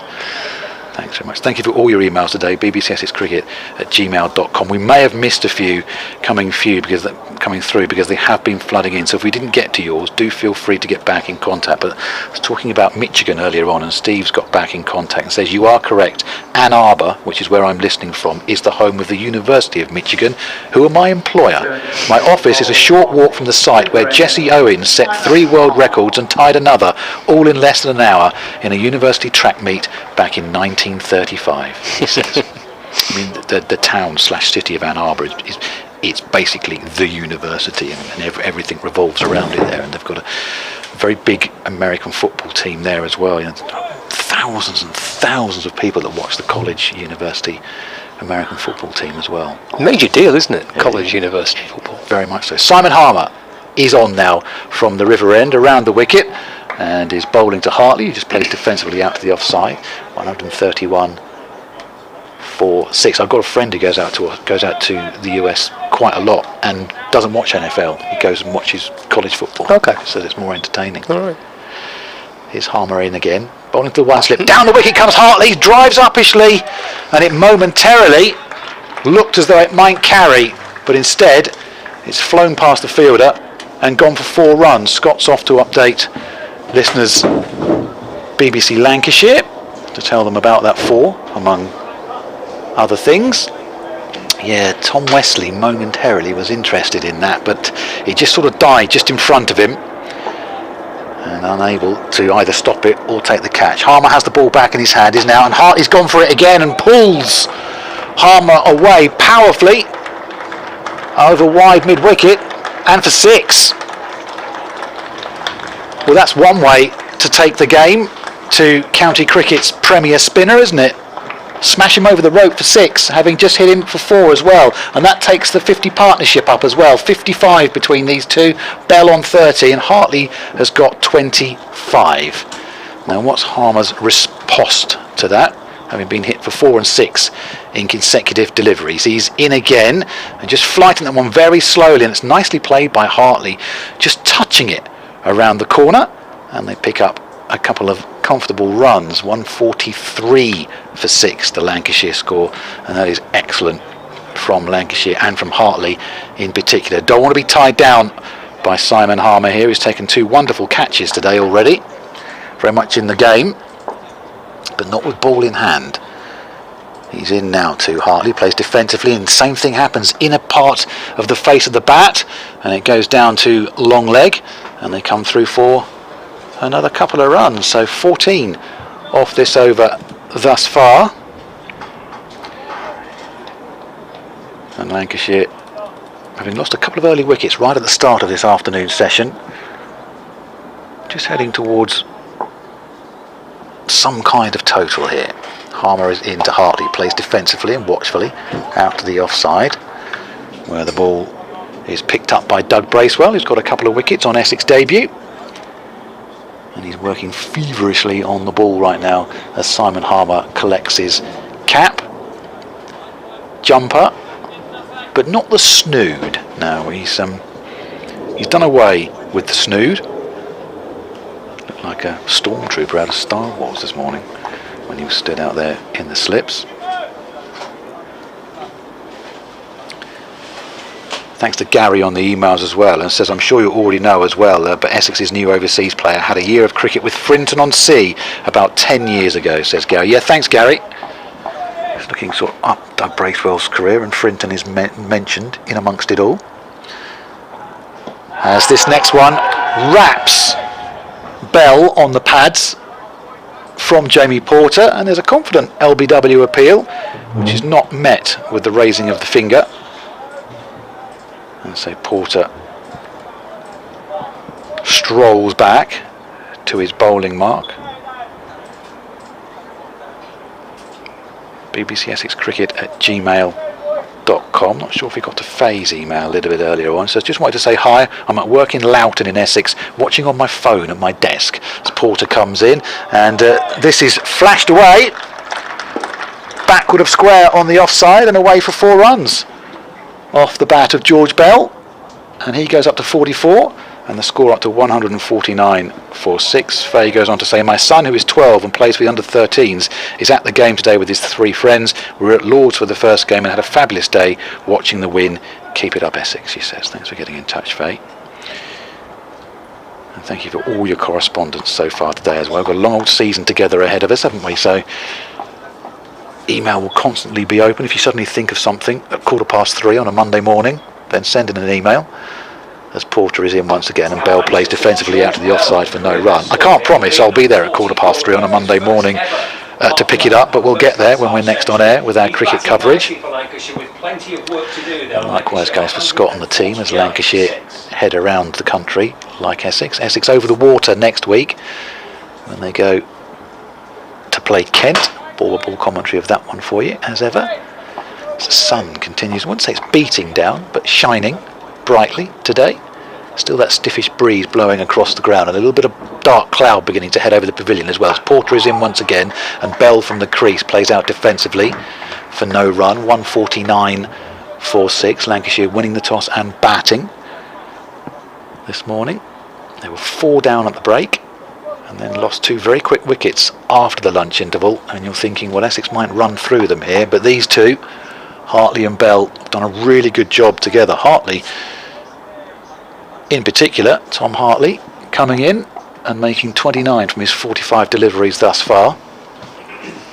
As here comes Porter, arms pumping in, and this time not a great shot from George Bell on the walk, flashing at it outside off stump, gets nothing on it, and it goes through to Rossington, who's got the glove off again and just inspecting that hand. I'm sure they had a good look at that during lunch as well. A bit of bruising on there probably, which is going to take a few days to fade, and will probably hang around a bit more when you're a wicketkeeper, Scott. Yeah, he's the way, first time I've seen him since lunch kind of grimace with that. He's looked pretty untroubled so far. Here's Porter in again. 2 slips go down and Bell just plays nicely back down the pitch, fielded by Porter on his follow through. End of the over, 149-46. Just as you left us, Scott, doing that Simon Harmer over, Tom Hartley decided he's not going to be pinned down. Yeah, well, I suppose it's one way to play it. Try and take the attack to Harmer. He's done well here, Hartley, 29 from 45. For George Bell, 44, which is already by some distance his best score in first-class cricket. Eyeing up his maiden half-century in first-class cricket, 6 runs away. Taking a lot from this. I wonder how much he would have actually learnt from the experience of last season, the game between these two teams, where, as we've touched on a few times, it was pretty torrid for batters, and I think he got 20-odd, 26 maybe in Lancashire's second innings. It was the top scorer in the innings, debut match for him. What an experience that would have been, and I wonder how much he's kind of learnt from that to help him today, as again Hartley takes a step down the pitch and tries to hammer it towards the boundary at long off. He picks out Dan Lawrence at mid off and there's no run. Certainly played very nicely, George Bell. Around the wicket to Hartley. A little bit quicker onto him there. I think he kind of toyed with the idea of trying to get 4, but he was certainly pinned back on that occasion. Playing off the back foot. Just to defend to extra cover where Bracewell fields, hands it back to Harmer, twirls his way in, goes on the reverse this time, and he gets it past the slip fielder. A reverse sweep from Hartley for 4 runs. To the right of Alistair Cook, who's at slip. That brings up the 150 for Lancashire. 153 for 6. Hartley moves on to 33 not out. It's a slip and a leg slip. As Harmer's around the wicket, forward goes Hartley in defence. And there's no run. Also a deep backward square leg. And then there's mid wicket, mid on, mid off, short extra cover and backward point. For Simon Harmer from the river end of the ground. Again the reverse sweep attempted by Hartley. It's Harmer asks for LBW and the umpire agrees. And Hartley is dismissed and Lancashire lose their 7th wicket. Out for 33, Tom Hartley, attempting another reverse sweep from a slightly kind of upward stance. Really, he didn't get down to reverse in conventional way. He's kind of almost upright reverse, kind of chopping it almost into the ground, but made a bit of a hash of it. Umpire says that's out. Harmer picks up his first wicket. Lancashire a 153 for 7. Good partnership though, 67 between those two. Harmer was shouting for LBW. In the meantime, the ball had looped to the man at slip, and then everybody else seemed to join in, but Harmer went up straight away for the LBW. And George Bell is left there at the moment, 44 not out. But decent hand that from Tom Hartley, taking the fight to Essex. 2 or 3 very, very nice shots indeed. And now George Bell just needs people to stick around with him, I think, just to get Lancashire up towards that 200, 153 for 7. So 3 wickets have gone down now in this afternoon session. And we've still got half an hour to go until the tea interval. Yeah, 10 past 3. How many overs have we got left? 48 overs left in the day. But we do have Harmer on, so it might not be too late for tea. In saying that, Lancashire are balled out, might well have a earlier tea. It's quite a lengthy final session. We'll see. Bailey, the new batter. Harmer's in. It's dabbed into the offside off the front foot by Bailey. And there's no run, so it's an over in which Harmer considered a boundary off the a reverse hit by Hartley for 4, and then he tried it again 2 balls later and was trapped LBW. 153 for 7. Susan in Blackburn says, apologies if you did already mention this, but could you just say again why Lancashire's players are wearing black armbands? I think you might have already said, but I was on a dog walk in the lunch break. Thanks, says Susan. She says also, well done to Burnley. I remember how sad you were when they were relegated last year. Hopefully Blackburn might hold on for the playoffs. Mischievous. The Lancashire players wearing black armbands as a mark of respect to Lee Richardson, who's the team psychologist. His mum died recently, that's why the players are in black armbands. Here's Porter continuing from the Hayes close end, is in and bowling and played out to the offside by Bell. They'll come through for a single. Essex had put a boundary rider out there as though they're going to start playing this game of trying to get who they perceive to be the weaker batter onto strike. 154 for 7, and that brings Bailey down on to strike.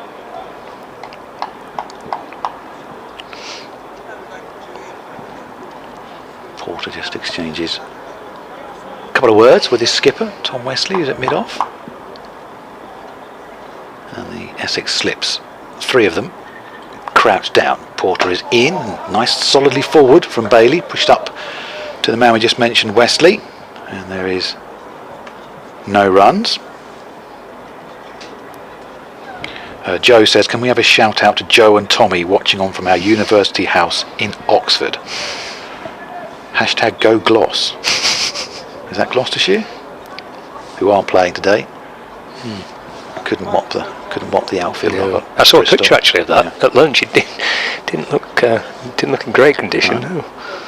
Here's Porter in again, and Bailey again repeats the shot, pushes defensively out to the offside for no run. I mean, it wasn't New Road, it wasn't Worcestershire where the benches were floating past the camera, was it? Wasn't quite to that level.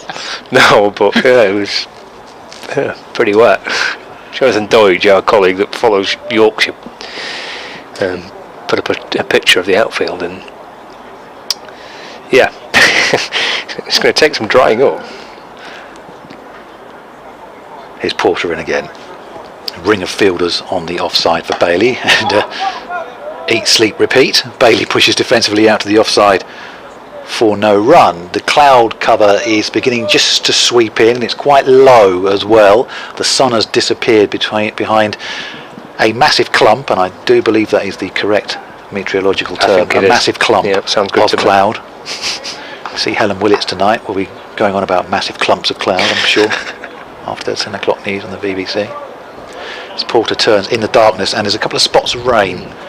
It's falling now as well. As Porter is into Bailey, and you want me to tell you? Go on then. Defensively out of the offside for no run. Yeah, a couple of heavy spots of rain just fell in front of us. Although in saying that, a bee has just buzzed across in front of us too, so we're getting everything at the moment. There is blue sky behind the cloud cover. That's what I said to my wife yesterday when she said it's raining, the washing's still out. I went, yeah, but look at the blue sky behind it. It'll dry later. Exactly, yeah. But it will get soaked. Yes, but it will dry afterwards. Here's Porter. Oh, and this time, a nice shot, just paddled round the corner from Bailey behind square on the onside. And, well, he actually only end up getting the single because it's a really good piece of fielding out there from Shane Snater to cut off the second run, and Bailey has pinched the strike there, and that's the end of the over. And Lancashire are 155 for 7. Bell on 45 and Bailey off the mark with the single. Yeah, there's a filthy black cloud that's drifted above the ground, unfortunately, but in fact the umpires had a little brief conversation there, and now the old walkie-talkie's out.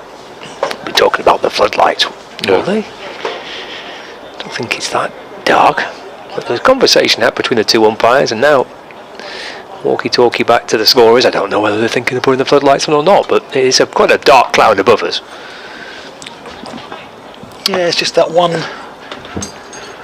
bit of cloud. This is Harmer to Bailey, who's forward in defence, and there's no run. It's Ben on the email, says enjoying the commentary as well as the live stream. Says as an avid Essex supporter, I hope he can bowl Lancashire out today and get a bit of a bat before the close.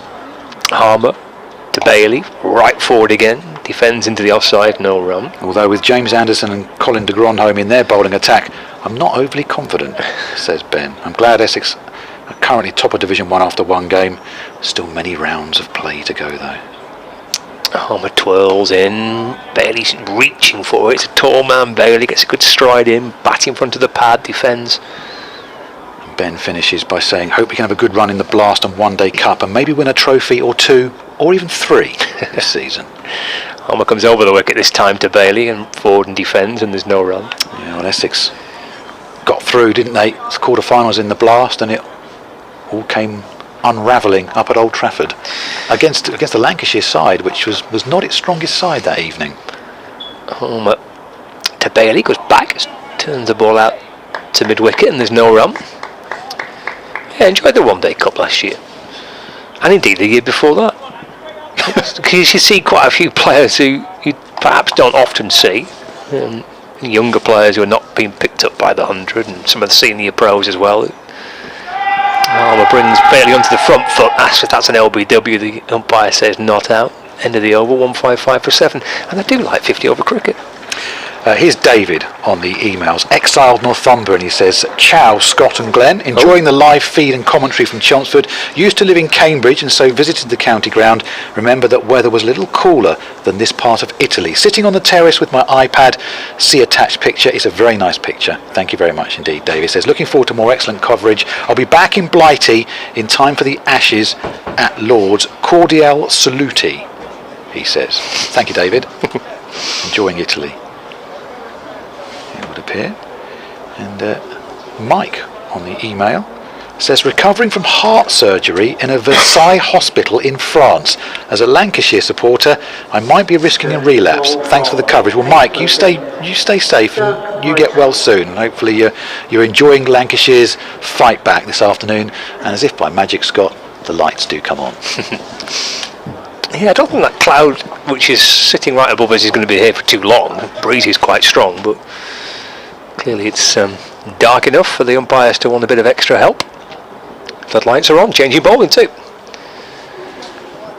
Here is this change in bowling. Doug Bracewell on debut, 2 for 20 so far, goes past the outside edge, and there's no run. Tommy and Joe are back on the email, say thanks for the shout out. Can I have help with my university essay titled Determine the suitability of sub-maximal estimate of VO2 max to be used to estimate VO2 max and the cardiovascular disease? No, I think would probably be the answer to that. I can tell you Lancashire 155 for 7 if that helps. Dick will help you out with that when he comes back on. Bracewell is in and bowling, and well, there's plenty of space on the onside for Bell to pick somewhere with that one. Full delivery from Bracewell, and he works it into the onside and picks up the single. 156 for 7. Good luck with that, however.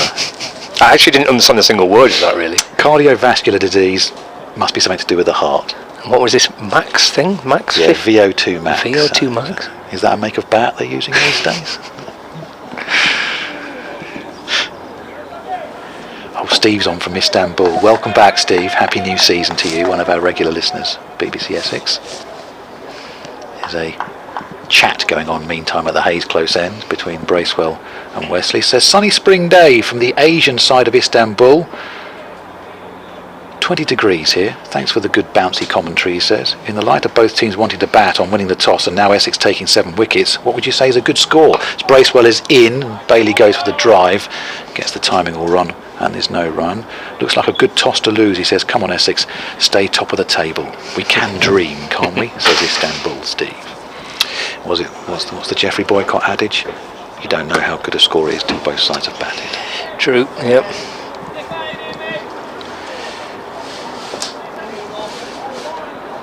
There's Bracewell turning, and the lights came on and the cloud cover sort of lifted a little bit, didn't it? Bracewell in and bowling to Bailey, pushes nicely out to the offside, and this time does bisect the fielders, and he'll come through for a couple of runs. He goes to 3, and the Lancashire score to 158 for 7.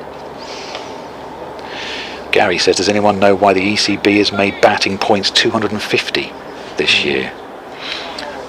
Does anybody know why the ECB does anything? Well, I presume it's to try and encourage teams to score quicker. Yeah. Do you think that might have anything to do with the international team as well?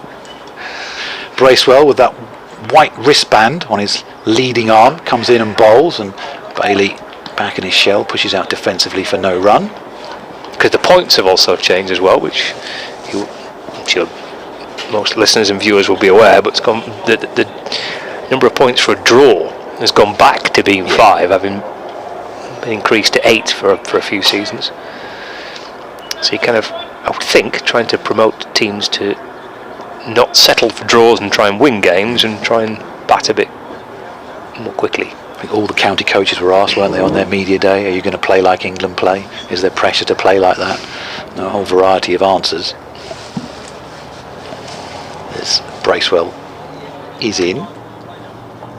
And Bailey away from the body this time, plays that very nicely indeed off the back foot, and he'll pick up 4 runs as well as it goes out to the cover boundary. Very nicely played. Bat was away from the body, but good shot that, playing from the crease. 162 for 7, with 51 overs gone now in this Lancashire innings, and Bracewell just scores the ground at that Hayes close end. We lost his footing, or just making sure that he can see the line correctly. Simon Harmer's going to continue from this river end.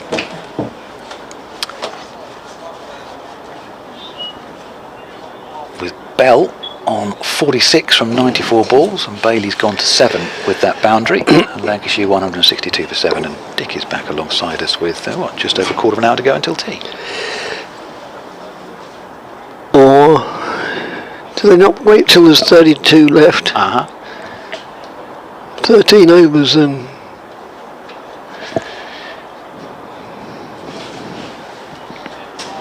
is that right? Yeah. Right, so it's Simon Harmer from the river end. Right arm over the wicket, moves in now, bowls down the leg side with appeal for caught behind, which doesn't meet with the approval of the umpire. Bailey on 7, Bell on 46.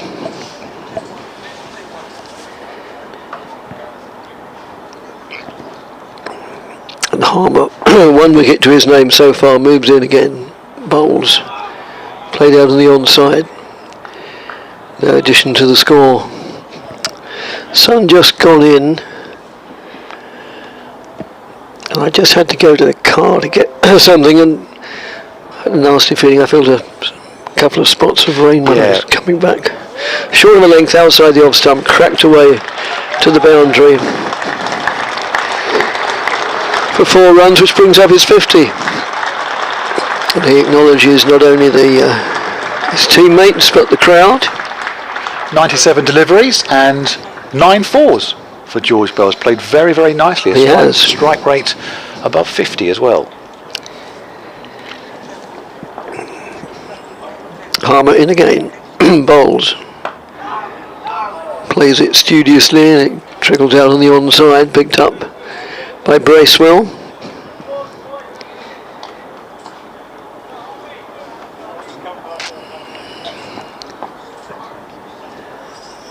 And Harmer again. And thumps into, I can't really say he fielded it. In fact, I think trying to get out of the way a bit. The ball hit Nick Brown, and not very hard. He's all right. I'm sure that's happened several times to him. Yes, in his career, standing there. And that's played out to Bracewell again. Bracewell, the new player to Essex. Oh, and for those who like to keep a record of these sort of things, and not who aren't here, I mean, who can see that, Doug Bracewell is wearing number 34. So you can add that onto the list. George Bell's 50 came from 97 balls and included 9 fours. As Glenn just said, and the gentleman on the public address repeats. 166 for 7.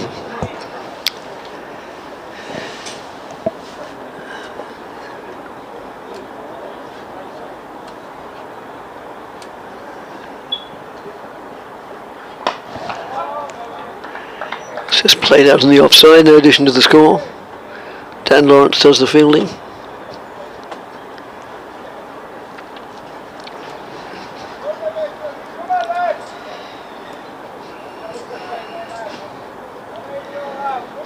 Floodlights on as well.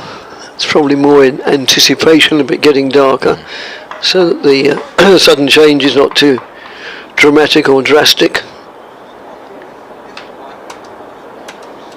As the next delivery played handsomely out in the covers. It won't be for 4, but it'll be for 2 comfortable runs. Not the best of throws, but it didn't really matter because they'd more or less settled for 2 anyway. Bailey moves on to 9. Bracewell in his 13th over, so far taken 2 for 29.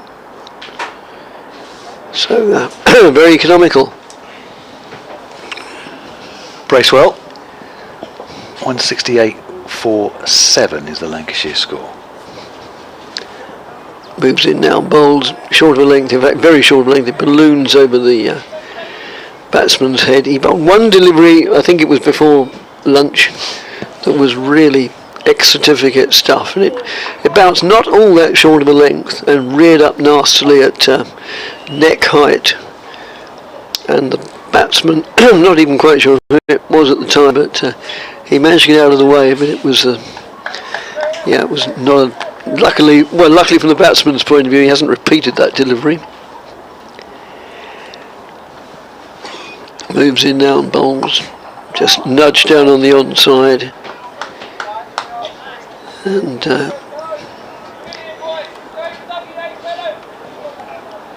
score remains on 168 for 7. Should also say as well that's George Bell's maiden first-class half-century as well, if we hadn't previously mentioned it. Congratulations to him. Indeed.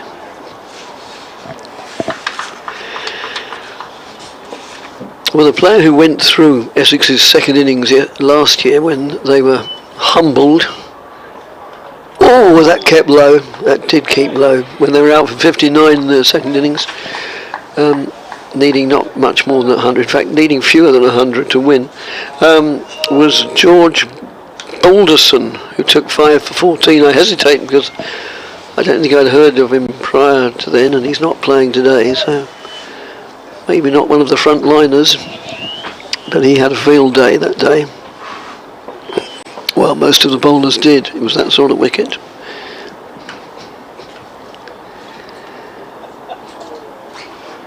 As Bracewell moves in again and bowls, and the batsman comes down it rather late, but not too late, and just plays it out on the offside.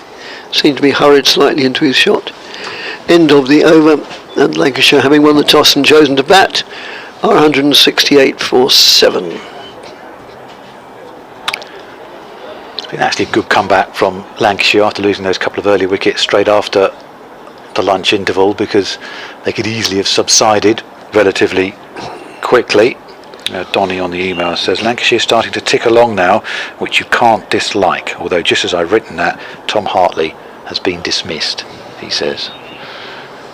Yeah, Hartley had batted very, very nicely, including taking quite a liking to Simon Harmer's bowling as well.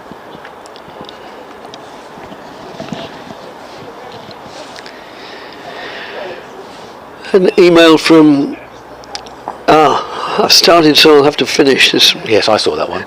Here's Harmer round the wicket and bowling to Bell. Bell on the sweep's got a top edge to that, and it just falls over the head of a desperately sprawling. Sorry, that's the Cook, is it? Gone running back towards that one and just unable to get to it. Top edge over the head of wicketkeeper Rossington, and just unable to stretch and get to that delivery, and they've actually come through for a single at the end of all that. 169 for 7 as Harmer is going to come over the wicket now to Bailey. In and bowling. Bailey off the back foot, forces through the offside, and that will skip away over the practice strips for 4 runs. 173 for 7.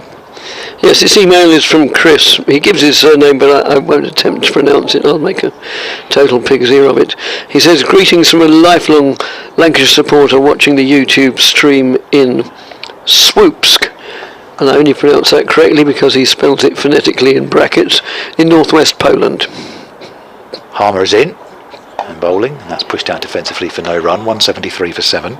I might be the only person in Poland, never mind in Swoopsk, watching this. Yes, probably are. And enjoying your lively, erudite commentary. Here's Harmer over the wicket, and down the wicket this time comes Bailey, pushes into the onside for no run. He concludes saying it's nice to hear cricket talk from the dear old county championship. Keep up the good work. Best wishes. Yes, thanks Chris, very much indeed. This next one from Harmer as Bailey pushing out defensively to the offside for no run. 173 for 7. You say it's in northwest Poland. Now my town south end is twinned with a place called Sopot. I think it's Sopot, which probably isn't too far away because that's on the coast. Harmer in again and pushed out nicely up to mid-off, where Tom Wesley comes across and does the fielding for Essex, but not before Lancashire had another single at the end of that Simon Harmer over. 54 gone now, 174 for 7.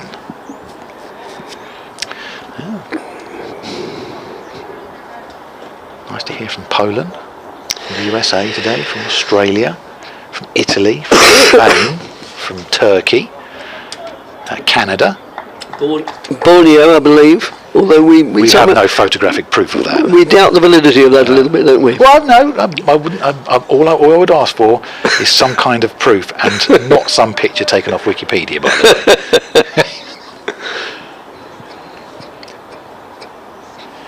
Not that we're doubting you, whoever it was. Absolutely not, no. No. Bracewell is going to continue from the Hayes close end. And he's been bowling to Tom Bailey with Lancashire at 174 for 7. That cloud is moving slowly across the county ground, and Bailey trying to force away off the back foot, gets it all wrong, dribbles out to the onside for no run. bbcessexcricket@gmail.com if you want to drop us an email today, evidently. And another one from Austin, which I think is the capital of Texas. Certainly in Texas anyway. Yes, Austin is the capital, isn't it? Because everybody would always think it's Dallas or Houston, but it is. Yeah, it's not. No, it's Austin. Yeah. Bracewell in the distance, comes sprinting in towards us, and more pertinently to Tom Bailey, is in now, pushed out defensively for no run to the offside. 174 for 7.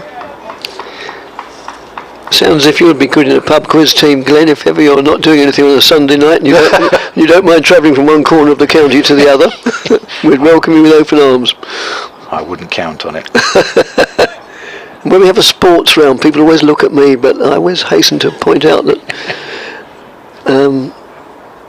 I'm not actually an all-round. I don't know an awful lot about an awful lot of sports. I know a little bit about a lot of sports and a bit more about cricket than anything else, but I'm not really one of these people who need a quiz team. Bracewell is in again, and that's an edge from Bailey, which flies over the head of first slip and down to the boundary for 4 runs. That he was aiming over mid-wicket, I think, but it's gone for 4, 178 for 7. No chance whatsoever for Sir Alistair Cook. No. He has to come down and pick it up as it dribbles over the rope. And he's probably one of the taller players in the Essex side, so even Paul Walter probably couldn't have reached that. Bracewell makes his way back to his mark, and 4 more very valuable runs added by Lancashire, who are edging towards 200, but which will not get them a batting point. No. They'll need to go to 250 to get there.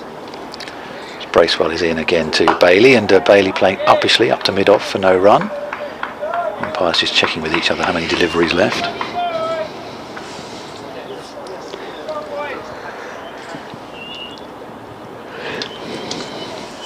As Bracewell ambles off. The Kiwi, who'll be here for 10 matches for Essex, having been called in late due to the injury to Will Sutherland. Turns, running in towards us now from the Hayes close end. Right arm over, in and bowling to Bailey. Tries to help that one round the corner, and it loops into the hands of the waiting Adam Rossington for no addition to the score. And Greenland, we had one from Greenland, did you? I certainly didn't read that one. No. It's come up in bold font, so it suggests that neither of us did, for which I apologise. We're taking that as read that it's Greenland, are we? Do we need evidence? Well, there is a certain amount of corroborative detail, which I'll come back to. Here's Bracewell.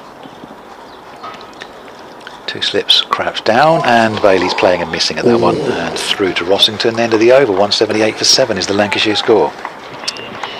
Yes, Brian says, I apologise, he sent this at...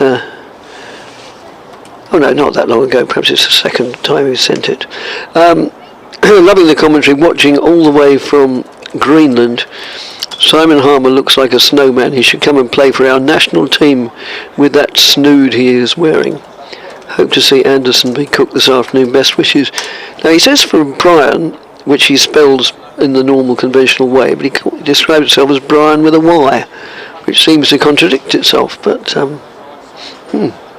he also attaches a picture of a snowman.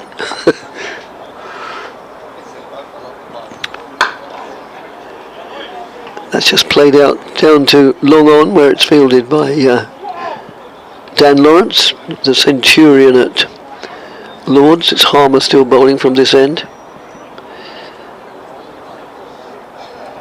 Yes, a very nice picture of a snowman, thank you. Harmer in again. Played defensively. Sun comes out again. There is I can just see in the sky now against the dark grey. There is a little bit of precipitation. That's just nudged off an inside edge down to short fine leg. No opportunity for a run. If it does rain a little bit, I don't think it'll be much. There's not any threatening cloud immediately beyond it. Harmer in again. Bowls. Squares the batsman up a little bit and had him playing with a leading front half, almost not quite an edge of the bat, but it didn't go quite where he intended. Harmer around the wicket now. Keeps varying his line of attack, always has done ever since he's been playing here and probably elsewhere as well. It's just played out defensively. Looking away to the west, there's no threatening clouds. Harmer, fair-haired South African in again, bowls. And thinks about a run in the offside. That would have been suicidal. In fact, it might even have been homicidal, depending on whether they crossed or not, because the throw came in and hit the stumps. So no, I don't know why there was well, obviously I don't know, it's none of my business why there was a rush of blood But even if it hadn't been that good a throw, there was never a single there. End of the over, and Lancashire having won the toss are 179 for 7. Yeah, it's a good throw as well. It was. They were fortunate that the mix-up didn't lead to anything more than that, than a yes, no, sorry, it's okay. 179 for 7, and that cloud directly above the ground now, which means it's now over the sun, so we have got bright sunshine back here, and the lights are off at the county ground, and Doug Bracewell is going to continue from the haze close end, coming out of what was the gloom, but I'm happy to say it's now a lot lighter situation than it was previously. Too chilly a day for anyone in the apartments to have their doors open and be sat out on the balconies. Same goes to the retirement flats in the distance as well, as this one from Bracewell is short and pulled away in front of square on the onside, and that'll race away for 4 runs. 183 for 7. Good shot that from George Bell. Diminutive in stature, George Bell, but appears to have a good technique and a good setup and the way he goes about things. And at the moment is the mainstay of this Lancashire innings. Yes, he certainly is. 56 to his name. More than twice the next highest. Oh no, it's not. 33 to Hartley. Bracewell is in once again. That's driven out to the offside. Oh, there's a misfield there as well by Sam Cook.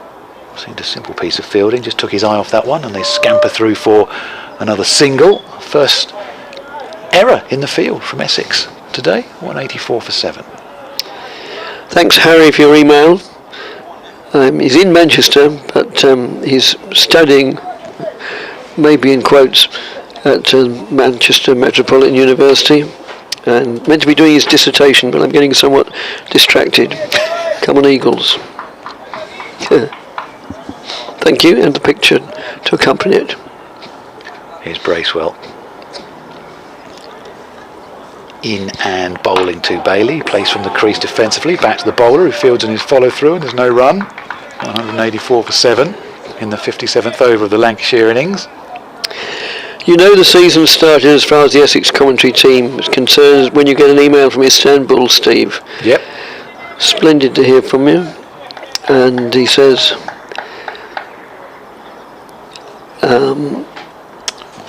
sorry, I'll come back to that after this delivery. Bracewell is ready and gathering himself. Right arm over, in and bowling to Bailey, who pushes up to mid-off, and there'll be no run there either. 184 for 7.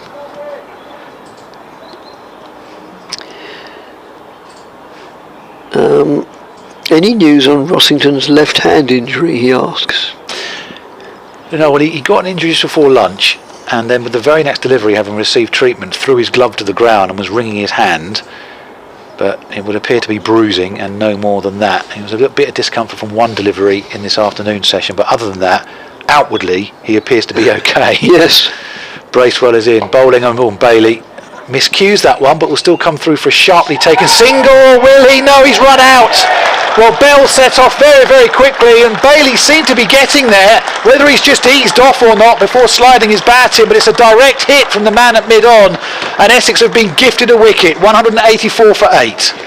Yes, just what Essex needed really, and just what Lancashire didn't. Just looking at the replay, assuming it is replayed on the screen. Well, he seemed to be getting there with no problems whatsoever, just from the naked eye view. Bell called him through. Here we go. Yes. And he was home and hosed, no problems whatsoever. So whether Bailey was slightly late in setting off or eased off, but he seemed to be getting there, but it didn't. It was a very casual bit of running, really. Just having another look on the replay, and never really sort of got into top gear. Just sort of cantering down. And didn't quite beat the throw. Well, he miscued the shot, and maybe that just had him on the back foot somewhat, but that's a bit of a gift from a Lancashire perspective, and an unnecessary wicket which they've lost now. And Bell just having a word with the new batter as he makes his way in. Will Williams is listed to come in at number 10 and the number 11. well know by now, will be one James Anderson when we get to that point. It was the end of the over as well. I know it wasn't, no, there's still...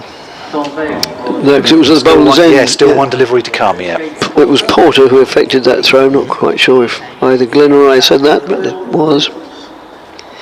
So yes, a real bonus that. I think Lancashire will look on that piece of cricket with any great affection. Bracewell bowling to Bell now, who's part of that mix-up. Is in and Bell plays defensively out to the offside for no run. End of the over, 184 for 8. I say mix-up, it wasn't like one said no and one said yes. They both ran, but Bailey just seemed just a bit casual about everything. Yes, I thought so. So Istanbul Steve says he hopes that Essex can keep Lancashire under 220. Essex need to get 350 tomorrow. Thanks again, guys, much appreciated. He also recommends lubrications or libations for my throat. Well, yep, thanks. Those that you recommend, I've tried. I assure you, it's a lot better than it was when I was up in NW8 at the weekend. So, I mean, I've been on the websites, of course, and Googled it, and generally speaking, the best cure for bad throat seems to be time and tide. So. Yeah, should be over it in a day or two. But thank you for your concern. Right, as Harmer moves in and bowls, playing defensively out on the onside. No addition to the score.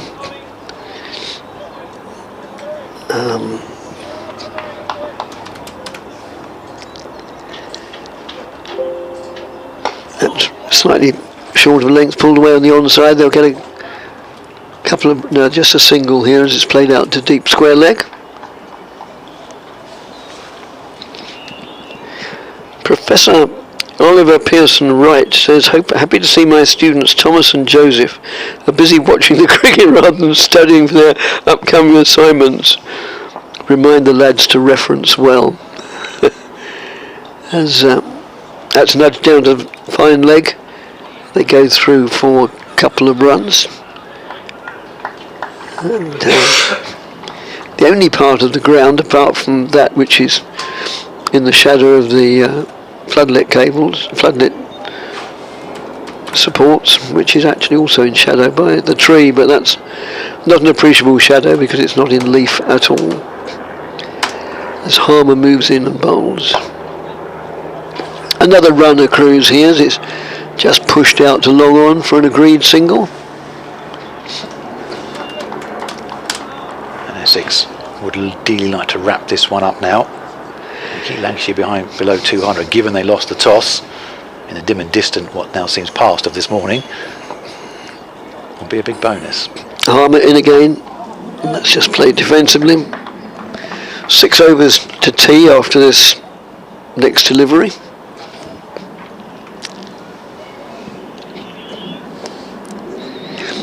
Gary in Frinton, regular emailer. Always good to hear from you. That's outside the off stump. Says, did you know that all EAPL games are going to be live on the internet this year? No, I didn't. I know quite a few of the bigger clubs are doing that this year. Thanks, Gary. Yes, the EAPL season that's the East Anglian Premier League, has been put back a week, and all those games that were due to be played this coming weekend are now being played at the end of the season, rather than shuffling them all down one, because of the very wet March and no time for the poor old ground staff to prepare the pitches. Sam Cook into the attack from the far end, the Hayes Close end. He's had a good day with the ball. Has Sam Cook 3 for 30 from his 14 overs, 4 maidens in there. It's all very tidy, but you'd expect that from one of the county game's premier seamers these days. And Cook is in now, bowling with 2 slips, in and bowling, and pushed out to the offside by Bell for no run. I'm sure Sam Cook will take the opportunity maybe to have a word or two over the next 4 days. with England's premier seam bowler, James Anderson, at some point. Anderson, who's included in the team for this match for Lancashire, didn't play in the opening game. And his next man in, last man in, as Cook comes in. 188 for 8, the Lancashire score. Into Bell, who edges and is taken at first slip by Sir Alistair Cook, and Bell is out. 60 from 109 deliveries for him, and the end is nigh for Lancashire. They are 188 for 9. Yes, the two Cooks were responsible for that wicket. Cook A taking the catch off Cook S, and Bell is out for 60. A good knock, and a very important and necessary knock as well. He's batted really well, as George Bell, but just playing from the crease there, and it takes the outside edge, and it was a regulation slip catch for Essex's Knight. A good hand by Bell, and he gets a good hand from the members' enclosure in front of that pavilion and from the Tom Pearce stand away to our right hand side, and that brings one Jay Anderson to the wicket for Lancashire.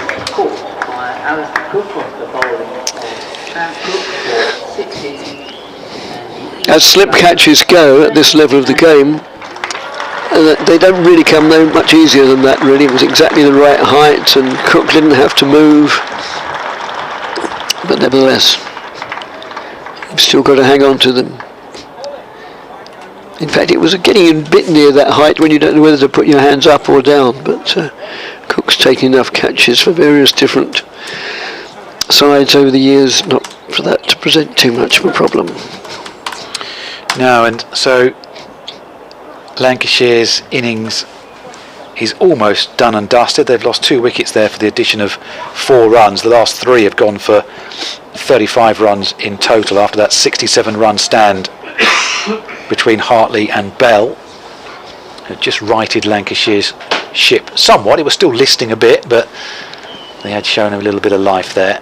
And James Anderson left-handed, which means that Sam Cook is going to come around the wicket to Anderson, who immediately steps across his stumps and works that behind square on the onside, and he's off the mark straight away. 189 for 9.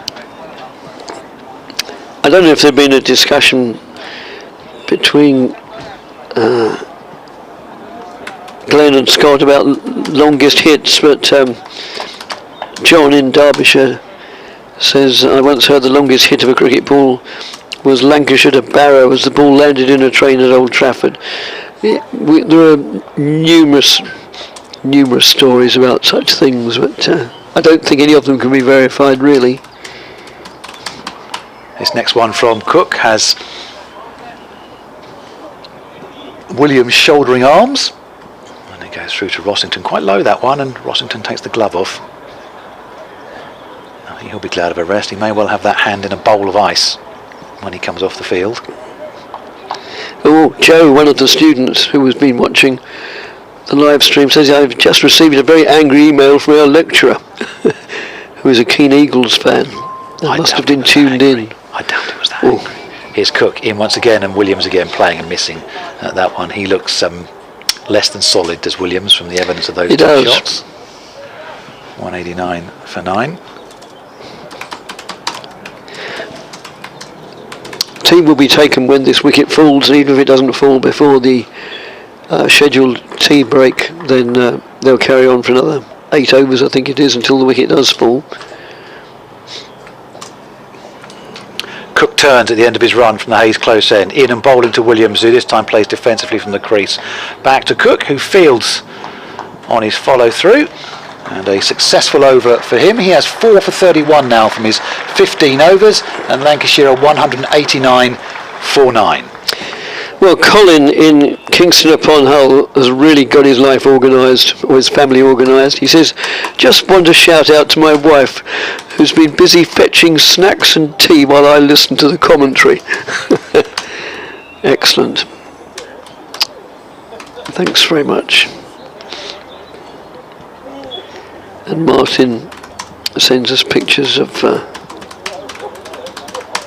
that's more addressed to well, sorry, I'll get back to it, Glenn. One wanted to have a look at the picture of Hyams Park. Oh, nice. Yes. Very nice.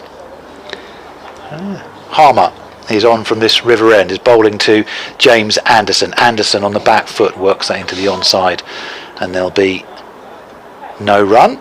He's got Sir Alistair Cook for company at first slip as James Anderson. Adam Rossington behind the stumps, and Nick Brown at forward short leg. Yes, oh, sorry. Here's Harmer in again, tossing that one up, and Anderson carefully and watchfully plays defensively for no run.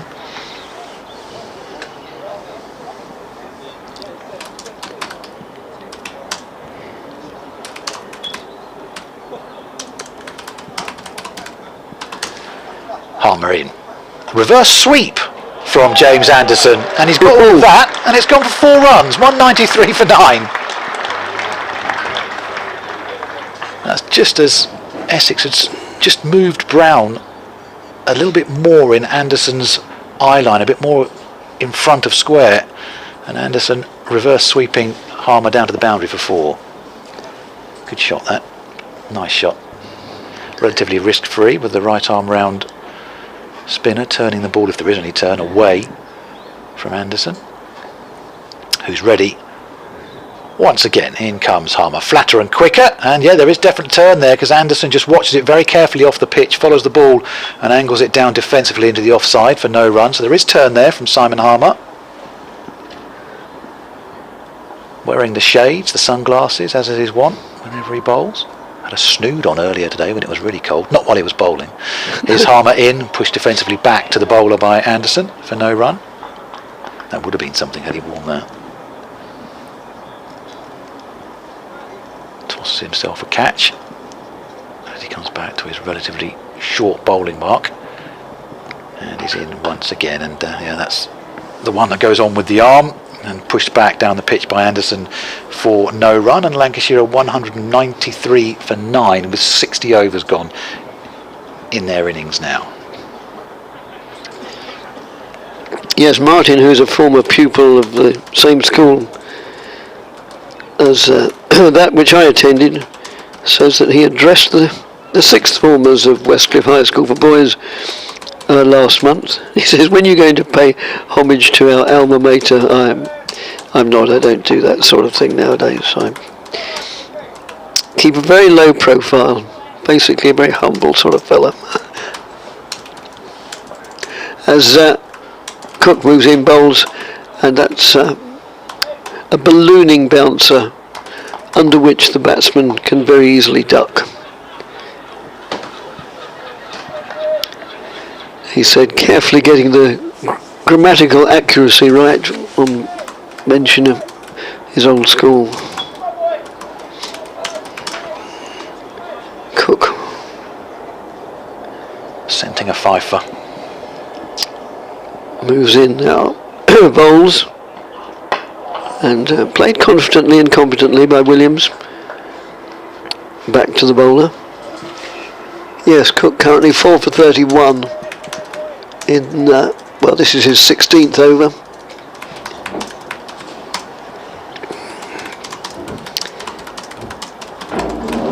So yeah, somewhat surprisingly, the least, and well, no, I suppose Snater didn't get a wicket at all, but I was going to say the least successful bowler has been Harmer, which is an unusual thing to say. As Cook moves in again and bowls, and that's a very pleasant shot, whipped off his toes. 4 runs just backward of square. Snater is fielding at long leg, but not square enough to stop that going over the boundary. And the ground now in shadow of a big dark cloud. Don't think it's rain threatening.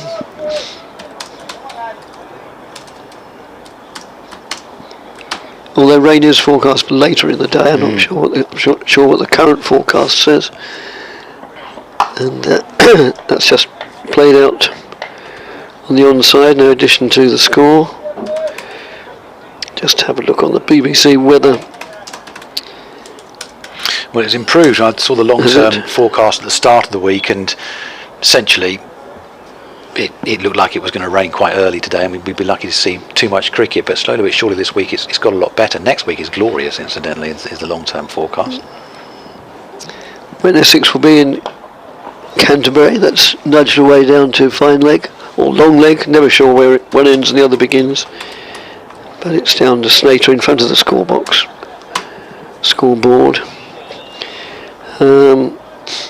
Right, according to the BBC weather site, it's now what, 4 o'clock. At the moment, there's a 21% of rain, increasing within the hour to 23% and then tailing off. So nothing too bad. 3-1 against, more or less, or 4-1. Oh, and Anderson flirted outside the off stump and then looked over his shoulder quickly. Not quite sure why, if he hadn't got an edge, but end of the over, and Lancashire 198 for 9. Last season we'd have said that they're on the brink of a first batting point, but as Glenn said, not this year. They've got to get another 52 to get a batting point. And as Scott was making the point earlier on, points reduced as well for a draw now as well, trying to bring back a bit more positive cricket. Harmer to continue from the River End. There's going to be bowling to Williams, who's got 6 so far. Here comes Harmer, and down the leg side, and Williams, well, followed it, but it didn't really go through with the shot and go through to Rossington. Had he got hold of it, there was acreage all on the leg side for him to find the boundary somewhere. Loose delivery that from Harmer, and he gets away with it. 198 for 9. Harmer in again on the back foot, right back on his stumps, Williams. Plays defensively for no run. Going to update BBC Essex listeners in the 4 o'clock news bulletin in the next few moments. Following an earlier trial, sentencing is being rescheduled. As Harmer comes in again to bowl to Williams. Plays defensively to the offside this time. And there's no run. BBC Essex Cricket at gmail.com if you want to get in contact with us today. I can hear feedback. And in Harlow, Carly Birds, who's been growing vegetables to help feed struggling households, was left heartbroken over the weekend after finding salt just an adjustment in the field. At the site.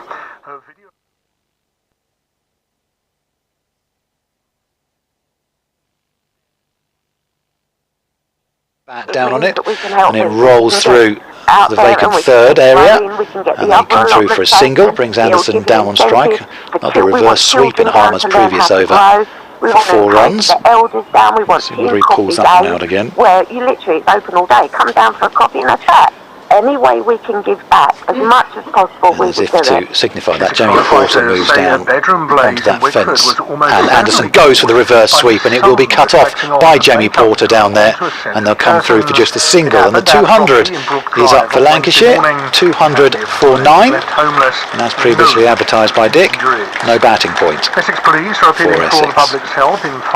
Lancashire, I should say. Certainly not for Essex. In connection with a failure to appear in court investigation over the wicket to Williams. Quicker through the air this time. Williams plays defensively back to the bowler. End of the over. 200 for 9. 62 overs gone here. A space mission that was carrying cameras. Are there headphones near a mic? And Essex meander around. The answer to that is no, by the way, to the studio, to that question. There's no feedback, we can't hear anything. Sport Essex are going well on day 1 of their opening home county championship match of the season. They're playing Lancashire around the county ground in Chelmsford. BBC Essex's Glenn Speller is watching. And Essex are very close to wrapping up this Lancashire first innings now. The visitors, having won the toss and elected to bat, have been reduced to 200 for 9. 4 wickets for Sam Cook for Essex, and he's got England's Premier seamer James Anderson watching on today. Anderson, part of the Lancashire side, currently out there batting at the moment, but Cook once again impressing with his 4 wickets. George Bell's played a good hand for Lancashire. He's their top scorer with 60, but he's just become one of Cook's 4 victims, and Lancashire here are 200 for 9. Is on the BBC Sport website and as Cook comes in, and that one's played defensively by Anderson for no run. And the lights are back on here at Chelmsford. The clouds just hanging around a little bit directly above the ground. There's blue sky either side of it. As Cook goes to the end of his run in the distance at the Hayes close end, just past a pile of sawdust. Big long green mark on the left knee of his trousers. Comes in now, bowls. Anderson comes down the wicket, Bazball style, and misses it, and he goes through to Rossington. No run. Danny emails, also from Istanbul, on a pretty summer sunny evening, he says. The Lancashire wickets are tumbling. Getting my teeth whitened tomorrow. Hope for an Essex win. Come on, you Eagles. Yes, a lot of people seem to go to Turkey for dental treatment nowadays. Cook turning, 3 slips down into Anderson. Anderson works that one away over the top of wide mid wicket, but it won't reach the boundary. It just plugs a little bit in the outfield there, and they come through for a couple of runs. 202 for 9. And Sam Cook searching for this 5th wicket.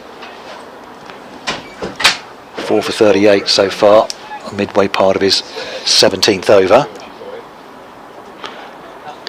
White wristband on his right wrist. Bracewell has one on his left wrist. Cook is in short, and Anderson just ducks below it and then practices a defensive shot as he goes through to Rossington. Crowd remaining inside the county ground. Still a few woolly hats around, and jackets. A couple of people have seen gloves today as well. Been a chilly day, but the sun has helped as Essex look to put the tin lid on this Lancashire first innings here. BBC Essex and BBC Lancashire with you with Chelmsford, Glenn Speller, Dick Davis and Scott Reed bringing you the commentary. As Cook is in once again, and Anderson follows that one and doesn't get a touch on it. Cook tosses his head to the skies. Rossington tosses the ball to 3rd slip. Donny emails, says, I hope you're doing well and the weather goes back to how it was this morning for you guys. Lancashire wickets falling, which isn't good, obviously a Lancashire fan. Watching with my granddad Todd. His favourite player is W.G. Grace, as he's more from that time. But I prefer Will Smead, as he is really impressive. Here's Cook into Anderson, and Anderson again plays and misses. And that's the end of Cook's over, and his hope for a 5-foot will have to wait at least one more over. 202 for 9. And Donny says, Donny's words, looking forward more to the 100 starting later, but this is good enough for now. That's way off in the distance in the summer, isn't it? Yes, quite at the expense of everything else. Listening all the way from Colchester today. Believe it or not, says Matt. Someone in Essex is listening. Not sure that you need a picture to back that one up, do you? No. Thanks, Matt. Oh, you could have been creative, Matt. As Harmer moves in, round the wicket, bowls, appeal for LBW, but, well... Pitching outside leg. To me it looked well, pitching outside leg and even hitting outside leg, yes, but anyway, never mind what we think. More important, the umpire didn't agree. Well, he agreed with us, but not with Simon Harmer, who moves in again. Bowls to Williams, who head over the ball, but maybe the rest of his body not in the ideal position, but he kept it out simply enough. Played out in the offside.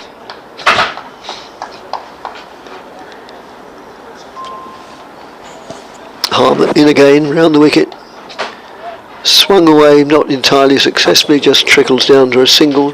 No score to long leg. He got too much on that actually in the end, did? Yes, he did. Did Williams.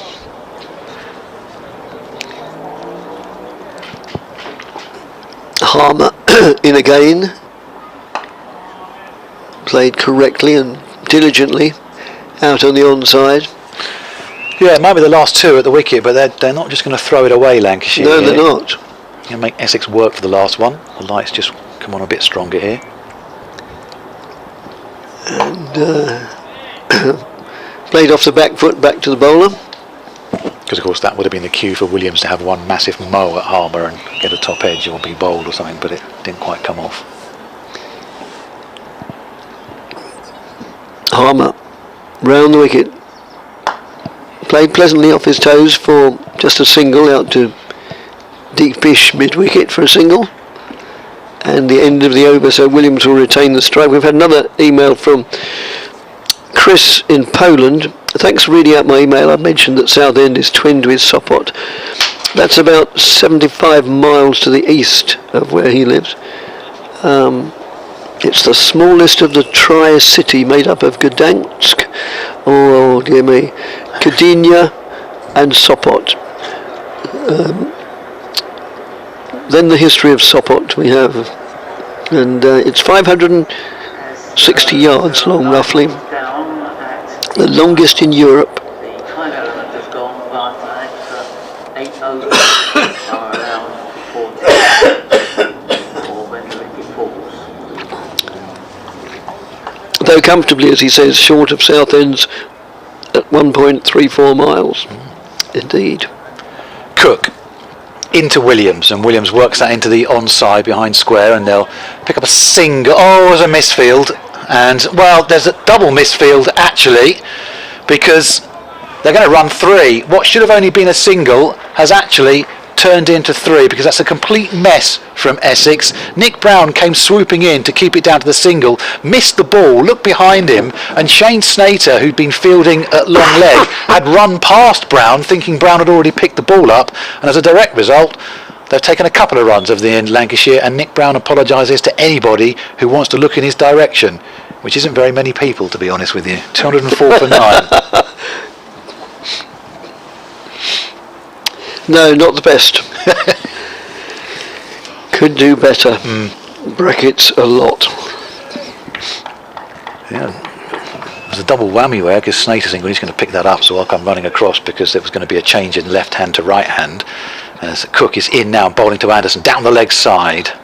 And there's no touch from Anderson, through to Rossington. So we're now past the scheduled tea break. We're into the period of extra overs until the final wicket falls. So it's 8 overs they're allowed to try to find this wicket before tea will then be taken. And it's all very quiet in the field and quiet in the stands as well, because I think everybody's thinking about A, T and B. Yes. Cook against Anderson. Here's Sam Cook into Anderson, and Anderson doesn't get a touch on that. Through to Rossington again, 206 for 9. Sam Cook continues his search for his 5th wicket of this innings, but Anderson and Williams aren't willing just to cough it up and gift it to him. Going to make him work for it. Anderson leans over his bat. Slightly open stance that he has as Cook comes around the wicket to him, and Anderson angles that one down in front of Dan Lawrence, who can't stop it at 3rd slip, and they'll come through for, well, it might have been 2. In the end, just a single, 207 for 9.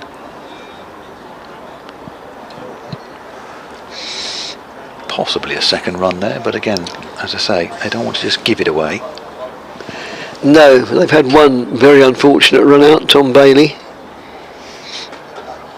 Not that that was anybody's fault really, other than Tom Bailey's. Yeah. Just didn't get the afterburners on. No, certainly didn't. Cook over the wicket into the right-handed Williams now. 3 slips, crouched down, full delivery, hits him on the boot. LBW, Williams is out. Sam Cook has a fifer, and Lancashire are 207 all out here at Chelmsford, which means that tea will be taken. And in around about 20 minutes time, do rejoin us here. But just to confirm to you, Lancashire 207 all out, and Sam Cook 5 for 42.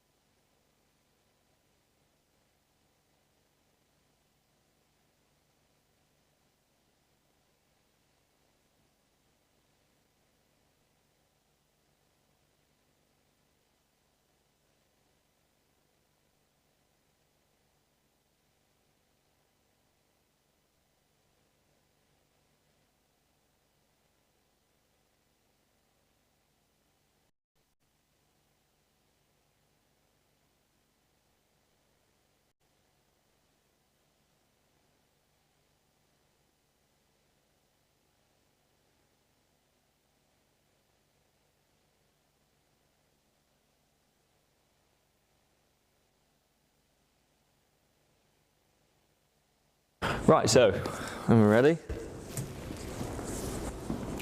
I'm ready.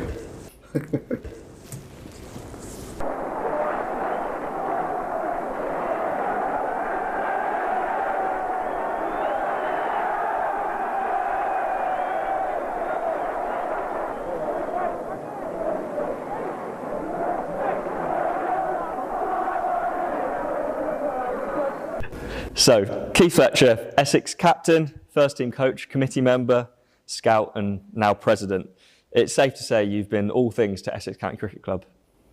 Yes, I have. Well, I've been here since about 1959, so when I was a young lad, obviously a ground staff boy, so I've seen a lot of changes. I've enjoyed most of the time here. Well, no, I'd say I enjoyed all my time here. So, yeah, I've done all the jobs. And when you look at the previous presidents, David Ackfield, obviously the outgoing president, Doug Insole, before him we're currently sat talking in the Doug Insole Pavilion. These are names like yours that are etched in Essex history. And how does it feel to be the kind of latest president on that list? Yeah, I'm honoured in many ways. You know, Tom Pearce was another one. I think he was the president, and Doug Insole, Ackers. But, you know, I go back a long way. So, no, it's a privilege and an honour. And casting back, you captained an Essex side in the kind of late 70s and 80s, known as Essex's golden years. And looking at the current team, having achieved similar success over the past 5 years or so, albeit on a shorter kind of time frame, do you think this side could be equally revered in 40 years' time? Yes, I do. You know, obviously I've watched them over the last few years, and yeah, we're a good side, a very good side. Got a fair chance to win the county championship this year, in my opinion. You know, obviously you need a bit of luck here and there. No, and you can't judge sides on, you know, us in '79. You can't judge Essex in, what is it, 2023. You know, if you're good then, you're good now. So, you know, it's, well, let's just say Essex are a good side. We've been a good side actually for the last 30 odd years, 40 years in fact. Your relationship with Tom Wesley goes back a long way. He has said that you've been like a mentor to him. There must be quite a nice feeling of coming full circle to come in as president while he's club captain, a position that you obviously held so successfully. Yeah, it's brilliant actually, because I've known Tom since he was, well, obviously he played for Cambridgeshire to start with, or Cambridge under 14s. All his youth cricket was played really with Cambridgeshire. So I actually saw him play against us. So I realised then he got 50 against us, which he keeps telling me this. And yeah, I saw him then. I obviously realised he got the talent enough to be able to play first-class cricketer, which obviously he's done. I've known the family for that length of time as well. You know, his father bringing him down here to the cricket school. And looking outside, it's kind of got a similar feel to an early season game. It's sunny, it might rain, it's a bit windy. And with the season not far away now, what's your assessment of where the team is at in all forms of the game? I think in all forms of the game we're in quite a good position. You know, obviously we've got youngsters coming through as well, we've got experienced players. I think we've got a nice blend obviously of talent, and they're all talented. So I'm very positive. Look forward to us watching us play.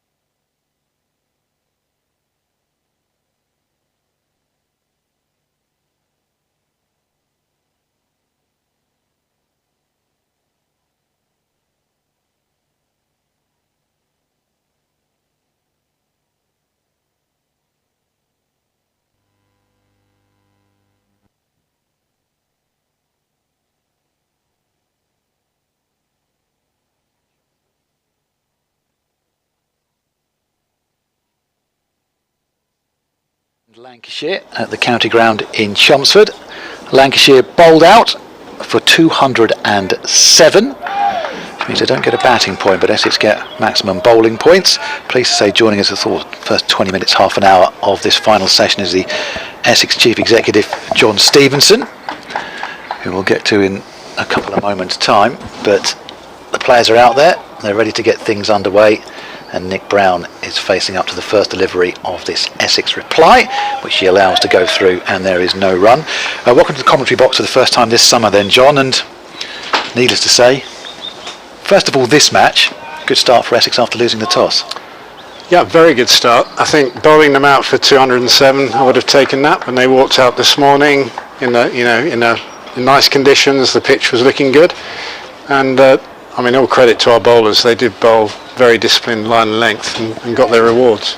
It's interesting hearing Tom Wesley this morning as well saying that he would have batted as well first. Yeah, definitely. I mean, the pitch was a good colour. It's seemingly a good pitch, and we'll see how we bat now. Here's Anderson in for his second delivery from the Hayes close end, and Brown thinks about playing at that. We'll give him the benefit of the doubt that he took the bat out of the way just in time, and he goes down and does a little bit of gardening, and nice to back it up straight away after that excellent performance at Lords, particularly with the ball, but obviously the batters making their contribution as well. Yeah, that was a top performance at Lords. A great way to start the season, confidence booster, and let's hope we can repeat that now with the bat. Anderson in once again to Brown, who is out to the third ball of the Essex reply. He's just guided that straight into the hands of slip, just the start that Lancashire and James Anderson will have wanted, but Nick Brown has to make his way back. Essex are 0 for 1. Yeah, I mean, James Anderson is a world-class performer. There's obviously something in the pitch for the seamers. Although, you know, we did bowl very, very well today, you could see that the batsmen were never quite in, quite similar to Lords really. No one ever felt comfortable at the crease. So I think this is a defining innings for Essex really, to make sure that we bat well at least once in the match. But it's going to be hard work because Lancashire have got a very good seam attack led by James Anderson. Yeah, I mean, obviously it's a bonus for yourselves and bonus for the Essex crowd to have James Anderson in the Lancashire side today, because he didn't play the opening game of the season. No, he didn't. I mean, we always suspected that this would be his comeback match, and I think it's great for the county game to have someone of James Anderson's stature, especially playing at Chelmsford. Great for our members to witness him bowl, you know, and bowling to Alistair Cook as well today. That would be a great spectacle. Yeah, I think that was sort of how it was built up, wasn't it? That, you know, had Essex won the toss this morning, would have been straight into Anderson against Cook. As it is, we've had to wait a little bit, but the crowd on the first day have got what they wanted, although Essex were disappointed to lose the wicket of Nick Brown so early on in the game. I was just referencing earlier on as well that the fact that Lancashire haven't got a batting point. I'll bring you in and that in a minute, John, because just taking his guard for Essex is the captain, Tom Wesley, and James Anderson's tossing himself a catch from hand to hand at the far end. 5 slips in for Anderson as he comes in now and bowls to Wesley, who pushes defensively out to the offside as a sliding stop, and there'll be no run. 0 for 1 the Essex score. What do you make of the pushing back the first batting point to 250? Well, I think it's going to be very hard to achieve maximum batting points early in the season. To get 450 in a 110 overs early season is going to be, it's going to be a massive challenge. I suppose it does encourage exciting cricket, but I think you've got to get the basics right, get a score on the board initially, and then if you are in a position to get batting points, 5 batting points, that's a bonus. Anderson into Wesley, who, has he feathered a catch there? The slip cordon certainly thinks so. Anderson doesn't. He's already making his way back to his mark, and nor does Tom Wesley, and Essex are 0 for 1. Have you had any guidance or anything about why that decision was made? Is it anything to do with the way England are playing, or is it just designed to make the county game even more positive than it has been over the last few years? It was part of the high performance review, one of the 16 or 17 recommendations that most of which were carried through. Anderson in and bowling to Wesley, who shoulders arms, and there's no run, and James Anderson opens up with a wicket maiden. Essex are 0 for 1 in reply to Lancashire's 207 all out. And I think obviously it does promote the production of good pitches. I think that's probably the main motivator, and sways the balance between bat and ball slightly. If it's 3 points for the bowling, maximum bowling points, and 5 for batting, you'd think that the counties would produce better pitches. But early season, look, it's tough in any conditions. However good the pitch is, there's always something in it for the bowlers. And fewer points for a draw now as well. Fewer points for a draw, I mean, it all points to more attacking cricket, and I suppose the correlation would be how England are playing their test cricket. But you've got to adapt to the conditions and play sensible cricket, and be assertive when the time is right towards the bowler, using your feet like we saw the Lancashire batsmen do quite a lot to our seamers. Tom Bailey is opening up from this river end and is in now and bowling to Sir Alistair Cook, who covers up defensively from the crease, and there is no run. Lots of noise in the outfield, and you would imagine amongst the Lancashire fielders after the start that they have made. But I mean, I look at the county game of the last sort of 3-4 years, and it seems that most teams have played positive cricket anyway. Yeah, they have. But I think, as I said, I think when it all points to the top and the way England are playing Test cricket, they are trying to produce this more positive brand of cricket, make sure we get results in county games. Bailey round the wicket to Cook, who again just plays defensively back to the bowler for no run. I think at this time of year it's not going to change that much. I just don't think you'll see as many batting points. But as the season goes on, pitches get slightly better. I think you will see teams who are in a position to go for 5 batting points really go for it, and that will be entertaining. And we've got 2 very strong teams here in Lancashire and Essex, and you look at the likes of Surrey and Hampshire as well. Probably the 4 main ones you're looking at this season in terms of challenging for the title, as Bailey comes in and bowls to Cook and again just pushes back to the bowler, and there is no run. Do you sense it running through the county game that everyone is looking to play positively? What I'm sensing is batsmen using their feet more. Right. And when you go down the pitch to any bowler, you don't go down to miss it or necessarily play positive shots. It's just to put bowlers off their length. We saw Keaton Jennings doing it this morning, didn't we? I think that's a very sensible way to go about your batting. Bailey turns at the end of his run, running away from us in the bright sunshine now here at Chelmsford. That dark cloud has mostly subsided as Bailey goes outside the edge of Cook's bat, who doesn't bother looking up, does a bit of gardening, 0 for 1, and Essex just finding it a little bit testy right at the start of this innings. It's going to be challenging out there. Lancashire have a top quality attack. There's enough in the pitch to keep them interested, and Essex have just got to get their heads down and bat really, really well for 1 innings, but it's not going to be easy. 207 runs on the board is maybe par on this pitch, we just don't know yet. Here's Bailey again, round the wicket. Into Cook with that familiar open stance. Goes on the drive, does Cook, doesn't get anything on it. And it goes through for, I'll say, no addition to the score. No runs as yet for Essex. And Sam Cook, 5 for 42. I mean, it's not bad to do that in front of England's premier seamer, is it? He might just report a few things back, James Anderson. Definitely. The way he started the season is what we've come to expect from Sam Cook. He rarely misses his lines and lengths. Bailey turns again in and bowling to Cook, and they'll get runs here as he just plays it off his hip down to long leg, and Essex are up and running 1 for 1 after Lancashire were bowled all out for 207, and that is the end of the over. So Cook has pinched the strike as well. I mean, we've seen Sam Cook get Lions recognition and development squad recognition. Broad and Anderson can't go on forever. Is he getting closer in your mind? Definitely. I mean, the weight of wickets will eventually tell. There's no way you can ignore Sam Cook. I mean, if you look at his record, averaging 17, 18, with hundreds of wickets now, I don't know how many, but you can't ignore that for too long. And I can sense the talk around the country is Sam Cook's got to be close. If there are 1 or 2 injuries, he's got to be the next person to pick. I mean, why would you not pick him? He's 12th fifer today as well for Essex. As James Anderson, who's at the other end of his career, is in and bowling to Cook now, and Cook plays that one into the ground. It stopped at 3rd slip, but well in front of him, and there is no run. This is the battle that people have been waiting for today. They've had to wait until 20 to 5 in the afternoon, but we've got there eventually. don't know how often they would have played against each other, to be perfectly honest with you, Anderson and Cook. We know hundreds of times together, but against each other, not that often. As Anderson turns again, in and bowling to Cook. Cook just shuffles across his stumps and then shoulders arms, and there's no run, 1 for 1. I think James Anderson played at Old Trafford last year against Essex, but I don't know how much he bowled at Alistair Cook. But they've spent many years on aeroplanes and hotel rooms and coach trips and various things together, but say against each other, not that often.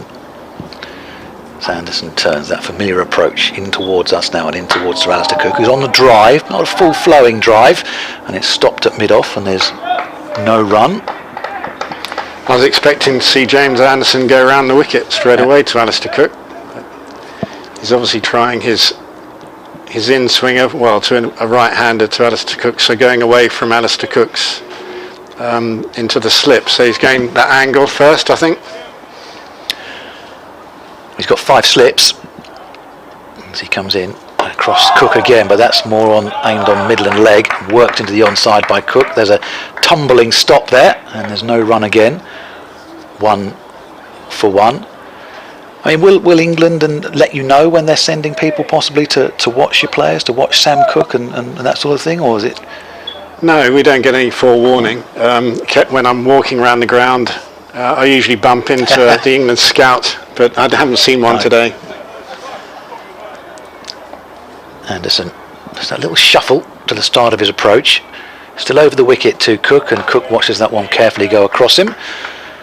Through to the wicketkeeper, and there's no run once again, as you would expect from James Anderson. Straight on the money, straight away.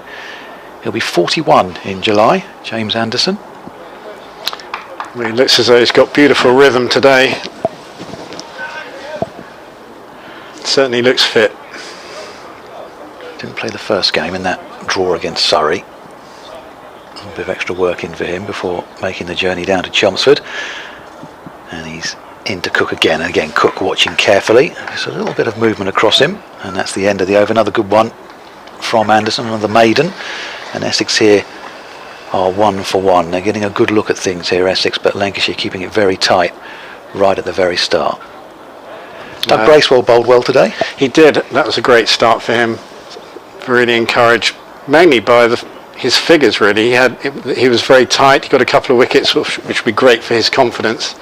But to see him rack up the maidens and bowl at 2.5 and over shows that he's getting his lengths right for these conditions. Having come straight from New Zealand, it's not always easy. But he bowled with a bit of pace as well. More on that in a couple of moments, but Tom Bailey is ready for his second over of this Essex innings. He's in and bowling now to the captain, Tom Wesley, who plays defensively for no run. They tell us it's difficult to get quality overseas players. Even harder when it's at short notice, when obviously you had the disappointment that Will Sutherland had picked that injury up. Yeah, that was a whirlwind 24 hours when I read that Will Sutherland who are unavailable these days, but the fact is he's an international cricketer. You've managed to get, and maybe other counties have looked in other areas and haven't been looking at him specifically, as Bailey comes in and bowls to Wesley, lets that go through for no run. So you almost get the feeling maybe he was sitting there waiting for the phone to ring. Yeah.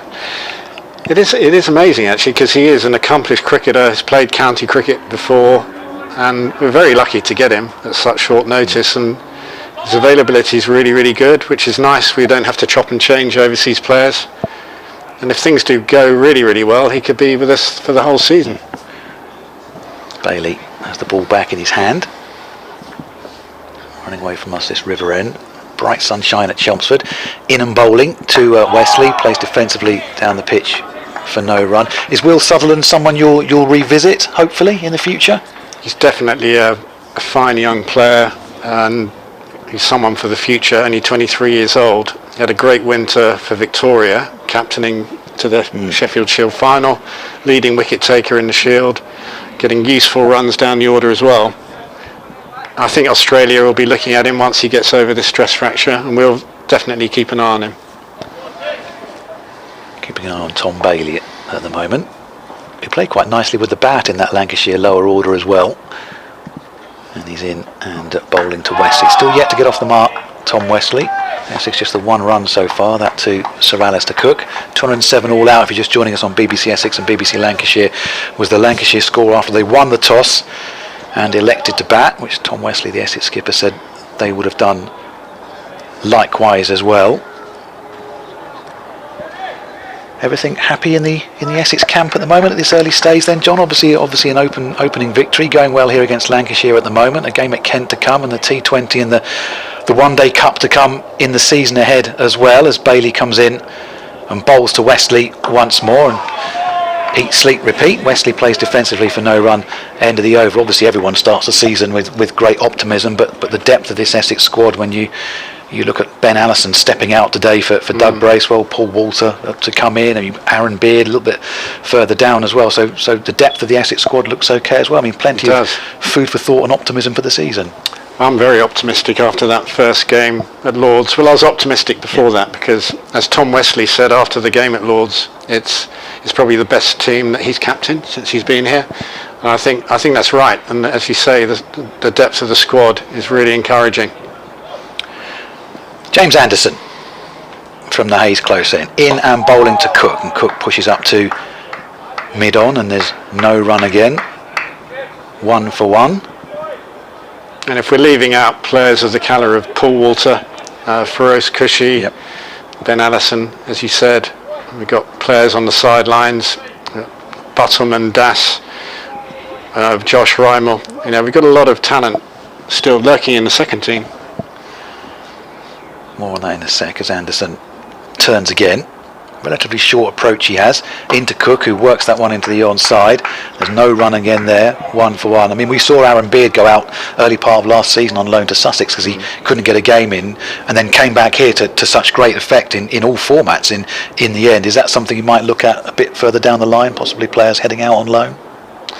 Yeah, I think it's good for their development. Michael Pepper as well. He's someone that could be looking to go out on loan at some stage, and that'd be great for his development to play some first team cricket. This next one from Anderson has Cook playing from the crease for no run once again, because as I say, the depth of the squad is so much for Essex that I guess players hit a certain stage, a certain age, where they're not willing to wait for their chance. They feel they should be playing first team cricket. And quite rightly so. Why would you hang around when you're good enough to play first team cricket and you can't get in the squad? You've got to look at any opportunities you can to develop your game. Anderson into Cook, and Cook this time does get a little bit of width just to push through the line of the ball. That's heading out towards the cover boundary. Should just be reeled in, and it is, and they're going to come back for a nicely judged 3 runs, and Essex go to 4 for 1. Cook just finding that gap just quite nicely. It wasn't a flowing drive, just pushed the bat through the line of the ball and picks up a good 3 runs. Tom Wesley just short of a 50 at Lord's. I was making the point earlier in the day, everybody contributed, but there'll be 2 or 3 of the batters who will feel that they got starts and then didn't quite push on. It's one of those pitches at Lord's where you never felt quite in, and I think that was reflected in the scores. Tom played brilliant in the first innings, and as you say, will be frustrated he can get to 50. Anderson is in and bowling to Wesley now, who's an arse from the slip cord, and we'll give Tom Wesley the benefit of the doubt that he pulled the bat inside the line of the ball before it went past the outside edge, and it is 4 for 1, and good to see Dan Lawrence getting a score early in the season, doing Dan Lawrence things that we like to see. And he played really well. He played a measured innings in those circumstances. Anderson in and bowling to Wesley, who plays and misses definitely at that one. That's the end of the over. 5 gone in this Essex innings now, and Essex are 4 for 1. We had Dan Lawrence on the Around the Wicket programme on BBC Essex last night, and it was interesting to hear him say that in the last couple of years he'd maybe thinking about, how do I get back in the England setup? How do I get into the England team? And that maybe he needs to think about Essex first now, and the England thing will come as long as he's doing the job here. Yeah, I think that's right. And that was reflected in the way he played at Lord's. There were flashes of Dan Lawrence, as you say, a little bit of Brendan McCullum there, the odd shimmy down the wicket, but that was only to put the bowlers under pressure. He played very sensible cricket, I thought. Bailey in and bowling to Cook, who just pushes out to the onside, and there's no run. 4 for 1, because he'd been in and around that England setup for some time, dotted in and out of the team, and I guess maybe in his mind as well, the way England are playing at the moment suits him, but he's got a way to go to get back in there, hasn't he? He has. Obviously, there are people in that team at the moment that aren't going to get dropped, but you're going to get injuries. Anything can happen over a period of time. If he just keeps scoring runs for Essex, he'll be in the frame. Here's Bailey into Cook, who lets that one go just outside off stump. Didn't go over the stumps, just wide of the off stump. Good judgment from Sir Alistair Cook, and there's no run once again for 1. John Stevenson, the Essex Chief Executive, is with us on BBC Essex and BBC Lancashire. He's obviously got the Blast to come later on this summer as well. Tickets already selling fast for that with Essex. Likewise there will be for Lancashire. Agonisingly short Essex last year of finals day, losing that game up at Old Trafford. As Bailey around the wicket comes into Cook once again, who plays and misses at that one, and there's no run. 4 for 1 is the Essex score here. 207 all out Lancashire earlier on in the day at Chelmsford.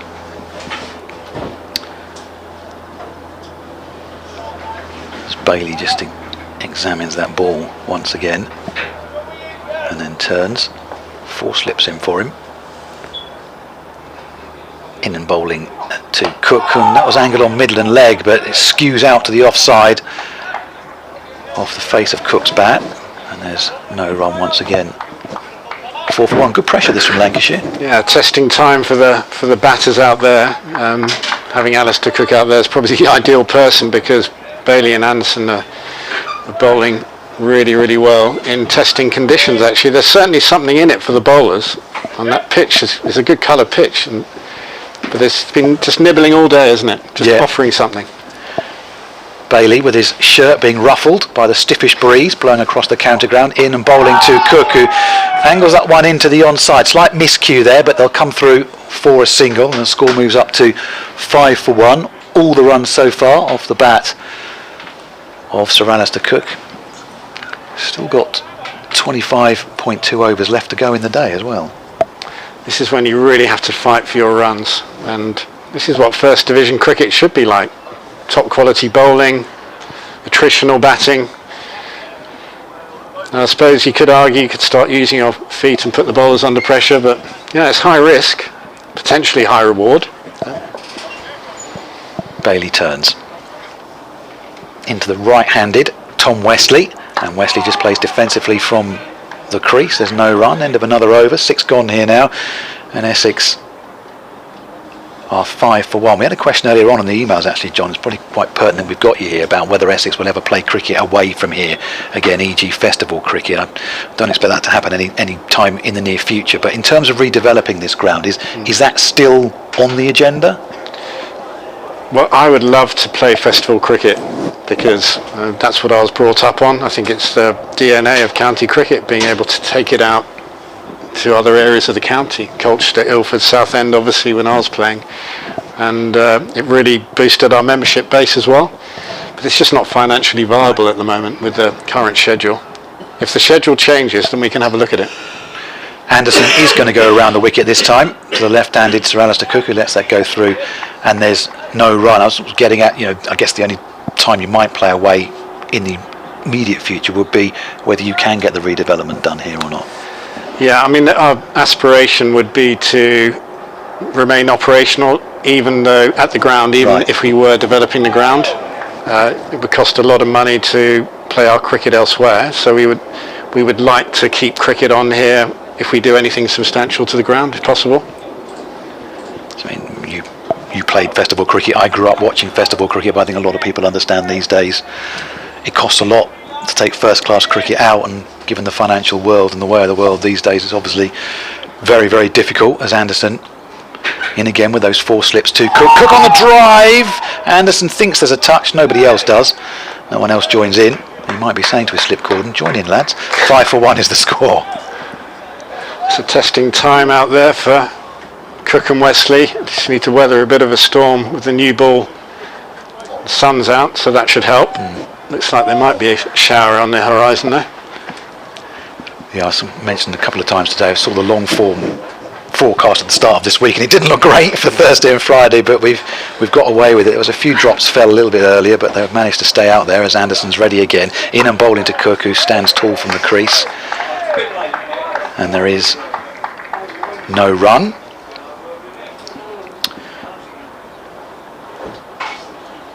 And Sir Alistair Cook showing no sign that he's not enjoying continuing playing county cricket. He loves it. Yeah, he's still the fittest man in the squad. Still loving his cricket, being in the dressing room.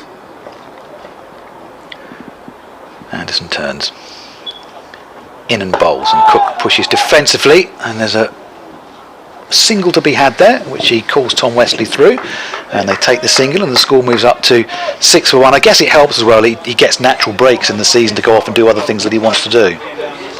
Yeah, he does. Obviously plays no white ball cricket for us, so he can go and do his own thing in between championship cricket, which is fine. It suits us. The longer he plays, the better, as far as I'm concerned. And he, on media day, he gave absolutely no intimation as to time might be up, and he's given no intimation to you? No, none at all. Good news. Yeah. Here's Anderson in and bowling to Westley, pushes out defensively for no run, because we've seen in years gone past England captains pack in the England captaincy and pack it in altogether. I mean, people should make the most of coming and watching people like Sir Alistair Cook and indeed James Anderson while you can. I agree with you.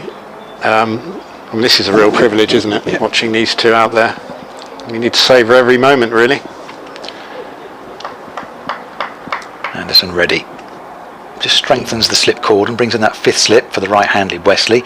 In and bowling, and Westley well wide of off stump is able to thrust the front pad out there and let it go. And there is no run. Just stay with us for one more over, John, because it's good to have you up with us for the early part of the season. Hopefully we'll see you quite a lot throughout the season as well as the campaign develops in the county game. And good to have county championship cricket back once again, and good to have good weather at the start of the season as well. although I think it's a first today seeing someone field in a snood in Simon Harmer out there in a snood. Is that what it was? Yes. I was wondering what it was. Yes, he's pulled up at the back of his head and got it sort of under his nose line. Yeah, that's a snood, and I think it's the first time either of the umpires have been asked to hold a snood as well while he's bowling, as Tom Bailey is in with 3 slips bowling to Cook, who plays defensively out to the onside for no run, and no doubt the fielders had the warmers in the pockets as well. Did you dread this sort of stage of the season, early part of the season, out there fielding and in the cold? I dreaded bowling with cold fingers. But just going back to Simon Harmer's snood, it certainly didn't affect his slip catching today, did it? No, that was good to watch. 2 very good catches, the second one in particular, which he took left-handed. That was a fantastic catch, and he is, well, we mentioned in commentary, we kind of run out of superlatives, don't we, to describe him as a cricketer. Yeah. Another man who we're very lucky to have here at the county ground, as Bailey turns. In and bowling to Cook. Cook on the cut, cuts that one away. A little bit of width, not quite as square as he would have liked it, but it goes down to third for 4 runs, and Essex hit double figures, 10 for 1. All of his own doing, Sir Alistair Cook. All 10 runs to him. That was a fantastic shot. Just waiting for the late cut, let the ball come onto him, watching it onto the bat. Essex just recovering from the early loss of Nick Brown to the 3rd ball of the innings, guiding the ball into the hands of first slip Luke Wells off the bowling of James Anderson. Bailey just working on the ball after it thudded into those boundary boards. Very deliberate how he places the ball in his hand, Tom Bailey as well. In now and bowling to Sir Alistair Cook, well down leg side. Cook had actually taken a step across his stumps, and it makes it look even wider perhaps than it was, but good sprawling stop by Bell, and there's no run again, 10 for 1. It's interesting watching Bailey bowl round the wicket to Cook, because his natural shape is away from the right-hander, and I think he should have a go over the wicket to Alistair Cook when he's, I mean, that last ball had all that shape on it, so he doesn't seem to be doing the shaping it away from Cookie. See what he does with this one. In and bowling, yeah, down the leg side again. There's a noise, but nothing more than that, and then no run. 10 for 1. Cook has 10, Brown out for a duck, Tom Wesley yet to get off the mark. Most of the crowd have stayed in today, despite it being a chilly day, but bright sunshine. And as we expect, good crowds again here at Chelmsford. That's a brilliant crowd for the first day of the season. Let's just hope the rain stays away tomorrow. This next one from Bailey has Cook cutting again in front of square. There's a diving stop there. They'll still sprint through for the single. It's a good stop, good shot. Not a great delivery. And they come through and it's 11 for 1. He absolutely nailed that one. That's a brilliant piece of fielding. Yeah, he'll be probably chastising himself a little bit quickly. Didn't get that quite wide enough of the fielder, but as you say, John, a decent piece of fielding, sprawling away to his left-hand side. No more than a single accrued for Essex. We move on to 11 for 1. And it brings the right-handed Tom Wesley onto strike, so a fourth slip goes in. As Bailey comes into the Essex captain, who pushes defensively back down the pitch for no run. That's the end of the over. John, thanks for your time today. Great to see you, and no doubt we'll see you again throughout the season. Thanks to John Stevenson for the Essex Chief Executive joining us here on BBC Essex and BBC Radio Lancashire. As you heard from him there, he said he'd like to take cricket out to the festival grounds, but it costs a lot of money. But you never know what the future might bring. So we'll bring Scott Reed in. We'll have a double change. Dick will come in once Scott's got himself settled as well, for them to bring us that Lancashire perspective on the start that they've made to this Essex innings, with the early breakthrough of Nick Brown.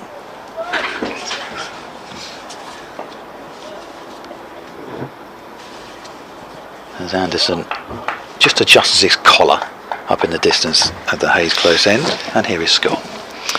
Yeah, here comes Anderson in and bowls. Forward goes Cook in defence, just pushes the ball into the offside, jogs through for a quick single, and the score moves on to 12 for 1. Cook onto 12 brings Wesley on strike. Yes, welcome listeners on Sports Extra to Chelmsford. I've got to say, it is absolutely glorious, the weather. Bright blue sky and plenty of sunshine, albeit the wind is a bit chilly, but we're watching a fabulous contest. Anderson in and bowls, a bit of lift there as he delivers that one to Wesley, left by Tom Wesley into the gloves of George Bell, who top scored for Lancashire a little bit earlier on today. He made 60. Lancashire kind of stumbling and stuttering their way up to a score of, got to 200 in the end, 207 before being dismissed. Bell the top scorer, 5 wickets for Sam Cook. He bowled beautifully in combination with Jamie Porter. Now I've got Anderson bowling for Lancashire from the Hayes close end, 5 slips awaiting. Anderson in balls, Wesley plays forward, the ball just shapes away from Tom Wesley and into the gloves of George Bell, and there is no run. Anderson with the wicket to fall. Nick Brown caught at first slip by Luke Wells off Anderson, just his 3rd ball of the summer for Jimmy Anderson to get himself up and running in the wickets. So Wells, Jennings, de Grandhomme, Hartley and Croft are the 5 slip fielders. Anderson over the wicket, balls. Wesley beaten again by Anderson, and Bell takes it, just hopping a pace or two to his left hand side as the ball just came back in once it went past the Essex batter.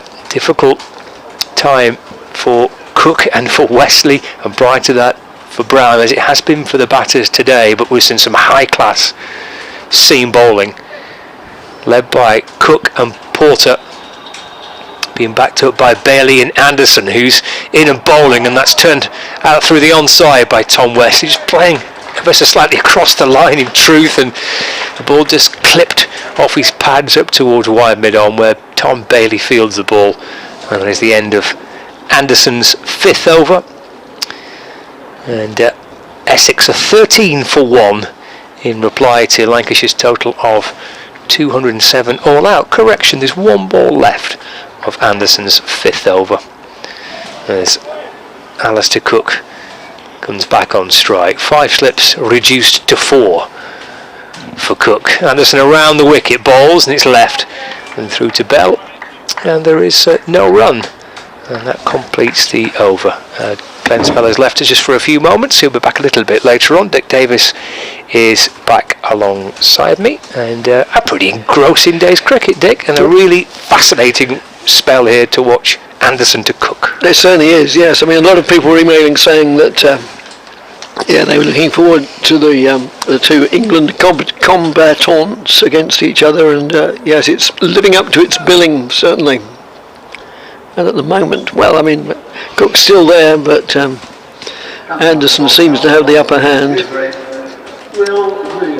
But of course, I say that in passing, almost. Cook's still there, but of course this has been a feature of his whole career. He does stick around, and one of the oldest adages in cricket is that the longer you stay there, the easier runs are to come by.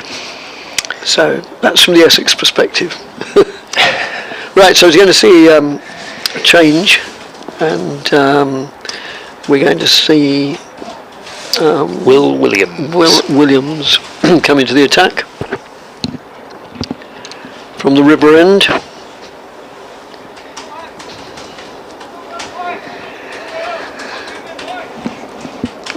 With Essex on 13 for 1, moves in now, bowls to Wesley, who lets that go by outside the off stump. Just 3 slips now. Well, 3 slips. But they're not first, second and third, they're more like first, second and fourth. As you can see on your screens, but not everybody is watching it on the live stream. Some of them are listening in cars on the way home from work, or at home doing the garden, or whatever.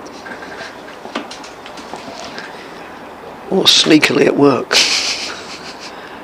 And a competent looking shot there off the back foot, just plays out onto the onside. No addition to the score, so it's going to be attritional for the remaining 21 overs, which is what, hour and 20 minutes, something like that, maybe a bit more. We usually, or put it the other way, we rarely finish on time.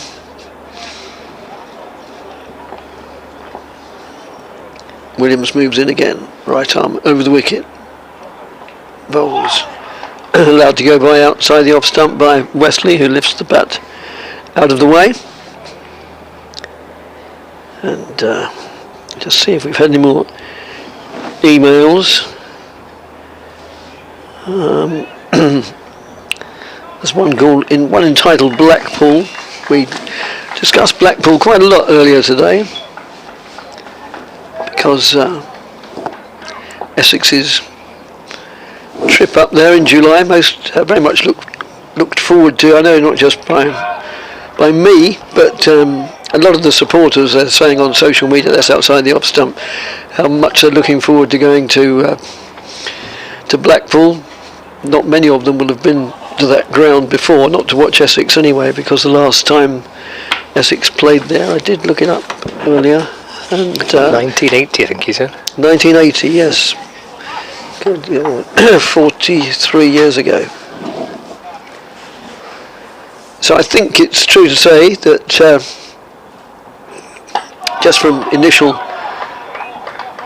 comments on social media, there's going to be a good crowd of Essex folk up at Blackpool. No doubt not just enjoying the cricket, but all the other delights that Blackpool has to offer, which we listed some time ago. The trams, the many piers, the tower, the ballroom. You've been there and done that with them all, haven't you? The Winter Gardens, oh yes. As Williams moves in now and bowls. Played solidly, correctly by Wesley. End of a maiden over, but one which Wesley dealt with quite, well, in a way, I don't like to say untroubled, if that's tempting fate, but yeah, he didn't appear to be in too much trouble with any of the deliveries of that over. Yeah, first off for Will Williams, so barely bowled 4 overs for 7 runs. Anderson 5 overs, 1 for 6. Brown the man out for 0, caught by Wells off Anderson, which leaves Cook on 12, Wesley on 1. The score at 13 for 1. And earlier today, George Bell's 60, career best, first class score for him. Helping Lancashire to get to 207 all out, but they were 53 for 4 at one stage. 5 wickets for Sam Cook as well. Anderson in balls to Alistair Cook, who drives handsomely away through the offside, all along the ground. Bannon scampering after it from mid-off, but timed to perfection by Alistair Cook, driving Jimmy Anderson through the covers for 4. He moves on to 16, and Essex move on to 17 for 1. Glorious looking shot. It was, yes. Possibly made all the sweeter because it was against Anderson. He'd have enjoyed that. Anderson around the wicket to Cook. He's pushed forward just a fraction wide of off stump and left by Cook, taken by Bell, the keeper. Didn't get up too much, did it? No, it didn't, no. And we saw 1 or 2 of those through the Lancashire innings as well. Not Bale heights by the time it passed the stumps. Home supporters certainly enjoyed that from Alistair Cook, cover drive. They enjoyed watching Sam Cook as well, bowled earlier on today. Can never have too many Cooks. No. Anderson to Alistair Cook, that one with a little extra bounce, left again, just angled into him, then shapes away into the gloves of Bell, and there's no run. Thank you, Glyn. On the subject of Blackpool, he says that he sort of copies an extract of, obviously, of a cutting or comment earlier. Don't know when it would have been. Passengers on the UK's highest roller coaster had to walk down its tracks to safety after the ride was halted due to sudden. Anderson to Cook. Big appeal. Anderson gets Cook. Yeah, that looked pretty plumb from here, and I don't think Sir Alistair will have too many complaints about that. Out for 16. Anderson picks up his 2nd wicket. Essex 17 for 2. Loud appeal from Jimmy Anderson and from the keeper in the slips. Umpire thought for a second or 2 and then raised the finger. And that battle and that little duel that we were watching between 2 of England's greats is won by Jimmy Anderson, who traps his mate Alistair Cook. LBW for 16. It's 17 for 2. Yes, as I say, there can't really be any much doubt about that. I was almost a little surprised the umpire took so long. It looked, we're not right in line, but it just looked, everything said, that's out. And so that's the scalp. Despite the fact that Essex have a lot of useful batsmen, and despite the fact that Alistair Cook is one of the legends of the game, he's still the scalp that opposition sides most value. So that should does bring Dan Lawrence to the crease. He made 28 he's wearing number 28. He made a century at Lord's and batted very well. Much more, I'd say, responsibly than I've seen him bat before. He built an innings which up till now it seems to me, I'm not the greatest analyst of batsmen, but it seemed to me to rely enormously on natural talent, which is huge. But that century at Lord's, he seemed to build the innings and a good mixture of attack and defence. There's some balls, the delivery which is of full length, and he has to play. He defends the first ball he faces, eased into the offside for no run. And on the back of runs last week to start the season, it was a terrific win for Essex at Middlesex. No better feeling, I'm sure, to have your first home game here, even though you're facing high-class bowling. You're into this match with runs already on the board for the season. Having to readjust his thigh pad here is Dan Lawrence. Quick pull down of the trousers, a re-strap, and away you go again. Puts the gloves back on. All 5 slips are staring at him. Wells, Jennings, de Grandhomme, Hartley and Croft.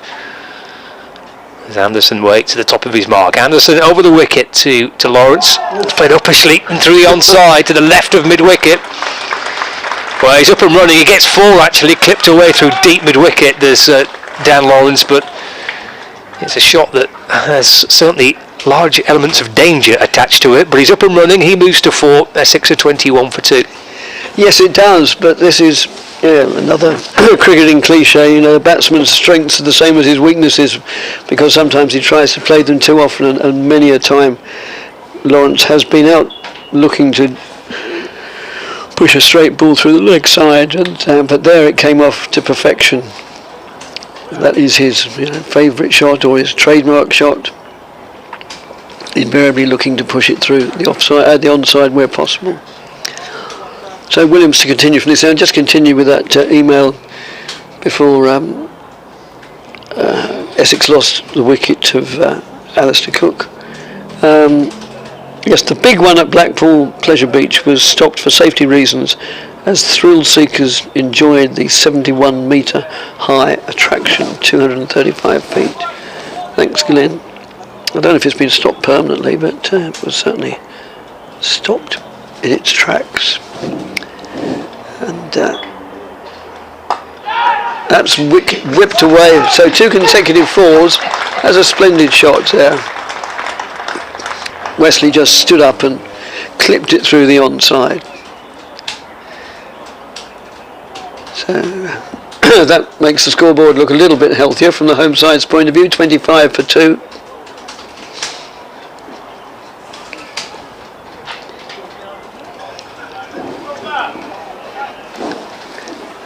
On a very pleasant spring evening here. Well, I say very pleasant. It is pleasant. It's still nippy, but it's yeah. We've had a lot worse days in April. A lot worse. Williams moves in and bowls. Loud appeal for LBW, and that meets with the approval of the umpire as well. And Essex are 25 for 3 with Anderson LBW for 5.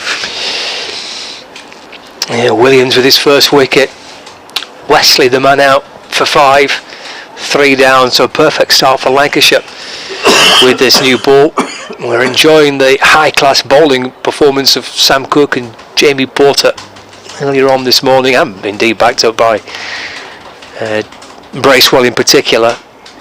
And we're seeing something similar for when Essex come out to bat here. There's a lot of very high-class bowlers on show in this match, and Lancashire possess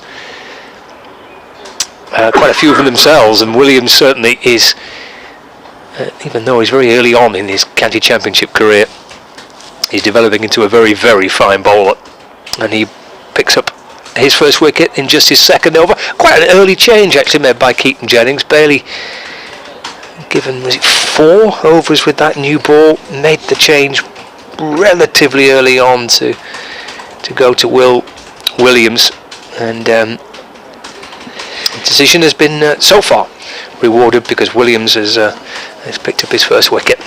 Just came back in a fraction, I think, that to Wesley. And Essex with work to do with the bat here. This final session of what has been a really enjoyable first day. Yes, they certainly have at 25 for 3 as Matt Critchley makes his way to the crease. He had it, so really the 2 incumbents at the stumps now are the 2 who, batting wise, had by far the best game up in northwest London last weekend. Critchley making a 50 in each innings.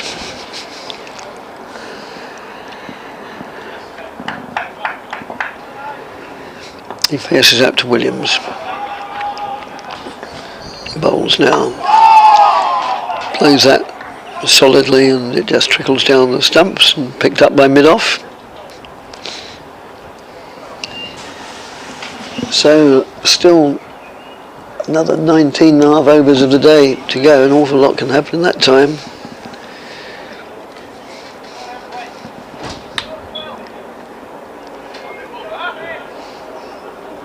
Well, last year the game was over by just round about lunchtime on the second day. It won't be as brief as that this time, but at the moment it's difficult to see it going into Sunday.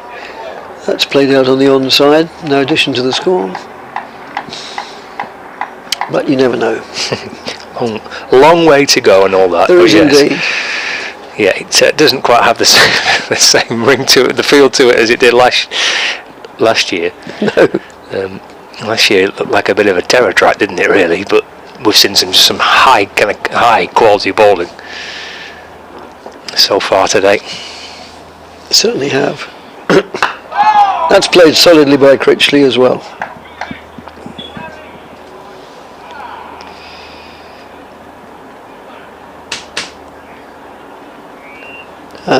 Where are we up to? The Crumbler, whose writings I read regularly, and I think another one has just been published. I think I noticed it come through.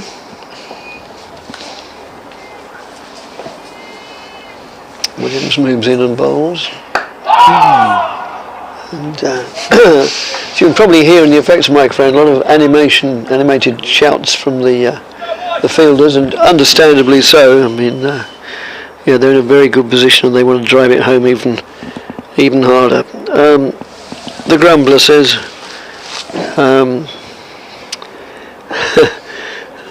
to me, really, happy new season. We know your love of amateur theatre, and you've appeared in many shows. Which Essex player, past or present, would make the best Widow Twanky? Well, I suppose the obvious answer is Ray East, but I thought about making a serious point about the game, but hey, it's the start of the season, so let's start as we mean to go on. Here's Anderson for Lancashire in, and balls driven through the offside by Lawrence. Time that pretty emphatically. Punched firmly through the covers for 4 runs. Shot of a man on the back of a century last week, perhaps, that from Dan Lawrence. He moves on to 8, 29 for 3 now. This is Anderson's 7th over. Being set down by the Hayes close end. 1 or 2 shadows being cast from, well, the floodlight and some of the trees as well. As he runs in, still with the 5 slips. Left by Lawrence. And gathered by Bell, the keeper. Just skips across Wells at first slip and hands it to his captain, Keaton Jennings. He throws it up towards Josh Barnum. Hands it back to Anderson, who slowly creeps back to his mark. Mid-wicket and fine leg. 3 players on the leg side, and there's that wide mid-off and then the 5 slips. Anderson to Lawrence. It's a wide ball, which again goes through at kind of just about stump height to Bell, and there's no run. Floodlights have flickered off, which is nice to see. We had them on for a little bit of the afternoon session when we had quite a big thick dark cloud above the ground, but we're back with blue sky again, and the sun beating down. Anderson to Lawrence. Oh, he's down the pitch to Jimmy Anderson and swats it up to mid-on. Oh, it's picked up by Bailey and there's no run. Well, the cheek. Yes, Anderson seemed to have a word that outrageous. May have been, that's a bold shot to play, Dan. Dearie me. 1 step down to Anderson and clobbered it to mid-on. I think the phrase is no respecter of reputation. 29 for 3. Will Williams, who's at mid-wicket, he's now been sent back to the boundary by Anderson. He's out towards deep square leg, and there's a fine leg. Anderson's response in and balls, and Lawrence just gets onto the front foot, smothers the ball away into the offside. Probably does well to get off strike.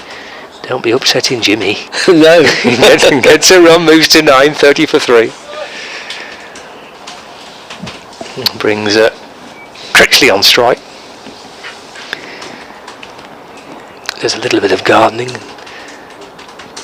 Twirl of the bat. Watches Anderson. bounce his way back in to Critchley. He's pushed it into the offside and getting through for a single.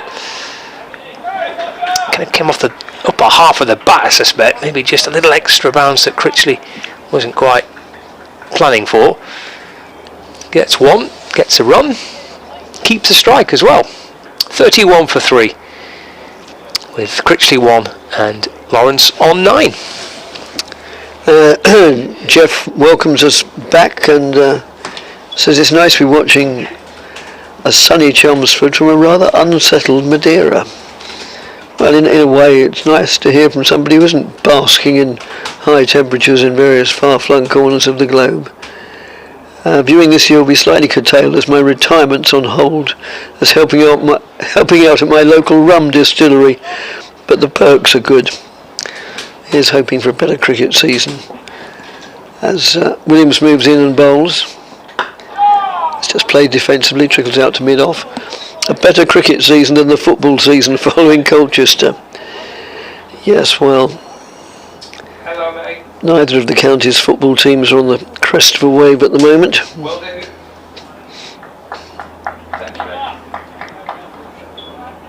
Oh, Gary points out that also Blackpool is known for a big darts week. Yep, thank you, Gary. Hope to see you at Frinton sometime later this year. Williams moves in and bowls outside the off stump, goes through to the keeper.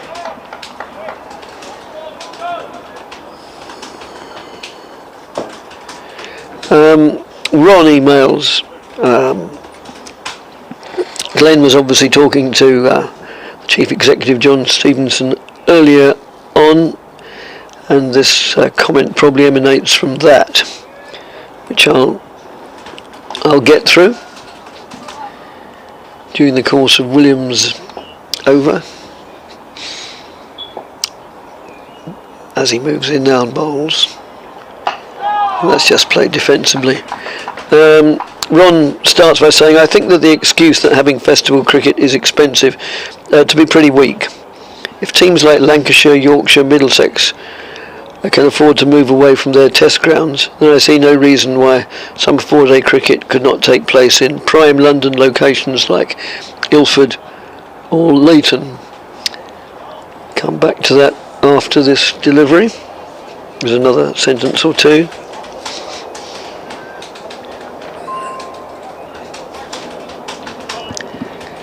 Williams just adjusting his field slightly, moving his second slip to third, basically. And in the wickets as well, Jimmy Anderson, including Alistair Cook, who's our mate. Whipped away on the onside, but no addition to the score.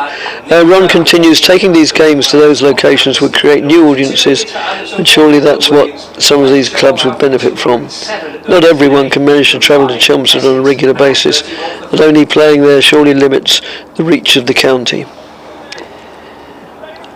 Ron doesn't say where he's from, presumably somewhere in metropolitan London.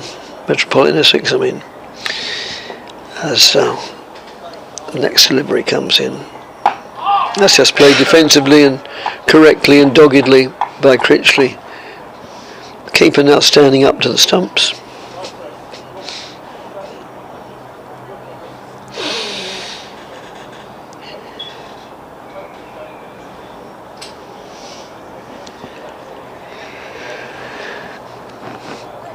Williams gets to the end of his approach,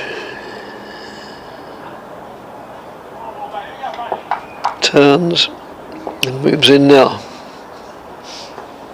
and bowls, and that goes through to the wicketkeeper. End of the over, and in reply to Lancashire's 207 all out, with Sam Cook taking 5 for 42. Essex are 31 for 3. So a low scoring game so far, and one senses that's likely to be the pattern of this game. Anderson is taken out of the attack at the front, at the far end, to be replaced by Tom Bailey, who just had 4 overs, I think it was, at this end to open the bowling. And But now he'll be bowling from the Hayes Close end.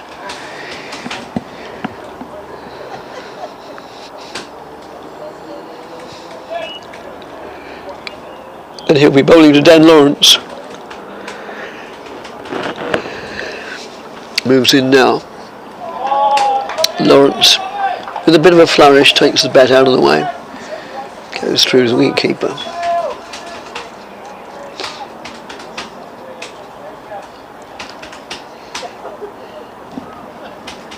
.31 for 3. Lawrence on 9. Critchley on 1. You're listening on BBC Essex and BBC Radio Lancashire, and watching via live streams. That's outside the off stump. It also got a bit of lift. Now, admittedly, George Bell's only a little fella, but he took that fairly high up. He has 4 slips, keeping him immediate company. Equally spaced out. Maybe more like a first, second, third and fifth. All lurking there avariciously.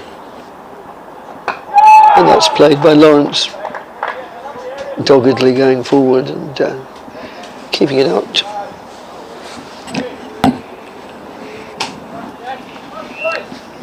Not too many of the crowd have gone. They're all, well, they're not all still here, literally, but yeah, most of them appear to be.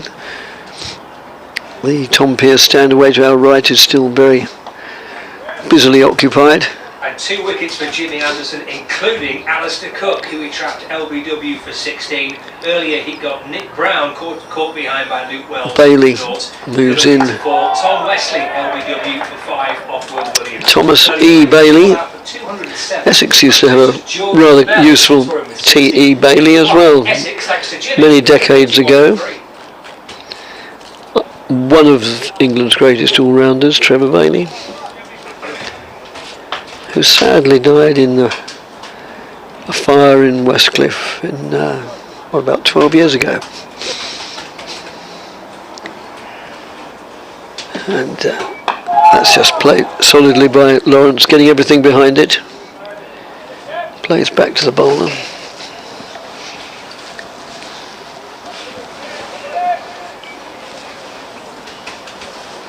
Yeah, it was a sad day for Essex, obviously, when the great Trevor Bailey, the other T.E. Bailey, died. I was going to say in that way, it had been sad anyway, but yeah, having lived well into his 90s to die in a fire is, yeah, very tragic.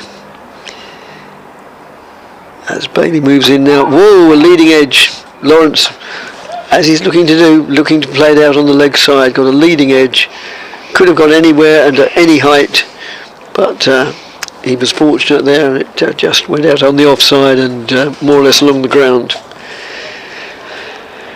So end of the over, and Essex are 31 for 3.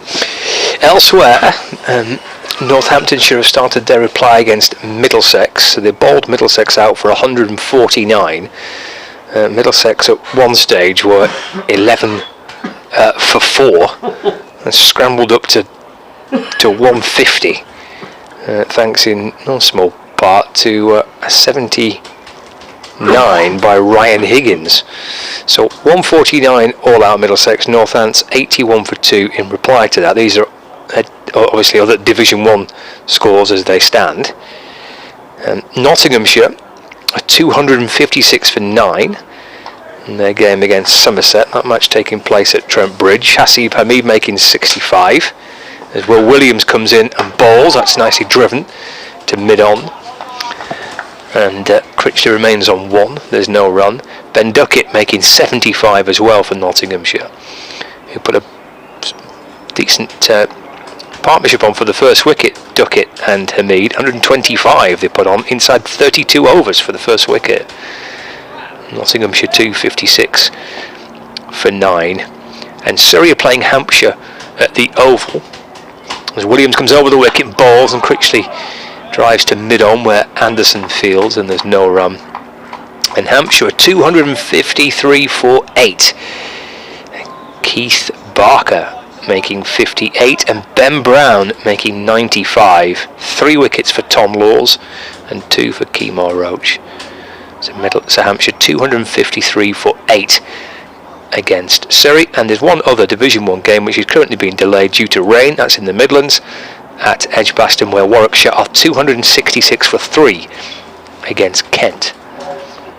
Williams to Critchley, a check drive off the front foot, and the ball rolls its way up towards Anderson at mid-on, and there's no run. And there are 3 games in Division 2. Gloucestershire, Yorkshire rather, no play at all today due to a wet outfield in Bristol. But Durham are taking on Worcestershire, and Durham are 299 for 4. And Leicestershire, fresh from that brilliant win at Yorkshire last week, are 194 for 2 against Derbyshire. Williams bowls, and Critchley playing across the pads works the ball away towards deep backward square leg. He wants 2 here actually. Good running that by Critchley to come back and add a second. And the score moves along to 33 for 3, and Critchley moves on to 3. Thanks, Stephen, Thanks, Stephen, for your email, which I'm only just reading out because it came through on the wrong email address, but it eventually found its way to us. Listening in another new part of the world, listening in the Virgin Islands, waiting for engine repairs. Williams over the wicket to Critchley. That's kind of shovelled away off the hip out towards short mid wicket where de Grandon fields, no run. Presumably to an outboard motor, I suppose, or an inboard motor on a boat. Sounds idyllic. Essex cricket helping to stave off the boredom. Oh yes, it must be dreadful in the Virgin Islands. Yeah, we both feel sorry for you. Yeah. Oh dear. Too warm at 29 degrees. Well, last summer here it was up in the mid-30s. Williams to Critchley. And that's turned to the leg side, and de Grandon, short mid wicket, fields the ball, and there's no run. Just those 2 runs off the over.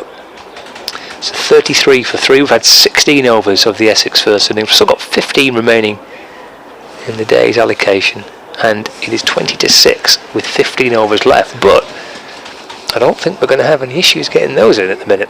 No, don't think we are. Looking away to the right, no, the weather usually comes in from, well, it does in most parts of the country, from the west, which here is sort of over Writtle Agricultural College, and no, it's pretty clear, isn't it, I think? Pretty clear. Squinting into the late afternoon sun, yes, it looks pretty clear. So it's Bailey from the far end, the Hayes close end, moves in, bowls.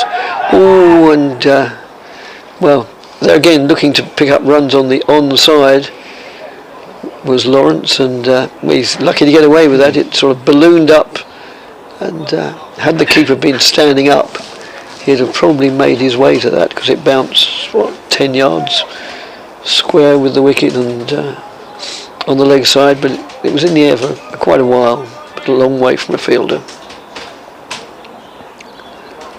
Bailey again, outside the off stump, goes through to the keeper. Looked like he was through the shot a bit quickly, wasn't he, Yes, Lawrence? I think so.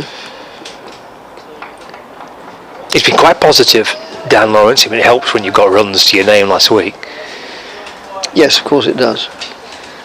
Looks like a confident player, doesn't he? Start the season with a century. Absolutely ideal way to get going. Yes.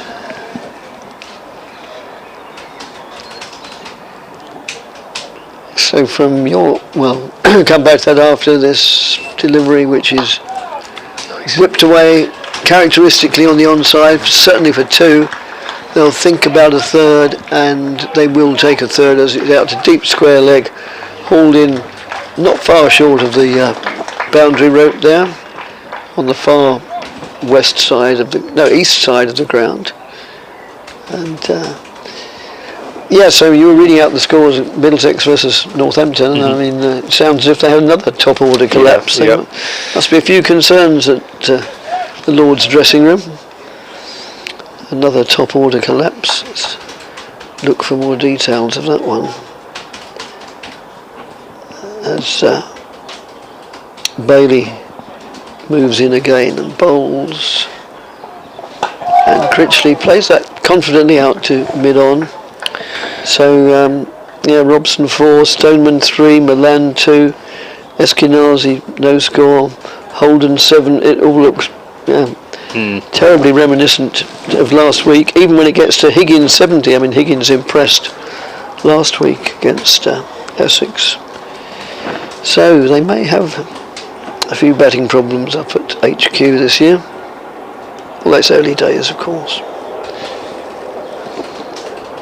And that's played splendidly through the offside.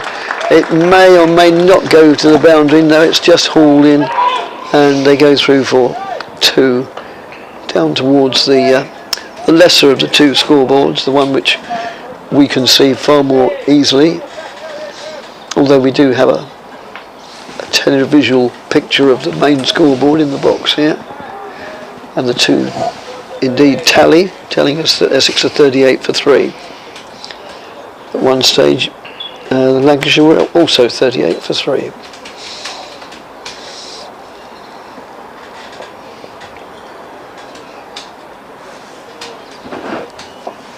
Bailey in again, outside the off stump, goes through to the keeper, end of the over. As I say, 38 for 3, 20 to Critchley, and 12 to Dan Lawrence. Still to come,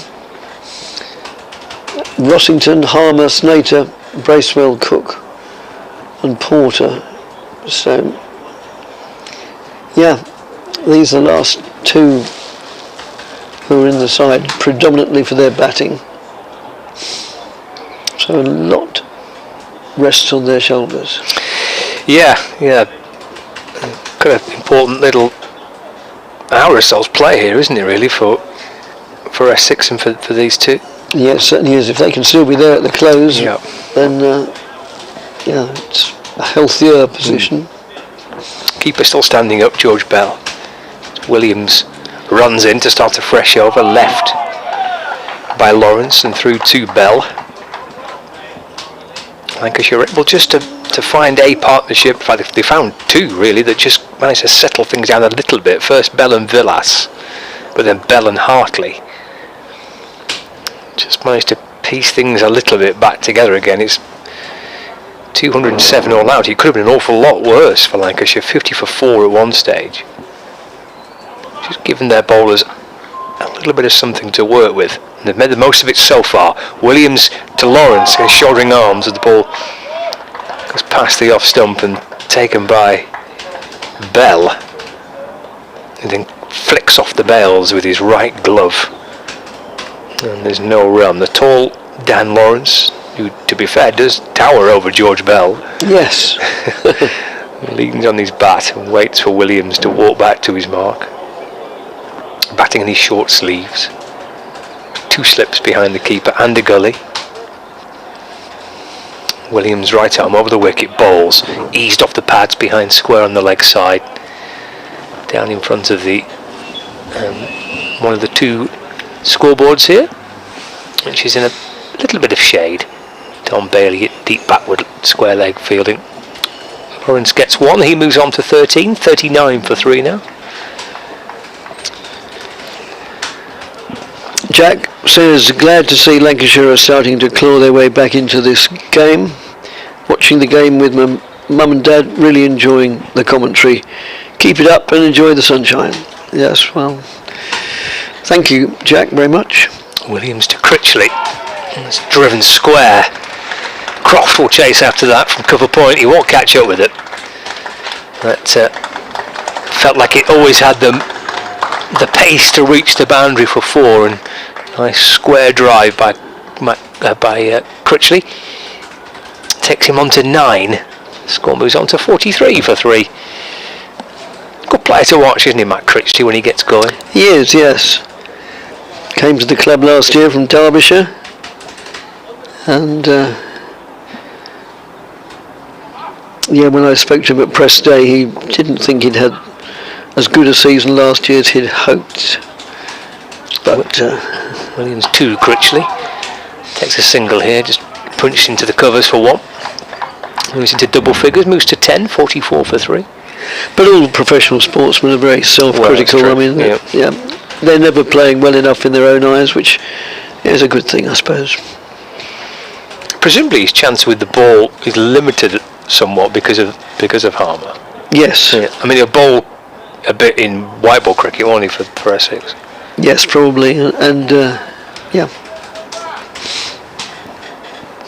He's a very, very good leg spin bowler, isn't he? Oh yes. And he was full of praise for Harmer, not just as a bowler, but as a mentor as well. Apparently they spent many an hour together.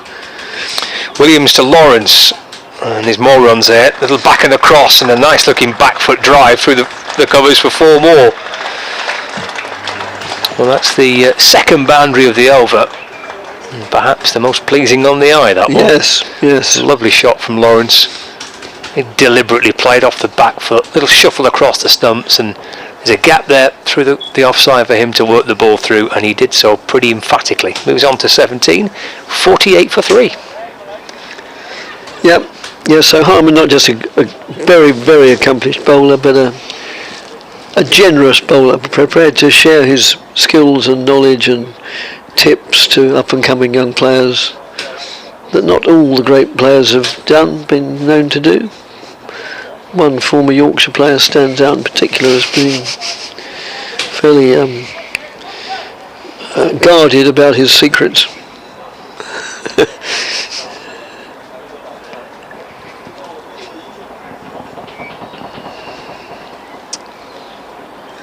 Numerous anecdotes about Geoffrey Boycott, of course, many of which are not all that complimentary. I only actually met the man once, and yes, it was an interesting exchange. He speaks highly of you. And that's just played on the onside, no addition to the score. It was before I was commentating for BBC Essex, so therefore it must be at least 28 years ago. And Geoffrey Boycott was part of the commentary team. I don't know for which channel, and I wouldn't mention it anywhere unless I was sure it was BBC. And I didn't even know other channels existed. As Bailey moves in and bowls, and played very confidently. He's quite a commanding presence, Critchley, at the crease. Yes, he's a biggish man. And I just bought Geoffrey Boycott's book, and so I thought, well, I'll ask him to sign it. So I thought, well, he won't want to be interrupted during the day. And so at the close of play, as I said, I wasn't working, so I sort of loitered around at that far end where the commentary box was, just waiting for the end of the day. And that's just played out in the offside, no addition to the score. So he came down the steps, and I approached him and asked him to sign his book. I won't relate the conversation word for word, because that could be the end of my second career. But he said, "This is a strange time of day to ask me. I've been here all day, and you wait until the last minute to ask me." I paraphrase for those of nervous disposition. And I said, "Oh, I'm very sorry, Mr. Boycott. I thought you'd be... That's outside the off stump, goes through to wicketkeeper, no addition to the score. I thought you'd been rather too busy, so I thought I'd wait till the end of the day." Anyway, so he said, "Give me your book." And I thought, oh dear, I think I've upset the great man. And then to my astonishment, he asked me what my name was, and then wrote quite a glowing, very pleasant, can't remember what the word would be, message anyway, for want of a better word. And then he stood there for about 10 minutes relating tales of Yorkshire. 1 minute I'd thought he didn't have any time of day for me. That was outside the off, someone wanted to get rid of me. And then he was prepared to pass 10 minutes of the evening away. I was tempted to say, "Well, look here, I've been all day. You could been here all day. You could have told me that earlier, couldn't you?" But I didn't. It was about Truman, inevitably. It was quite an amusing anecdote, actually. Having said that, I suppose I better try and relate it. So it sounds like quite quite a pleasant encounter, not... Oh, it was in the end, yes. It just started a bit. It got off on a bad footing. Yeah. But you recovered it, Dick, with your charm and wit. No comment. That's just played by Critchley out into the offside. The end of the over, 48 for 3. And the gist of the anecdote, which he must have lasted a good 6-7 minutes, was that Fred Truman was opening the bowling from Headingley, and he bowled 3 consecutive no balls. And he got more and more annoyed, and eventually said to the umpire, "I don't bowl hardly any no balls. I've certainly never bowled 3 consecutive no balls in my life." He said, "There must be something wrong with the pitch. It's not 22 yards. It's not 22 yards." And so the umpire said, more or less, "Oh, nonsense, get on with it." Anyway, he carried on bowling no balls. And apparently, according to Jeffrey, Truman eventually said, "No, I think the pitch needs measuring. It's not the right length." And so the umpire gave in to him and said, "Oh, all right then." And so the ground staff came on, got the tape measure out, measured it, and it was the wrong length. De Grandhomme into the attack for Lancashire. Ball short and wide and carved away for 4 runs by Dan Lawrence. Bit of a hit-me ball first up in truth from De Grandhomme, and Lawrence made the most of it. The score moves on to 48 for 3. Lawrence on to 17 now. Actually, correction, that brings up the 50. It's now 52 for 3. And Lawrence moves on to 21 not out. Just a little ahead of the scoreboard, so 50 on the board for Essex. Here's De Grandhomme. Over the wicket, balls to Lawrence. And it's played back down the pitch by Dan Lawrence and gathered by De Grandhomme off his own bowling, and there's no run.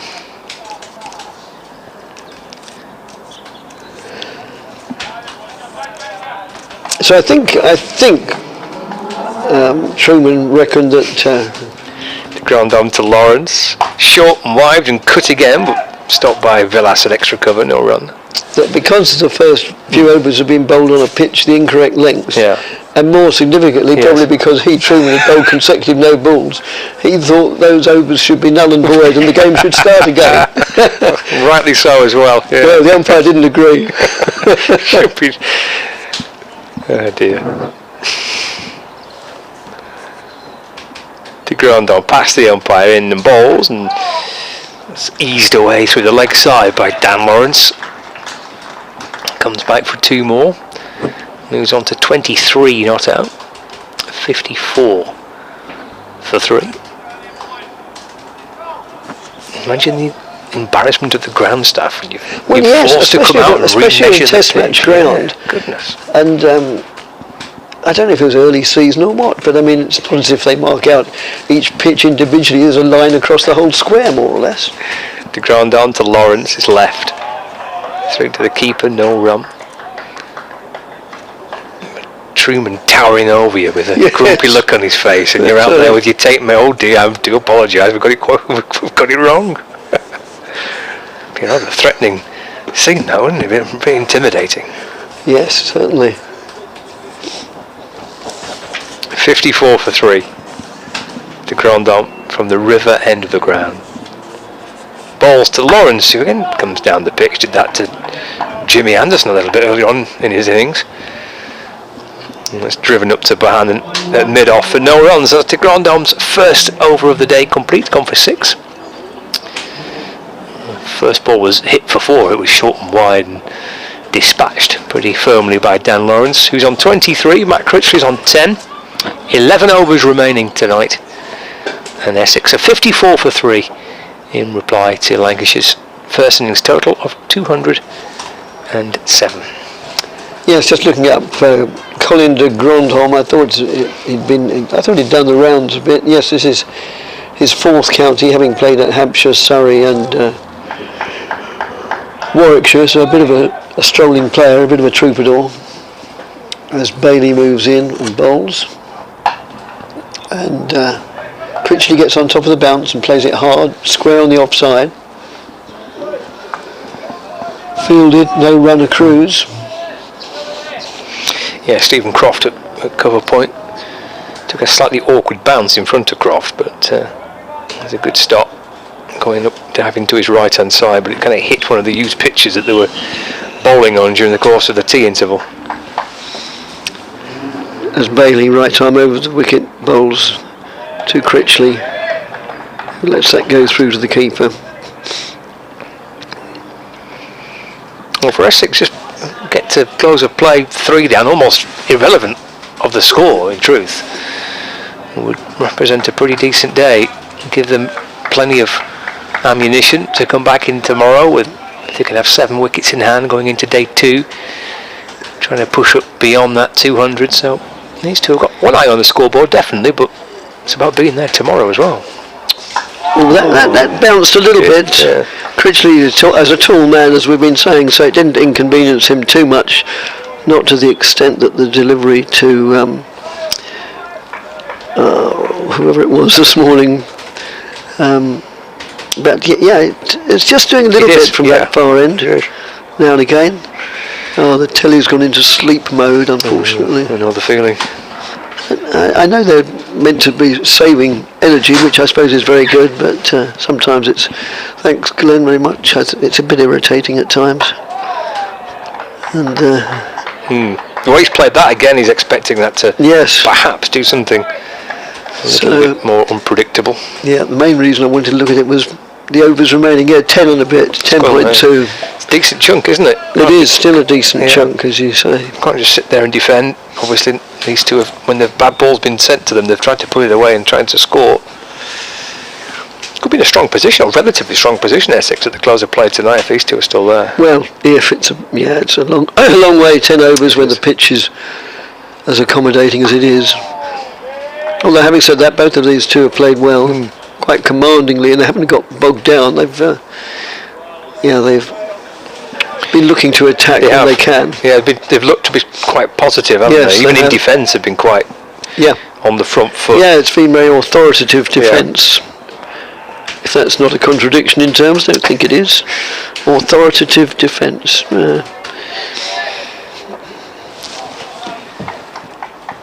And Scott goes off to do another update for the 6 o'clock update. And again, that was just inclined to bounce a little more than one would have hoped or anticipated. But Critchley was in full control, I think, and got over the bounce. So we're going to see de Grandhomme continue, wearing number 77. I've spoken about the fact that this is his 3rd county. Some have been around a lot more counties than that. I'm trying to think, there's one player, an Australian, who amongst others played at Glamorgan, but who holds the record for the most counties. It was something like 5 or maybe even half a dozen. His name will come to me probably not till about 9 o'clock this evening when I'm watching telly. I'll say, oh yes, that's the bloke. It's played out to deep square leg for a single as the shadows lengthen, the 6 o'clock shadows. 5 o'clock by the sun, but still the shadows are longer than the players.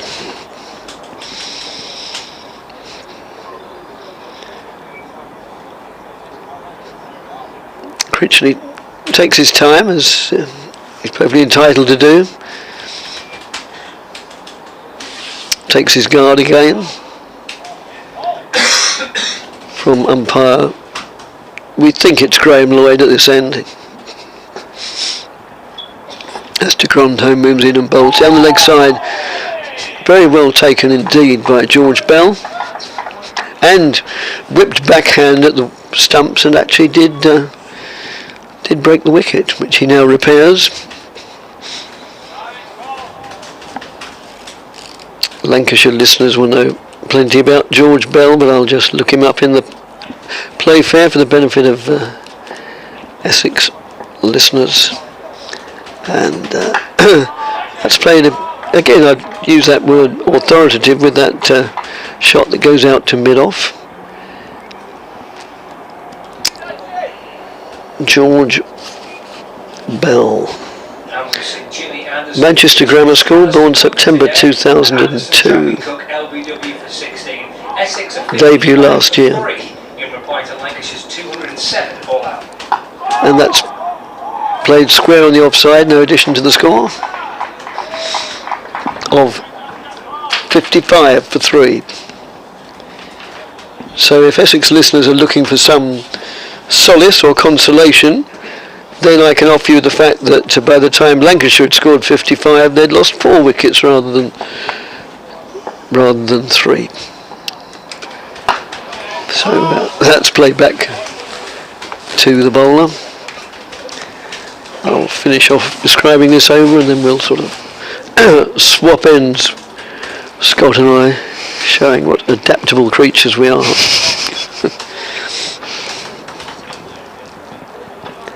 De Grandhomme. An interesting name. The big man worked away on the onside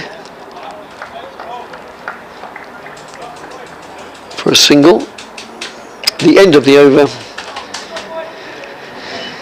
And Essex, in reply to Lancashire's 207 all out, are 55 for 3 with 24 to Dan Lawrence and 11 to Matt Critchley. Hampshire all out for 254. But again, that's a pretty good recovery, isn't it? They were 39 for 4 and 88 for 5. Will get themselves up to 254. Tom Laws finishing with 4 for 58. Ben Brown making 95. Keith Parker making 58. So Surrey have just got their first innings underway. Bailey to Critchley. He's up on his toes here, driving very handsomely through mid-off. Comes back for 2. He's a tall lad, Critchley, and he was up on his toes off the back foot. Nice looking punch through the mid-off region for a couple of runs. Moves on to 30, 58 for 3. Warwickshire still going along nicely in their first innings, 298 for 3. Taking on Kent at Edgbaston. They're back underway there after a little bit of rain around after tea. Nottinghamshire making 256 before being bowled out. Somerset starting their reply. Bailey to Critchley. That's defended in the into the offside and there is no run.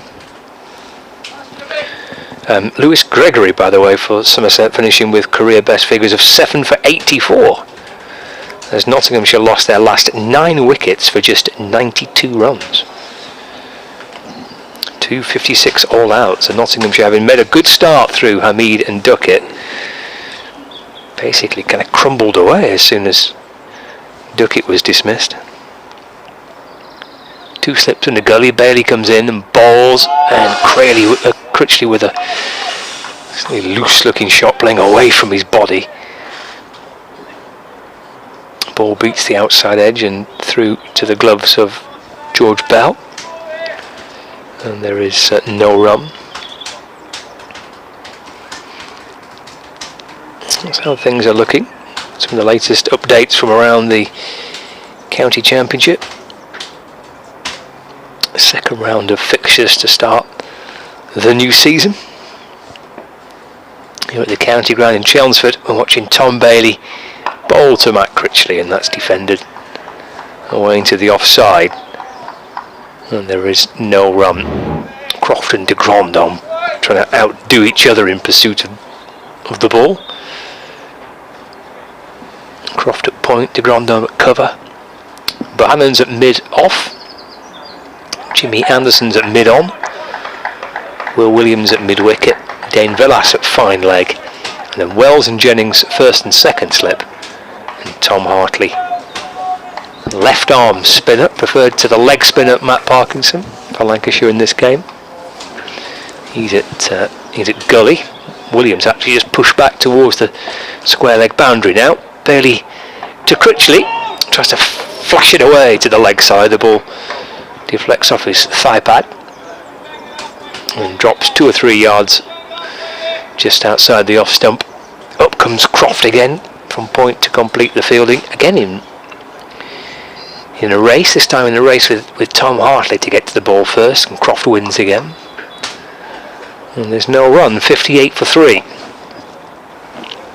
Actually, Hartley just twisting his hips around a little bit and flexing the hamstrings. Might see a little bit of the left arm spinner perhaps before the close of play. Bailey to Critchley, that's wide and left, and it moves away as the ball goes past the stumps, and it means that Bell, the keeper, takes it almost across first slip. It's the end of the over. 9 sent down by Bailey, and wicketless so far, and just considered 14 runs from his 9 overs. 8 overs remaining tonight. Essex 58 for 3, Critchley 13, and Lawrence on 24. In the second division, I'm not sure if Scott mentioned this or not. No. There's only 2 games going on. You did mention them, yeah. No, I didn't. Durham 312 for 7 against Worcestershire, and no play at Gloucester, where Yorkshire are the visitors. De Grandhomme moves in now and bowls. Just played defensively out in the offside. And Leicestershire continuing the good start to the season. There's 226 for 2 against Derbyshire, and I was very pleased to see they had such a good game last week, because Rishi Patel, former Essex player, made his maiden century, and a major contribution towards a phenomenal run chase at Headingley. It was, wasn't it? Yeah. And they did it with overs to spare as well, quite a few overs to spare. So that's just worked away for a single. No doubt the diehards at Headingley didn't welcome the on reflection, didn't welcome the declaration. We should have batted for another hour at least. It's a fantastic win, that, wasn't it? Yes.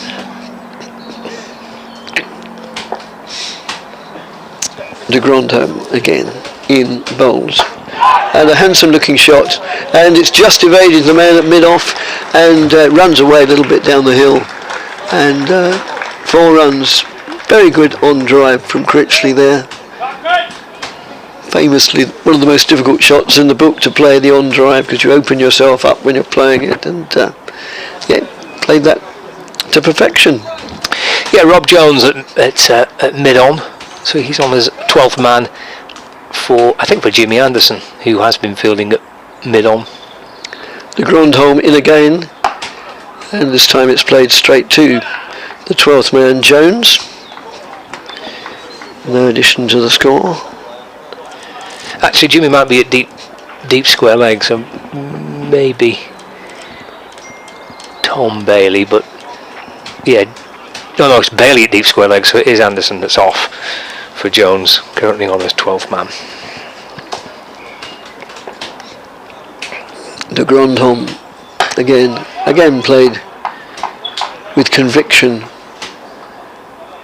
There's a synonym for authoritatively, almost, to Jones at that mid-on position. Jones, a new name to me, Rob Jones, born in Warrington, and that's outside the off stump, played out into the covers. My brother lives in Warrington. Well, you've met my brother. Yeah, he and his family live in Warrington.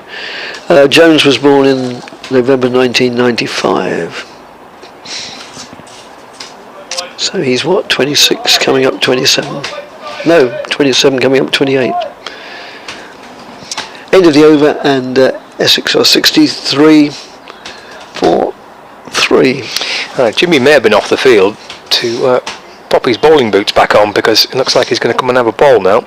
He's just peeled off his jumper and removed his cap and sunglasses, so a little burst from Jimmy to close the day. Yes, he'll have 4 overs if he wants them. There's 7 remaining, and the first of those 7 will be the end from which he's bowling now. So Anderson to Lawrence it will be for the 25th over of the Essex first innings. Some really high class seam bowling in the game today. not just Jimmy, Cook and Porter and Williams and Bailey have all produced really good spells. There's some very good bowling on show. Here comes Anderson to Lawrence. The first ball, he bowls over the wicket to Lawrence, and it's left. And Bracewell. And yes, yeah. Sorry, and quite Bracewell. right. Bracewell bowled very, very nicely, didn't he? Yes, he did. He had on debut for Essex. His first ball rather bizarrely went for 4, but then he came back superbly. Picked up a couple of wickets. Harmer with 2 outstanding catches earlier on today. Anderson to Lawrence again. It's left. Taken by Bell. No run. Yes, Harmer has obviously made his reputation as one of the finest off spinners in the world, which, you know, people are inclined, understandably, to forget he's also one of the best slip fielders in the world. I should think he doesn't drop very many. Took 2, well, one in particular was a stunner, but they were both outstanding catches. Yes. He got a catch to dismiss Barnum, flashed up to his left-hand side, kind of one-handed take. Anderson to Lawrence. Worked off the pads through the leg side. Eases himself through for a single, Dan Lawrence. Moves on to 26 not out, and it's now 64 for 3.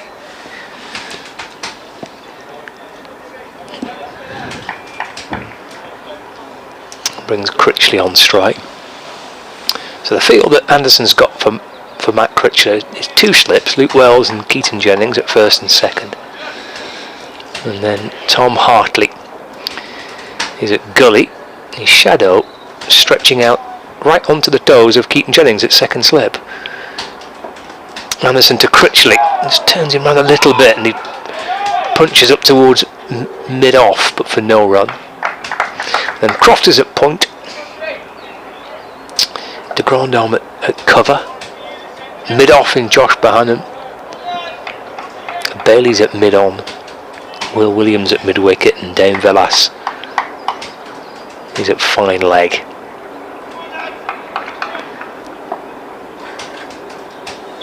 Anderson moves in again past the umpire. Critchley waits, and that is off the edge of the bat but down into the ground to the right of gully, down towards the third man boundary. That's 4 runs for Matt Critchley. It's not exactly where he's intending the shot to go, but 4 squirts off the edge of the bat into the ground, down to third man for 4. 68 for 3. Understandably, Critchley looks a little bit more unsettled against Anderson than he has done against anybody else. But he is, of course, the class act in this match, from the bowling point of view. Final ball of his first over back into the attack.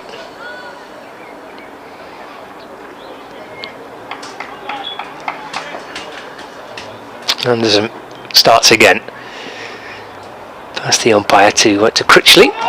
Oh, I think he tried to slow a ball Yorker there, I think, Jimmy Anderson. It's come off the toe end of the bat. It's disappeared past the stumps and through to Bell. He was almost deceived by the Lancashire bowler, but he survives. Critchley got enough bat on it. He remains on 21, 68 for 3. So 6 overs of the day remaining at 16 minutes past 6.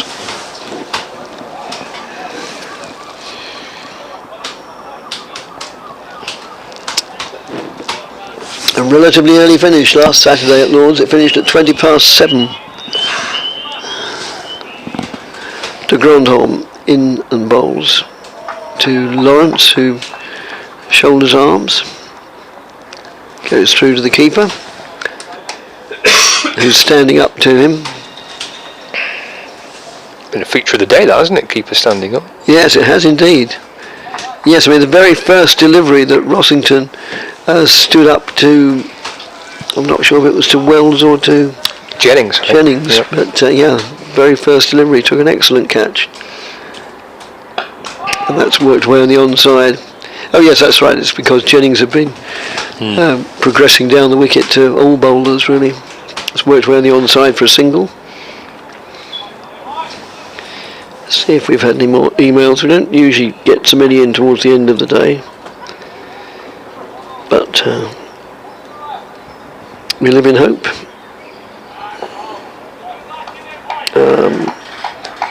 Andy says, that's played back to the bowler. He says, I think the reason the umpire took a while to make a decision was that maybe he was weighing up if Cook was hit outside the line. Yep, fair enough. And he thinks he was. Right, fair enough. So, the umpire's decision is the one that counts. And thanks, Andy, for your email at BBC Essex Cricket at gmail.com.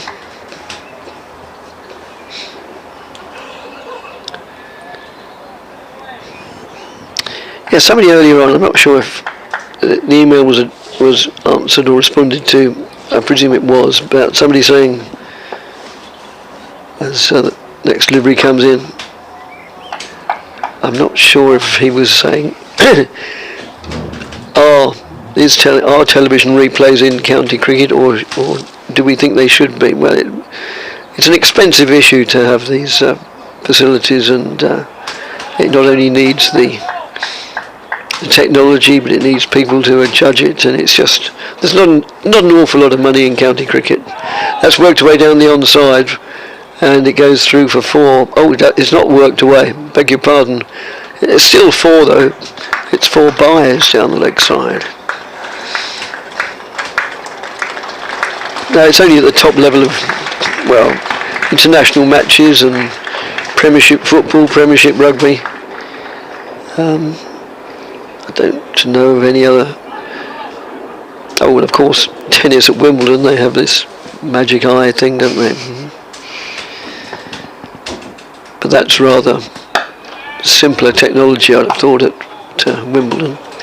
That's played back to the bowler, end of the over, and Essex are 75 for 3 wickets. Yeah, 50 partnership that as well between Matt Critchley and Dan Lawrence. Yes. Nicely done. Well, we said 5 overs ago, if these two can get through to the close of play, a lot of batting to do, then it would represent probably quite a decent day for Essex. Well, they're halfway there. 5 overs left on the day's allocation for Critchley and for Lawrence to be there for tomorrow morning. The umpires are speaking to both the Lancashire captain and bowler James Anderson. Quite a long discussion. I can't imagine what that's about. Have there been words spoken? Well, the captain's had his say. The umpires have spoken to both players.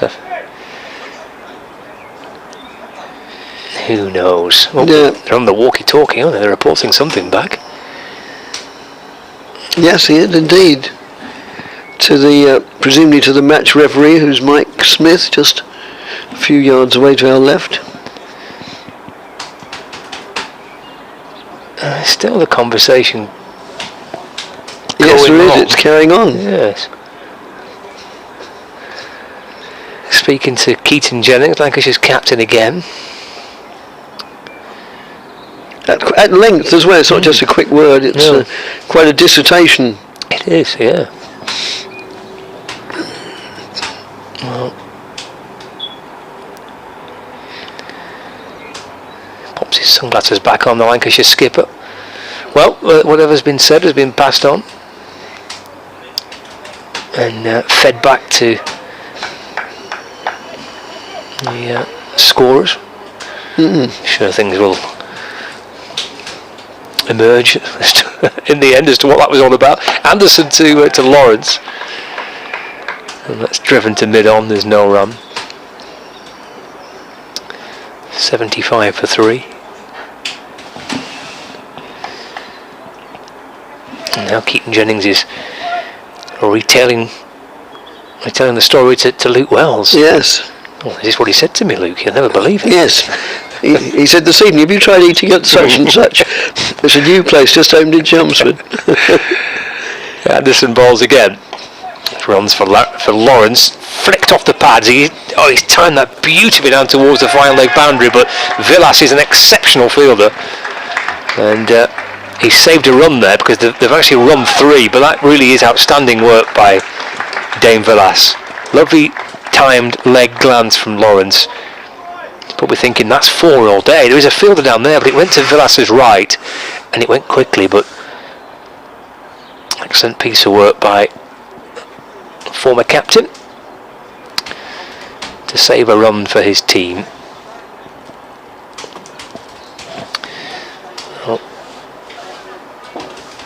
Critchley comes back on strike, and he did seem understandably to be a little bit more troubled facing Anderson in the previous over than what he had been prior to that. Anderson wants a bit more reinforcements in the slips. So there's now 4 slips, or quite staggered. Anderson to Critchley. It's driven into the offside, de Grandon fields, and there's no run.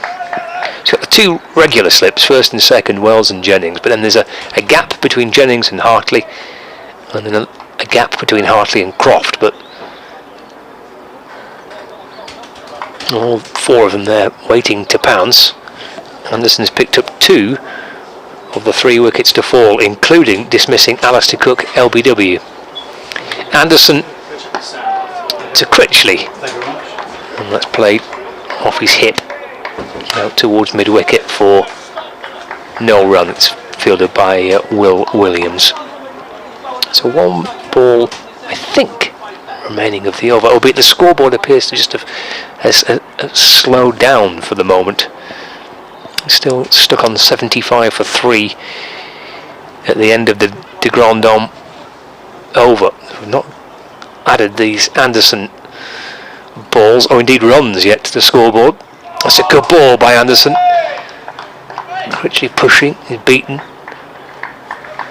He could bounce and carry through to George Bell, and there's no run.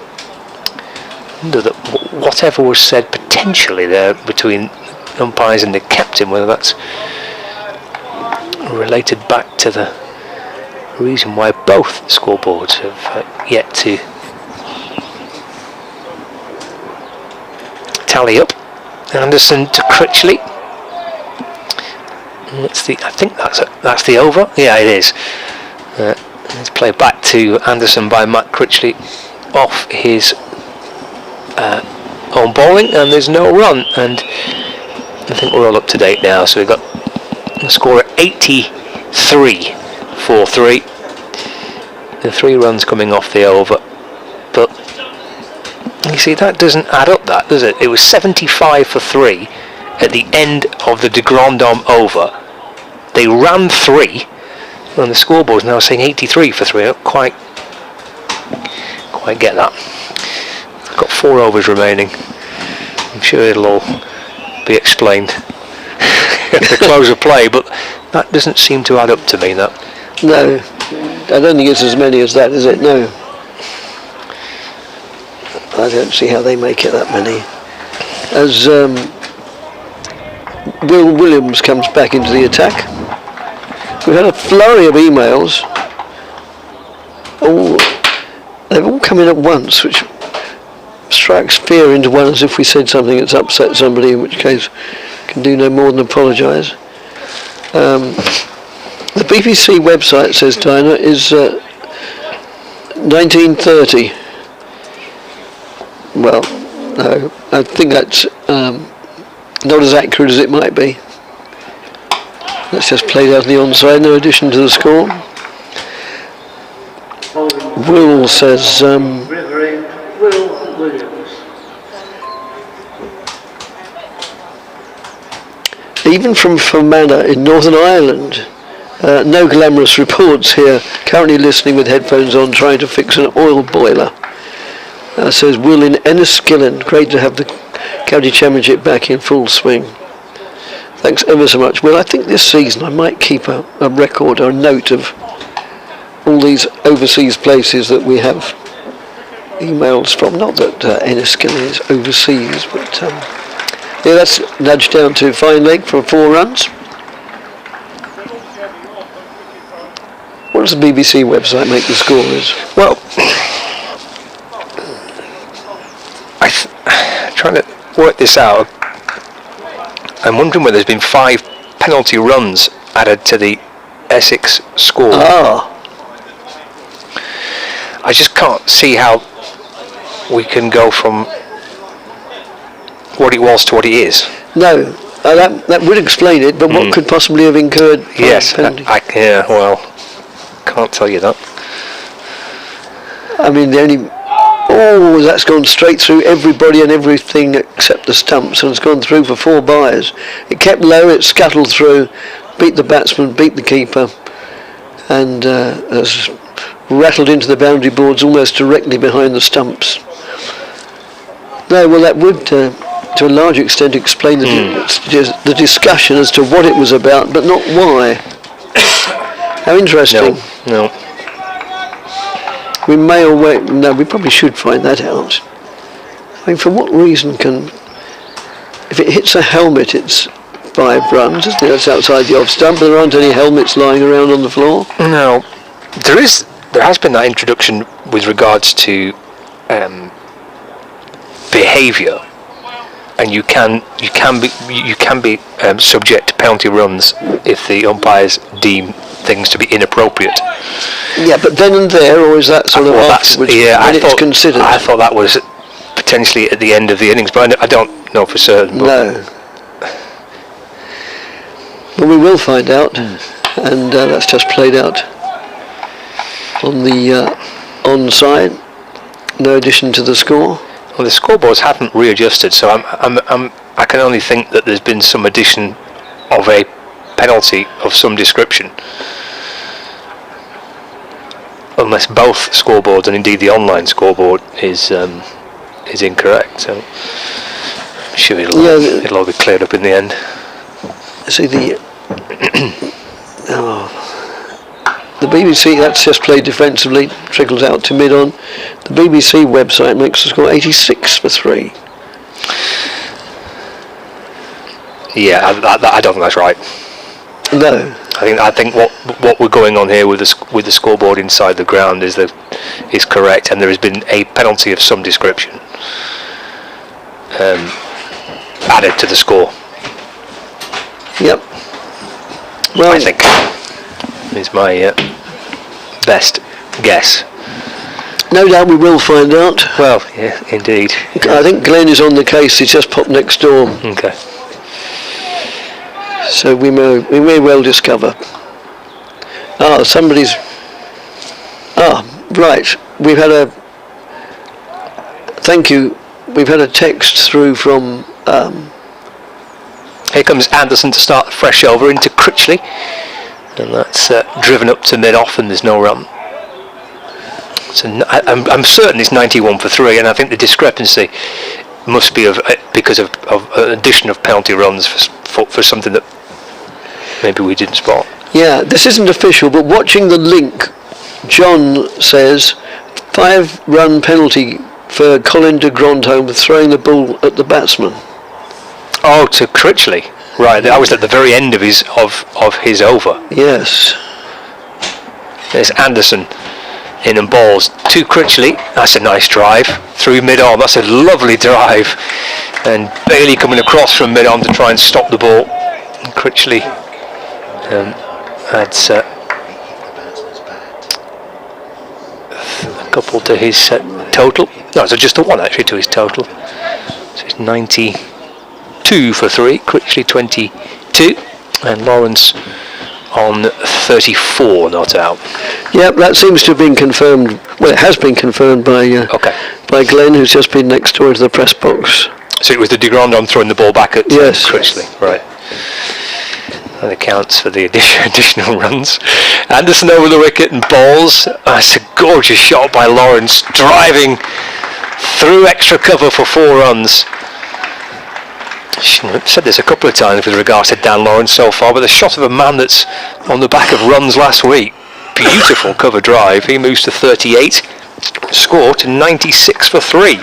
So this was right at the end of the de Grandhomme over. He picked the ball up and threw it towards the keeper, but in the end he threw it at the batter, didn't he? I remember I saw it, and Critchley just knocked it back. Yes. So been given 5 points penalty for that. Anderson bringing Lawrence forward, and that's pushed up to mid-on, and there is no run. Right, we'll see if we can get through all these emails before the close of play today.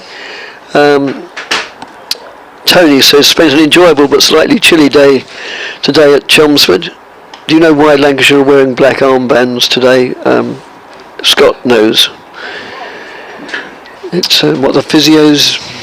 Is Anderson in and bowling to Lawrence. That's defender into the offside, no run. It's the it's Lancashire's mentioned this a couple of times now, but Lancashire's team psychologist Lee Richardson, unfortunately his mum died recently, and the players are wearing black armbands as a mark of respect for that.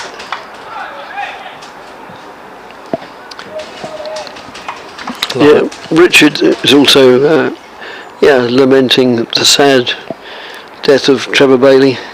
Anderson to Lawrence, comes back in towards him, actually gets right on top of the bounce, pushed away into the offside, no run. If they get through this, Critchley and Lawrence, without surviving, having Lancashire turn back for a burst from Anderson just before the close of play, reflect a really good hour's play by these two. They've already put on over 50 runs for this wicket. Essex and 96 for 3 in reply to Lancashire's 207 all out. Yeah, thanks Richard. Nathan says, writing in from sunny Chigwell, great to have the county championship back. It's been an intriguing day and feel as though Essex are in quite good shape if these two stay together. Also, what do you make of the recent reports of the 100 losing so much money? Well, I read it, but I don't know what I can make of it really. I just read it and I reacted accordingly. You could interpret accordingly to your own interpretation. That's worked away on the onside. No, 1 run accrues.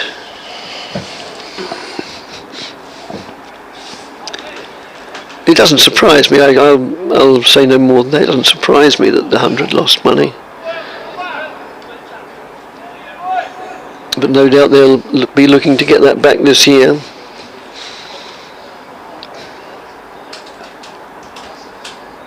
As Williams moves in and bowls, played defensively, but with purpose, out on the onside.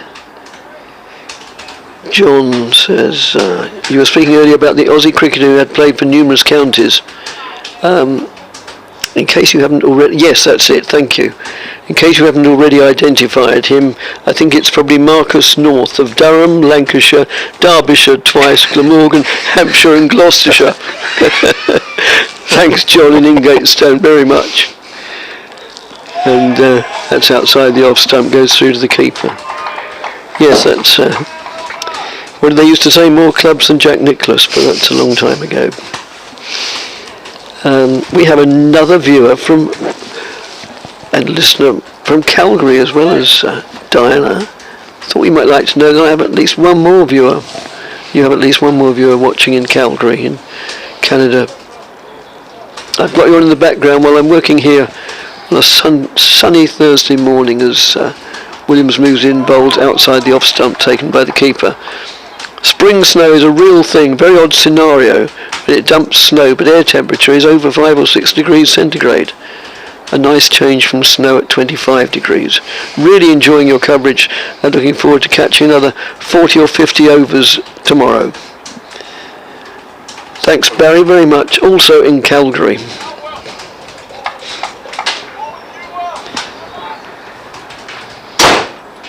As Williams moves in, bowls. And that's played defensively out on the offside. Anonymous, really. Blue Moon is the email address. Great commentary today, thank you. Looking forward to tomorrow. Lancs roll okay. Well, they may well do in the end, we'll find out. But it's already turning out to be a better game than the corresponding one last year, which was, a bit of a farce. I'm not saying that because Essex lost, but it was just, it bore little relation to proper Championship cricket. That's worked away on the onside. And they go through for a single.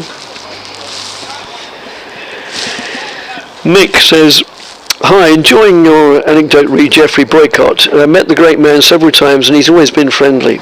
Last time I got him to sign one of his old books. He said on page 87 that innings was against Sussex, not Surrey." Regards, Mick. Thanks, Mick, very much.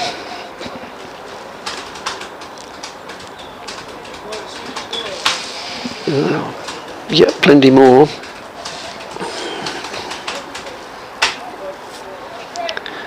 Maybe we can get through some of these before through this, what is going to be the final over of the day.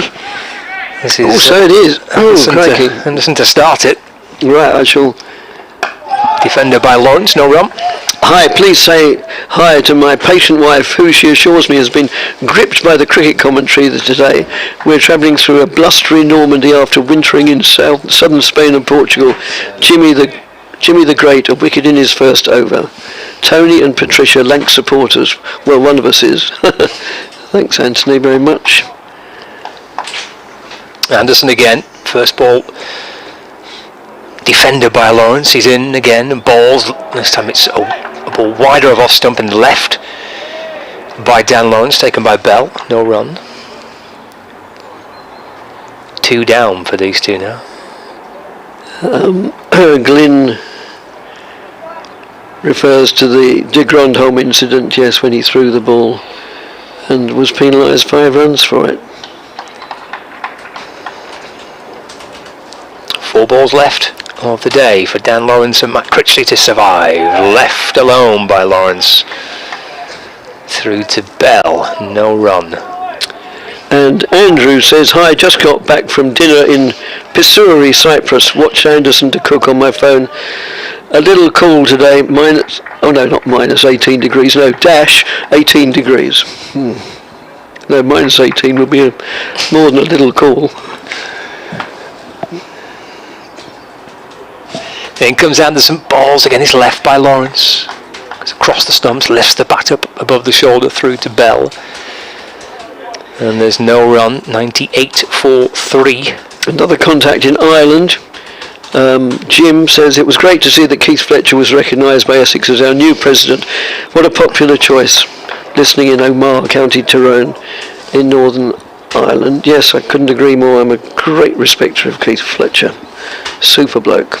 3 balls left of the day. Anderson to Lawrence, and defends the top of the off stump, pushing away into the offside, picked up by de Grandhomme.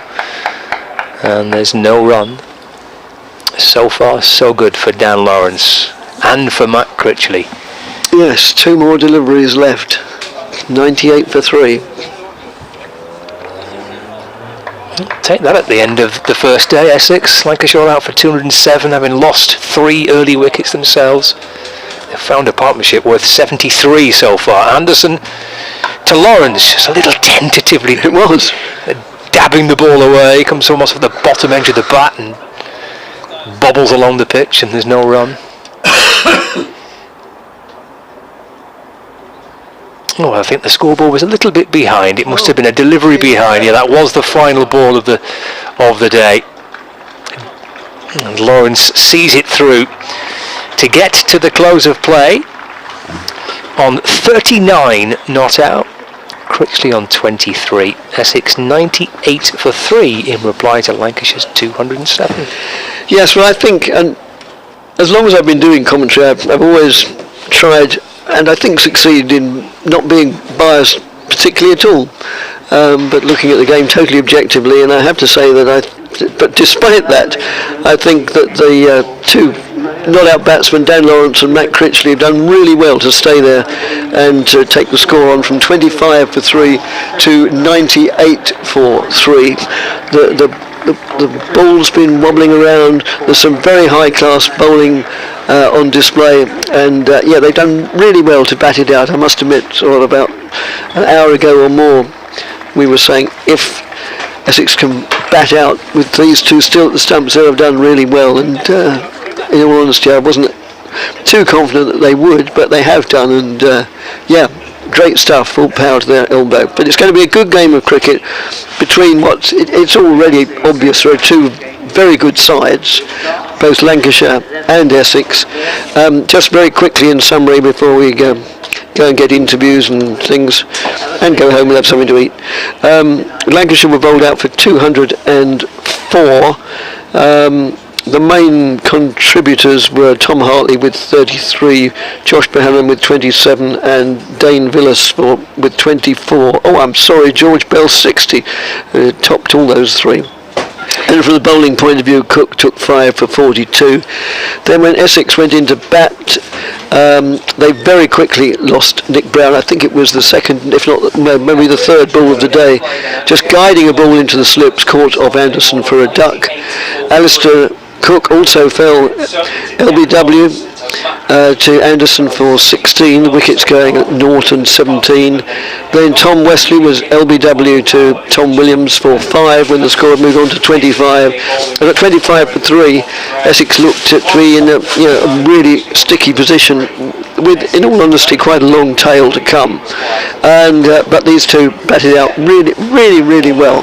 And Dan Lawrence on 39 and Matt Critchley on 23 have seen it through to the close. So it's been an interesting day, an absorbing day, a very good day in every respect really, weather-wise, cricket-wise certainly, and company-wise. And also, not least, thanks so much for all your emails, which we've really enjoyed. It's been fascinating stuff, and we look forward to talking to you tomorrow. It's the same team on parade, which is Scott Reed, Glenn Speller and I, Dick Davis, and we look forward to talking to you at 5 to 11 tomorrow morning and taking you through the second day of what's clearly going to be an absorbing contest. So thanks very much for listening, and talk to us again tomorrow.